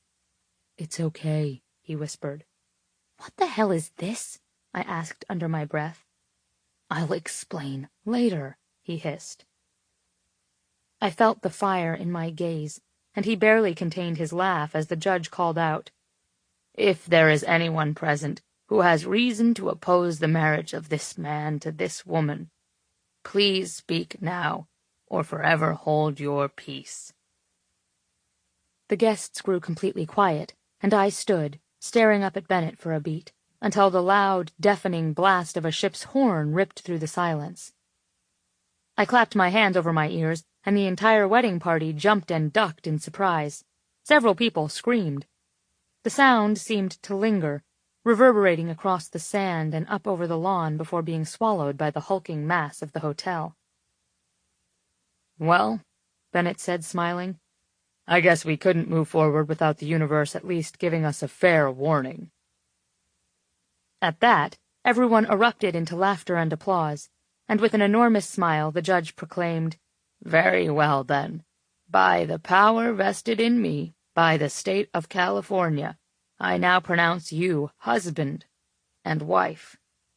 Chloe, you may kiss your groom. I did a little dance at this small victory. Bennett gave a little growl of defeat, but then leaned into me as I stepped on my toes, shoeless and inches shorter than my husband. My husband! And pulled him down to me. I didn't care that there were people watching. I didn't care that the expectation was that we would give a small kiss now and enjoy many more deeper kisses later. Right now, as of this moment, this man was my fucking husband, and I needed to make sure everything felt the same. I relished the way his arms tightened around me so intensely I lost my breath. I relished the firm press of his mouth on mine and the parting of his lips. The gentle slide of his tongue across mine, once, twice, 3 times, and the last time just a little deeper until I could feel the vibration of his sounds and practically taste his urgency. His breaths came out shallow and uneven on my tongue, and his quiet words, "Oh, fuck, Chloe, and need to get you alone," finally made me pull away before I started stripping off his tux right here at the altar. Breathless and grinning like idiots, we turned and faced a lawn full of guests with hands suspended in the air, prepared to clap, but wearing expressions of shock frozen on their faces. Apparently we'd been a little wild in our first kiss as husband and wife. "Go on, girl, get yours," George shouted, just as Judith yelled, "Now that's how you kiss a woman," breaking the spell, and the whole group in front of us broke into roaring applause. "Ladies and gentlemen," the judge shouted above the mayhem, "it is my pleasure to introduce Bennett and Chloe Ryan." Chloe Ryan? I turned and had just aimed my harshest glare at Bennett and his widening grin when chaos erupted all around us. Sarah's arms swallowed me, and then Julia's and George's and Mina's. I felt my father's hands on my face and his giant smooch to my cheek. I was hugged by Elliot and Susan in tandem, lifted by Henry and Max in turn, kissed on the cheek by Will, and then I felt Bennett's smooth, warm hand wrapping around my arm and pulling me with him down the aisle, away from the tight press of the wedding party. We ran, tripping through the mud, leaving wet footprints all along the patio. Inside, Bennett pulled me into the kitchen where the caterers stopped what they were doing. The clattering of pots and dishes, the roaring of commands and replies, went completely silent as Bennett turned and slammed me into the wall, his mouth on my neck, my jaw, my ears, my lips. He ran a hand up my side, gripping my breast through my wedding dress, and I felt him begin to harden against my stomach. "Tonight," he growled, returning to my neck. "Tonight I'm going to consummate this marriage so fucking hard you're going to walk with a limp on that beach in Fiji." I burst out laughing, wrapping my arms around him as his mouth slowed and eventually simply kissed a path from my shoulder to my cheek. "Promise?" I asked. He sighed, kissing my lips once. "Promise. Now, how many hours do I have to play nice with our crazy family before we can leave and I could put my hands all over your naked skin?" I looked over his shoulder, searching for a kitchen clock, but all I saw was at least 20 faces, all staring wide-eyed and slack-jawed at us. One waiter was so stunned by Bennett's display that a stack of plates slowly slid from his grasp and shattered on the floor. Following the deafening crash of porcelain on tile, the kitchen finally returned to motion, people running for brooms and dustpans, the head chef barking out orders again. Bennett and I apologized quietly and ducked out of the kitchen and to the edge of the veranda, watching our guests begin to collect near the disaster of the lawn, taking appetizers from passing waitstaff. I stretched to reach Bennett's ear and said, "We just got married. That means you're legally my manservant now." His long fingers dug into my sides, tickling me as he reached with his other hand to grab a flute of champagne from a tray and handed it to me. He took one for himself and quietly clinked my glass. "To us, my wife. To us." We watched the wedding party begin to assemble for the photos, and Max waved at us to come join them. Sarah turned around, laughing at something George said, and I caught a full view of her dress. Bennett must have seen it at the same time as I did, because I heard him suck in a huge breath. He took my hand and began guiding me to the area where the photographer had set up the tripod. "About that," I began. "Yeah," he said glumly, "about that." "What the fuck happened, Mills?" He slid his eyes to me at the use of my last name and said, "Apparently the van door was open when we left the cleaners." He smiled at the straggler guests heading to the patio for cocktails and maneuvered me out the outskirts of the crowd to avoid getting stopped every 3 feet on our way to the photographer. "And before you ask, Will tripped and dropped my wedding ring in the parking lot when he was trying to show me how good a job they did polishing it. I'm about 2 seconds from pulling you into the bathroom and forcing you onto your knees. So if you blow up at me or flip out about the dress or ring or the flooded lawn now, you will only convince me you need a dick in your mouth and you'll completely derail the agenda for our wedding day. Pictures, dancing, food, dancing, cake, long hard fucking. Watch what you say next, Ryan." When we returned to the party, music pulsed from large speakers on the veranda, and I felt high, drunk, outright giddy from the day and the man at my side. He never let go of my hand, but even if he'd tried, I wouldn't let him. I loved the sharp press of his dented wedding ring between my fingers, and the way he kept lifting my hand to kiss it, but really it seemed like he just wanted to make sure his ring was still there. We made the rounds and spent the next couple of hours greeting everyone who came and getting lost in introductions and hellos. The guests ate the appetizers, and everyone seemed to get a little day-drunk and wild. Truth be told, it was overwhelming having so many people here. By the time dinner was served, the crowd was roaring. Knives clinked against glasses almost every 10 seconds in shameless bids to have Bennett kiss me. Each time it grew a little dirtier until I was worried he was going to clear the wedding table with a sweep of his arm and lay me down on it. But when Kristen told us the band would be starting our first dance song soon, and a symphony of knives tinkling against crystal rang out, Bennett simply leaned over and said, "If you put your tongue in my mouth again, I'm leaving this fucking wedding and taking you to bed, Mrs. Ryan." "Well, I'll then keep it chaste, Mr. Mills, because I want cake." His eyes fell closed, and he leaned forward, gently touching his lips to mine. How did he manage to blend sweet and commanding so seamlessly? We walked to the center of the dance floor amid hushed silence. The first few chords of the song began, and Bennett gave me a devilish grin before pulling me close with both hands gripping my ass. The room exploded in raucous cheers, and I looked up at him, shaking my head as if it bothered me. It so fucking didn't. Without shoes, I was so much shorter than he was, and still sometimes hated not being able to see him eye to eye, even when we were dancing at our wedding. I stood on my tiptoes, swayed in his arms, and after only about half a minute, I felt him reach around my waist and lift me so we were face to face, my feet dangling several inches off the ground. "Better?" he asked, his voice gruff. "Much." I twisted my fingers in his hair and leaned to slide my mouth over his. Camera flashes exploded around us, and I could imagine hundreds of pictures of Bennett holding me, spinning me slowly, my still dirty feet telling anyone who would look at the picture in the future what kind of wedding day we'd had. Perfect. The song drew to an end, but it was several long beats after the final notes before Bennett put me down. "I love you," he said, letting his eyes roam my entire face before coming to settle on my lips. "I love you, too." Holy shit. You're my wife. Laughing, I said, "We're married. That's insane. Who let this happen?" He didn't even break a smile. Instead, his eyes grew heavy, his voice even lower. "I'm going to disrespect the fuck out of you later." The entire surface of my skin felt flushed and silvery.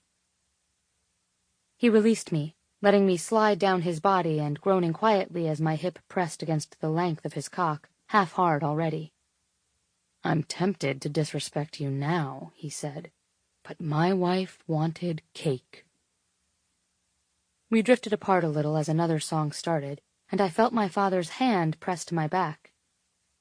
Bennett turned, taking his mother in his arms.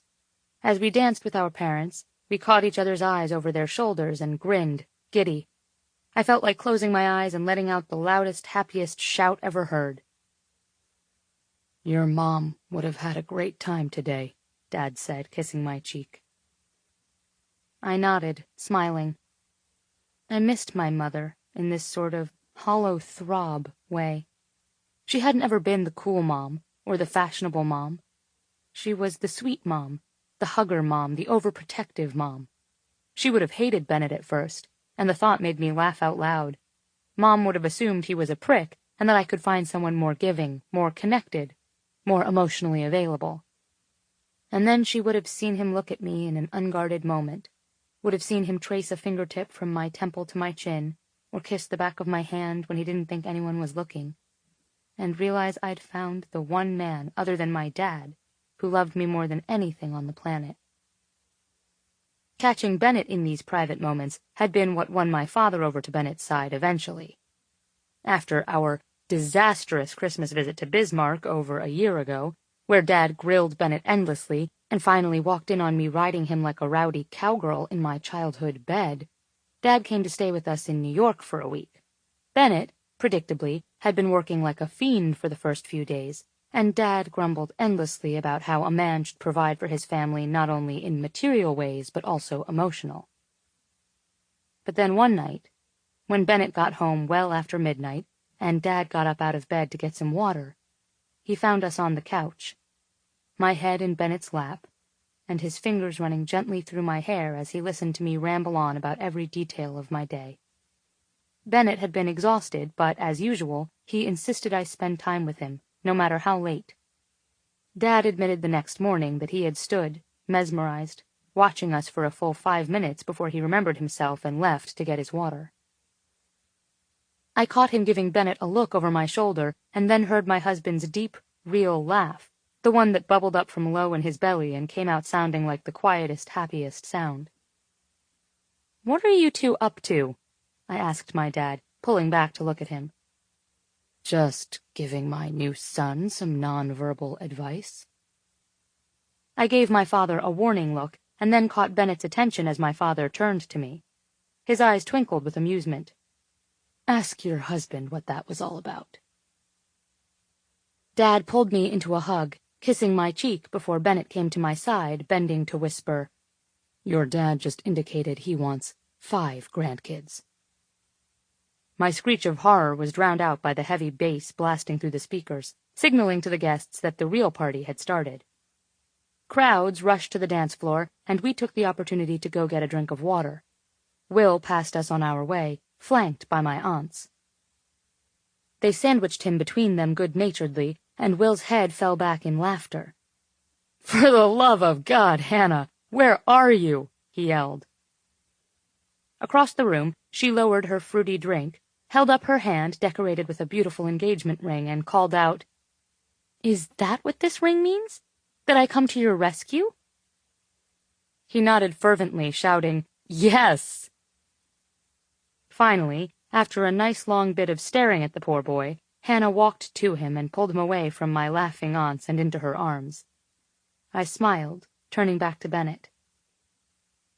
"Can we leave now?" he asked, eyes dropping to my mouth. The crowd had barely thinned, and I knew the party would probably continue on for another few hours.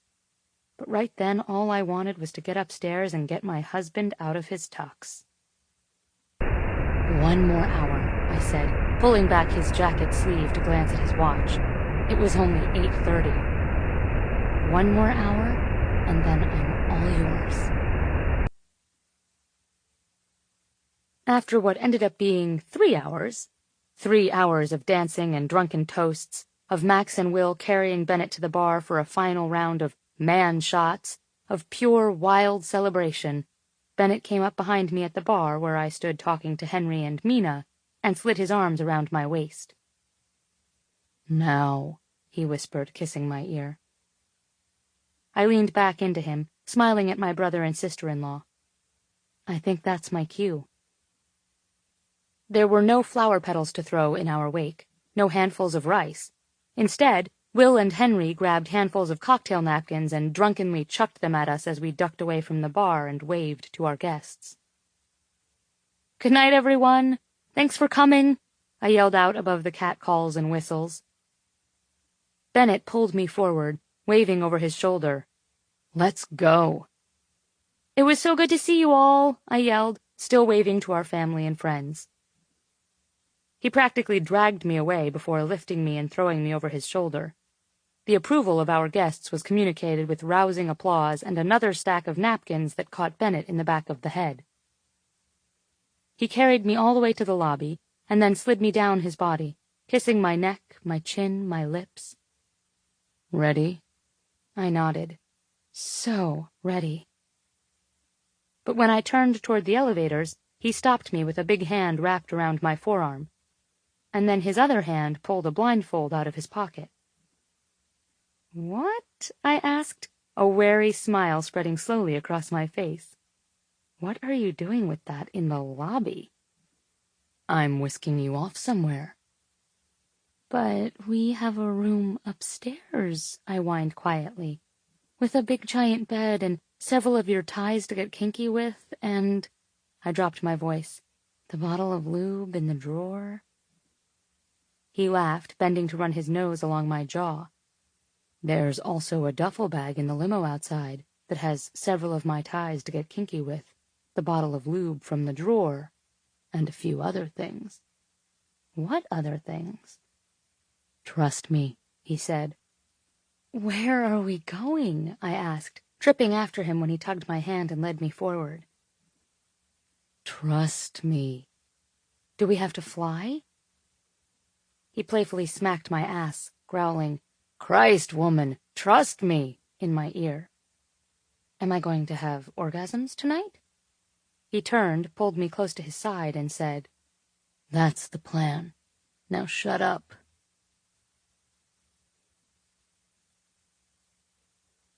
Chapter 8.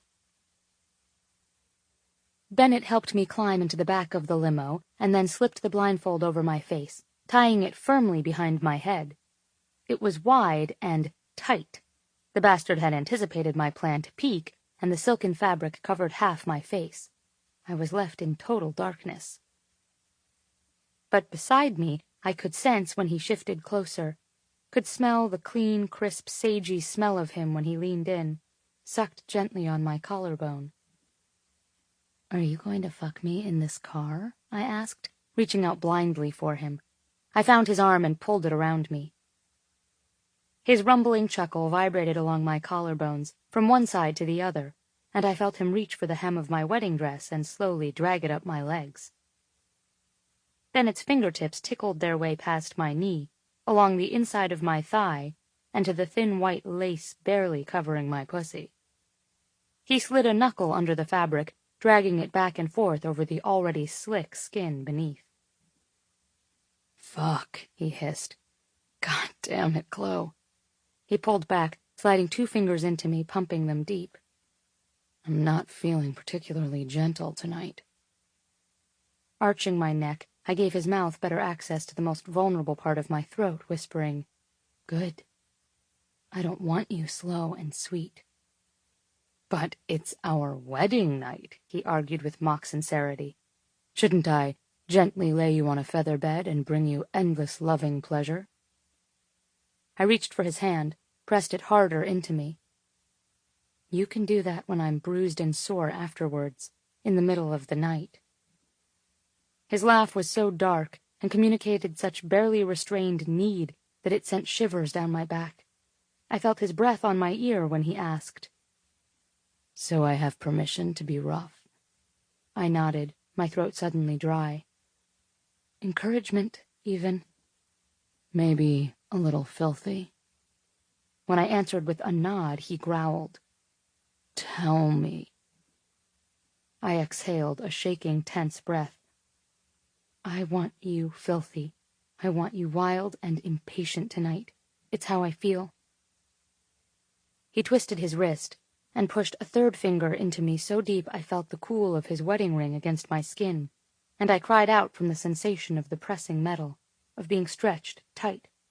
His thumb made teasing, maddening circles just around my clit, expertly never quite touching exactly where I wanted it.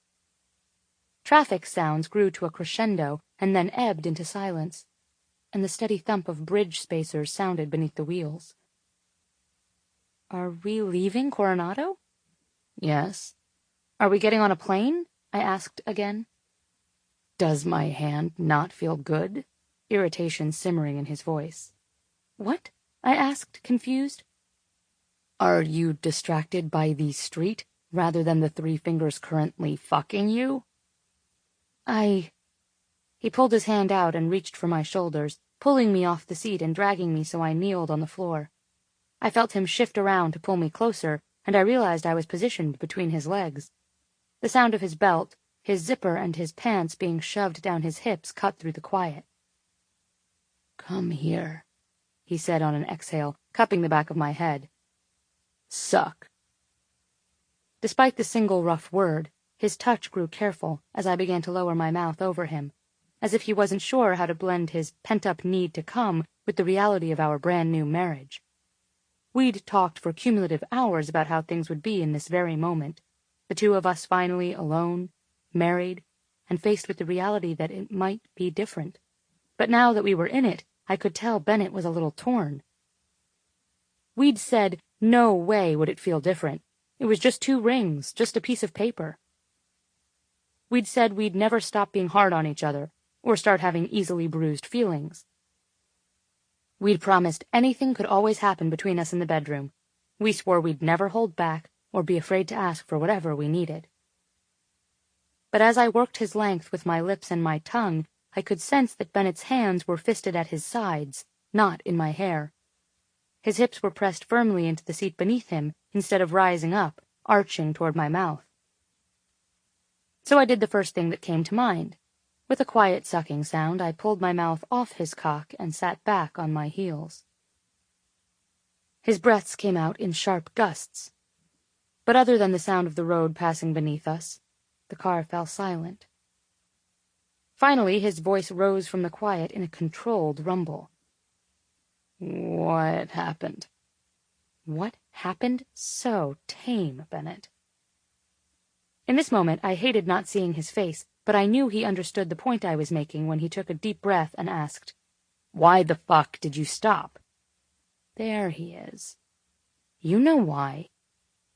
Strong hands lifted me off my heels and sat me back until my butt hit the floor of the limo and my spine rested on the seat opposite him. One of Bennett's knees planted on the seat beside my head, and without saying a word, he pressed the crown of his cock to my lips, forcing my mouth open. "Suck," he said, and this time the word was coded in anger and need.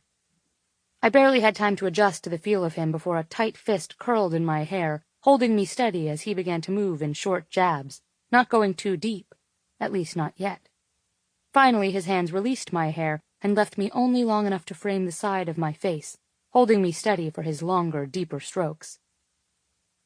The car rolled to a stop, and Bennett slammed a palm on the intercom button, managing a sharp, "Wait here," before returning his hand to my face, groaning hoarsely.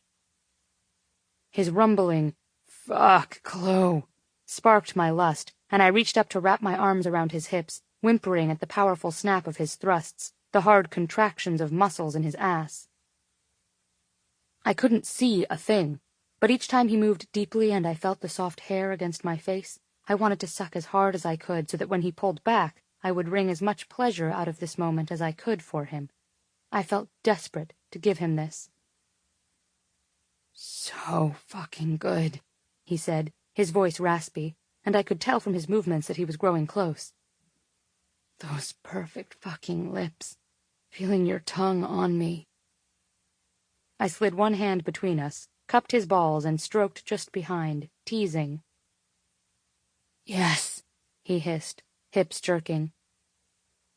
With a final push inside, he came, cock rigid and releasing his orgasm down my throat. He cried out as I swallowed around him, slowing his movements until only the tip of him rested against my tongue. I tilted my head up to him when he pulled out, and felt the soft glance of his thumb across my bottom lip.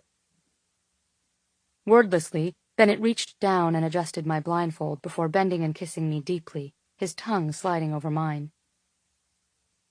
"Tell me you like my taste," he whispered. "I love your taste." And then he pulled my dress up, moving his hand between my legs and under the lace of my underwear, as if confirming what I'd said was true. "I fucking love your mouth." He leaned forward, laughing against my lips. "And I love fucking your mouth." His touch was gentler now, exploring rather than giving pleasure. He grunted quietly, moving his hand away from me, and I heard the rustle of fabric as he pulled up his pants, straightened his clothing. Taking my hand, he murmured, "Come on, Mrs. Ryan. We're here." We were definitely in a hotel.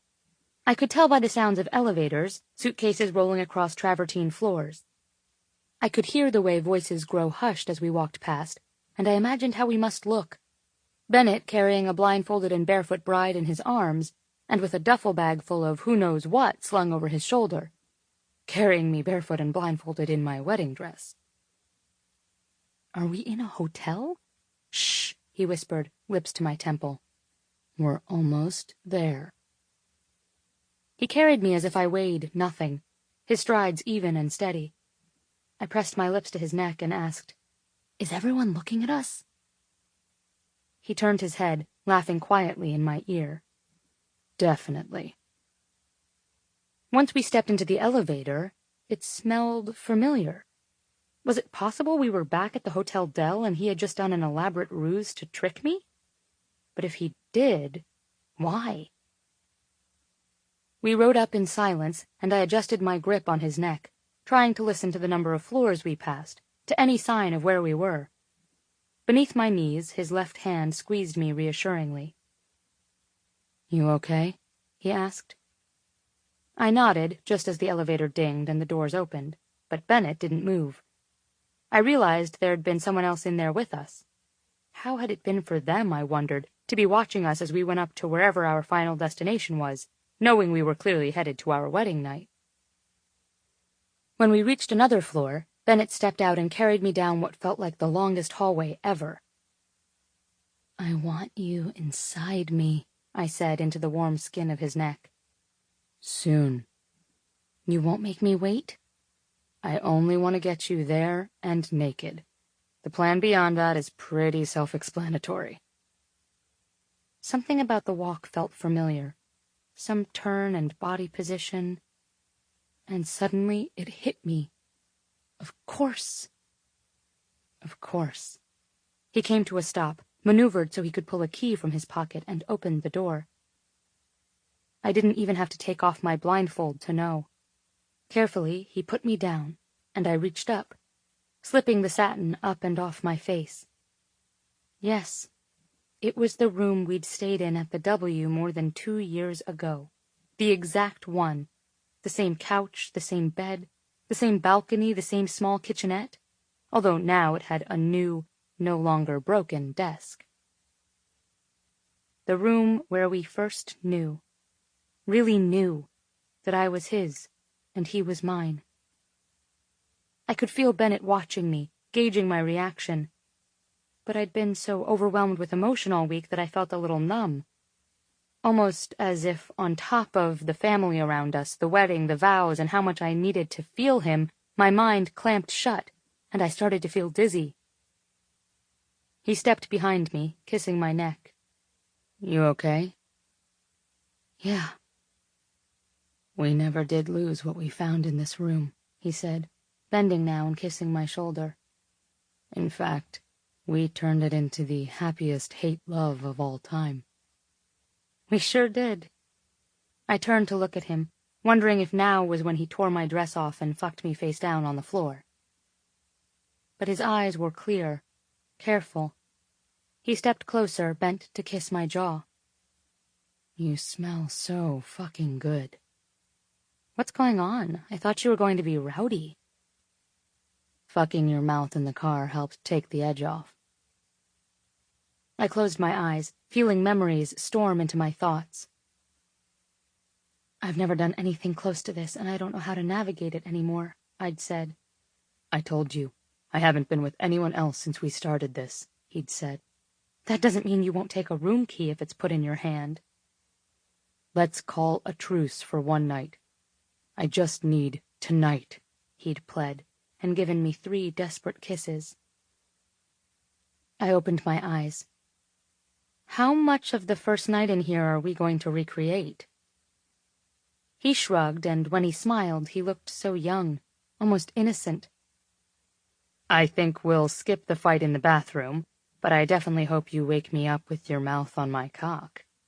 He leaned forward, kissing me once and then pulling back to study my face. Honestly, Chloe, I just want you out of this dress. I feel like we haven't been skin to skin in months. I nodded without speaking, still overwhelmed and exhaling in relief when Bennett's broad hands slid across my bare back, unbuttoning and pushing my dress down my sides, holding it up just enough for me to step on his hips.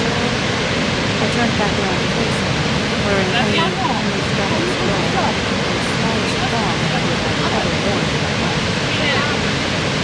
Without a word, he reached for me with lightning quick hands and shredded the hand, and then reached up to my chest, gripped my bra in one hand, and savagely tore it from my body. Reflexively, I crossed my arms in front of me, my pulse hammering. You had other things you were going to put on for me tonight? He asked, nodding to the bag he'd dropped in the entryway. I did. He was already shaking his head. You won't need them. Maybe in the morning, but not right now.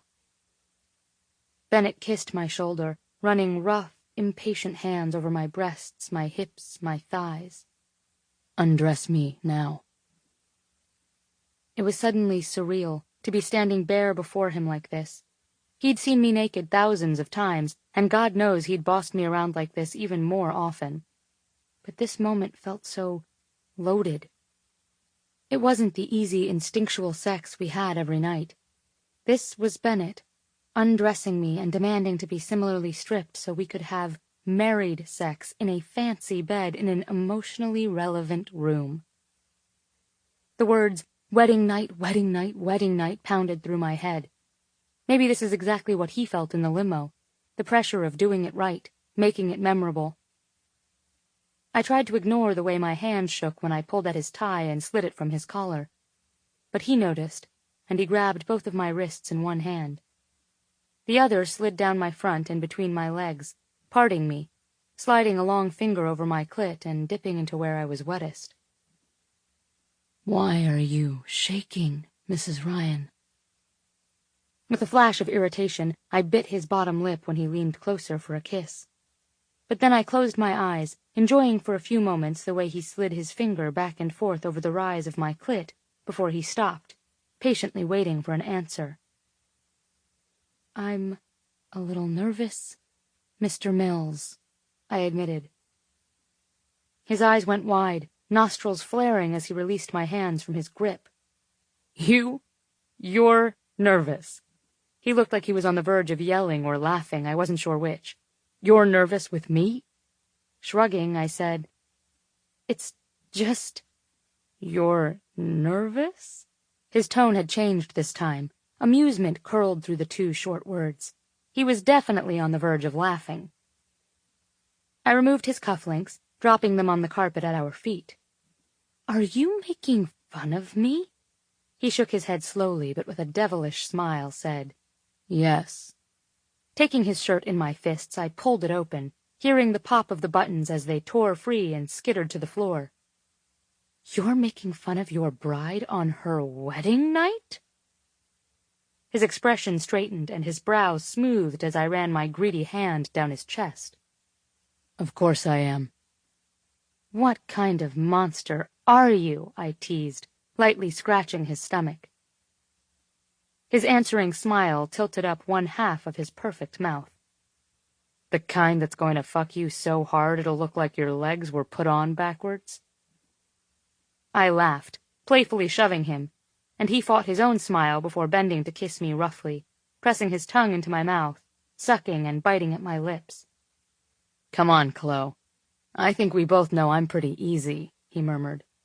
"Tend to my cock and the night is a success." I ran my hands down his torso, feeling every dip and hard ridge, and shivering when he bent and sucked my jaw, growling into my neck. I pressed into him, loving the feel of his hungry hands down my back, grabbing my ass. "Get over your ridiculous nerves and fucking undress me," he hissed, kicking off his shoes and bending to peel off his socks. I gave his zipper an impatient tug and pushed his dress pants and boxers down to the floor. With his hands on my waist, Bennett backed me to the bed. And then he kneeled in front of me, bracing his hands on my hips and leaning forward to kiss my navel. His wedding ring winked in the dim light of the bathroom. "We're married," he said quietly, pressing another kiss to my belly button. "I'm your safe place. I've always been your safe place." I slid my hands into his hair, pulling gently and knowing he was right. I'd been my best and worst self with this man, and he only loved me more the more real I was with him. No place was safer for me than with Bennett. He moved his mouth from one hip to the other, up my ribs, tongue sweeping over my breasts, teeth pulling gently at their peaks. And then he rose to his feet as he kissed up my neck until he towered in front of me, hair hanging over his brow, eyes dark and predatory. "How many times have we been together like this?" I shrugged. "Maybe 1,000,000? "Are you still nervous?" he asked quietly, lifting my left hand and kissing my wedding ring. I watched his tongue dart out, licking my finger, and whispered, "Not anymore." His expression grew serious. "Are you happy we did this?" Nodding, I managed a hoarse, "I'm giddy." He bent, kissing me, and I said into his smiling mouth, "I think you're the best thing that's ever happened to me." "You think?" Reaching up, he pressed both hands to my face, sliding a thumb inside my mouth. His lips twisted into a dark, teasing smile. "You think?" I nodded, pressing my teeth into his knuckle. "Suck it," he growled, and then shivered when I wrapped my lips around him, circling him with my tongue. Between us, he was so hard his whole body was tense, hands shaking at the sides of my face. "Look at me." I shivered, unable to break my attention from where his cock arched straight up between us. "Look at me," he ground out. I blinked up to him, and he slid his thumb deeper into my mouth, pressing down against my tongue. He groaned quietly, watching as he slowly withdrew his digit. I bit down so his skin dragged against my teeth. A calm silence settled between us.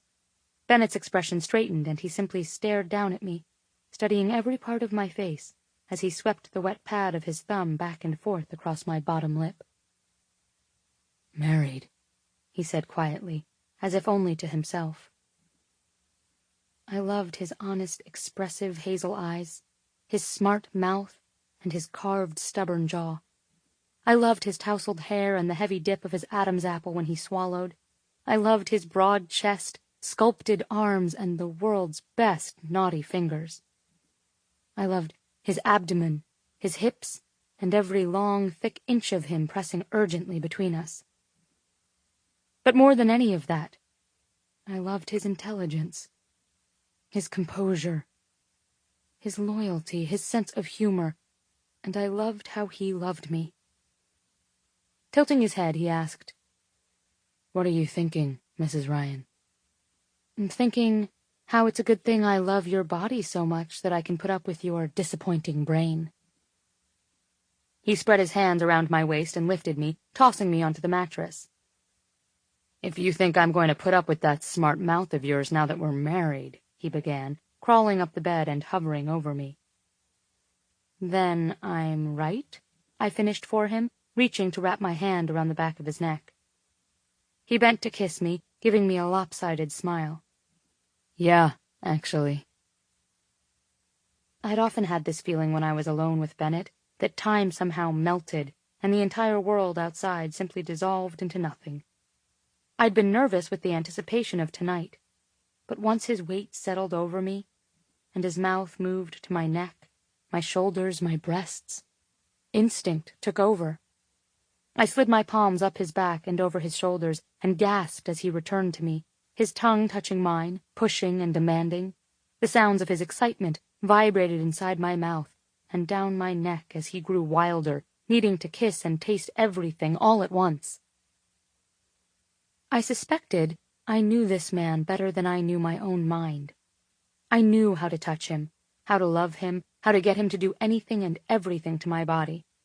And so when his hands spread my thighs apart, thumbs circling and meeting in the middle to glide over my clit, and his eyes focused on my face as his lips clamped over the peak of my breast, studying, commanding, hungry for my pleasure, I lost any sense of anxiety over the night and knew we would forever be the fevered combination of Bennett and Chloe, Mr. Ryan and Miss Mills, Mr. Mills and Mrs. Ryan, husband and wife, bastard and bitch. Kneeling between my legs, his hands framed my hips, and he watched as he slid over my wet skin, before resting the head of his cock on my navel. I could feel my pulse thundering in my throat, and I lifted my hips, suddenly impatient for this, wanting to feel his weight on top of me, hear his desperate sounds in my ear. "Should I say something profound before we begin?" he asked, smiling down at me. "You can try," I said, scratching down his stomach. "But I wouldn't want you to hurt yourself." With a light pinch to my nipple, he bent low, nipping at my jaw. "I love you anyway." As he slid into me, I shook, crying out sharply at the relief before gasping, "I love you anyway, too." "It feels so fucking good." "I know." I pressed my palms to his ass, feeling the contracting muscles, pulling him deeper into me and rising to meet his every push. Bennett's lips moved across my cheeks, aimless, to my ears and my mouth, down my chin to my neck. His words came out broken and desperate. "So much. Oh, God, Chloe, don't. Let me hear you. Let me hear you. Tell me what you're feeling. Tell me what you want." I sucked at his neck, watching his shoulders bunch as he moved and moved and moved over me. "I want faster, closer, more. Please. He pushed up onto his knees between my legs, gripping my thigh and pushing my legs farther apart. Fucking hell, Chloe, you're so beautiful. I groaned, feeling the heavy drag of him sliding inside me. The pleasure was amplified by the way his eyes seemed to caress my skin. Reach down, he whispered. Feel where I move in you. I did what he asked, letting his cock move over my fingertip as he slid in and out. He bent low. Tell me what you feel. Wet, I answered, looking up at him. Hard. His gaze burned, and he stared down at my fingers on him. When he smiled, he looked dangerous, and it made my heart slam into my chest. I know, he said. He took in my tangled hair, picked up one of my dirty feet, and slid my ankle up his hip. You're a mess, you greedy fucking girl. He slowed, pulling almost all the way out until I panicked and wrapped my legs around his waist. It felt like a match had been lit inside my belly, and it burned, spreading like wildfire down between my legs, serving only to increase the impatient need I felt. As if sensing how close I was, Bennett pushed back into me, focused now on getting me there. He was sweaty, his hair damp from exertion, and a drop fell from his forehead onto my chest, and then another. Tell me how good it is, he said, his voice low and commanding. With a sharp jab of his hips, he thrust harder into me. Tell me, Chloe, how good the fucking is. I couldn't answer, already starting to dissolve. He was wild, rough touches and punishing thrusts, flipping me on the bed and taking.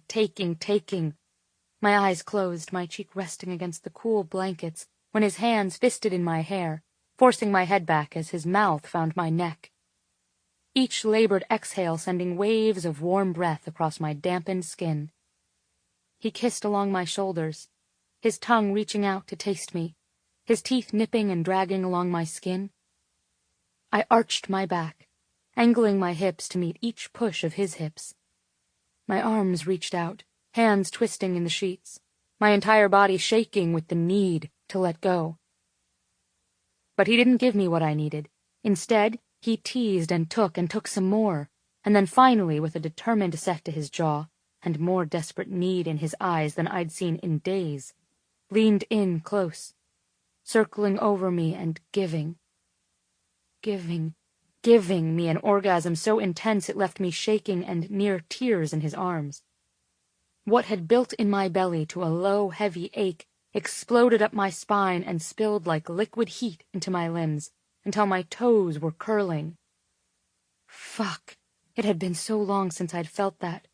My body coming around him, trying to draw him in, greedy for every commanding inch. I worried my heart might smash through my ribs with how hard it was beating. The relief in the epiphany. He wouldn't change. He could only ever be this greedy, demanding bastard. Was such intense relief that I finally did give in to my emotions, shaking in his arms, clutching him until I caught my breath. But when I asked him what he wanted, and he groaned, I want you to take over. I want you to wreck me. I smiled, slowly climbing on top of him. He was sweaty, hair dripping onto the pillow beneath him, and muscles bunched and coiled beneath smooth tan skin. His eyes saw nothing in the room but me, flaring hotly at the anticipation of what I'd do. I looked him over. Freshly fucked hair, blazing hazel eyes, lips so wrecked from my mouth and skin they were red and chafed.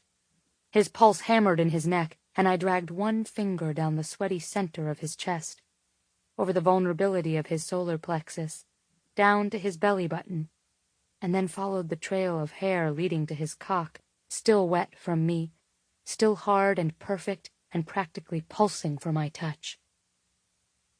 No, I said, running my hands back up his torso, reveling in the feel of him. It really wasn't fair. In a perfect world, Bennett Ryan would be a man-whore so that more women would get to appreciate this body. But let's be honest. Fuck that. No, he repeated, eyes narrowing. You wore me out, I said, shrugging. I'm tired.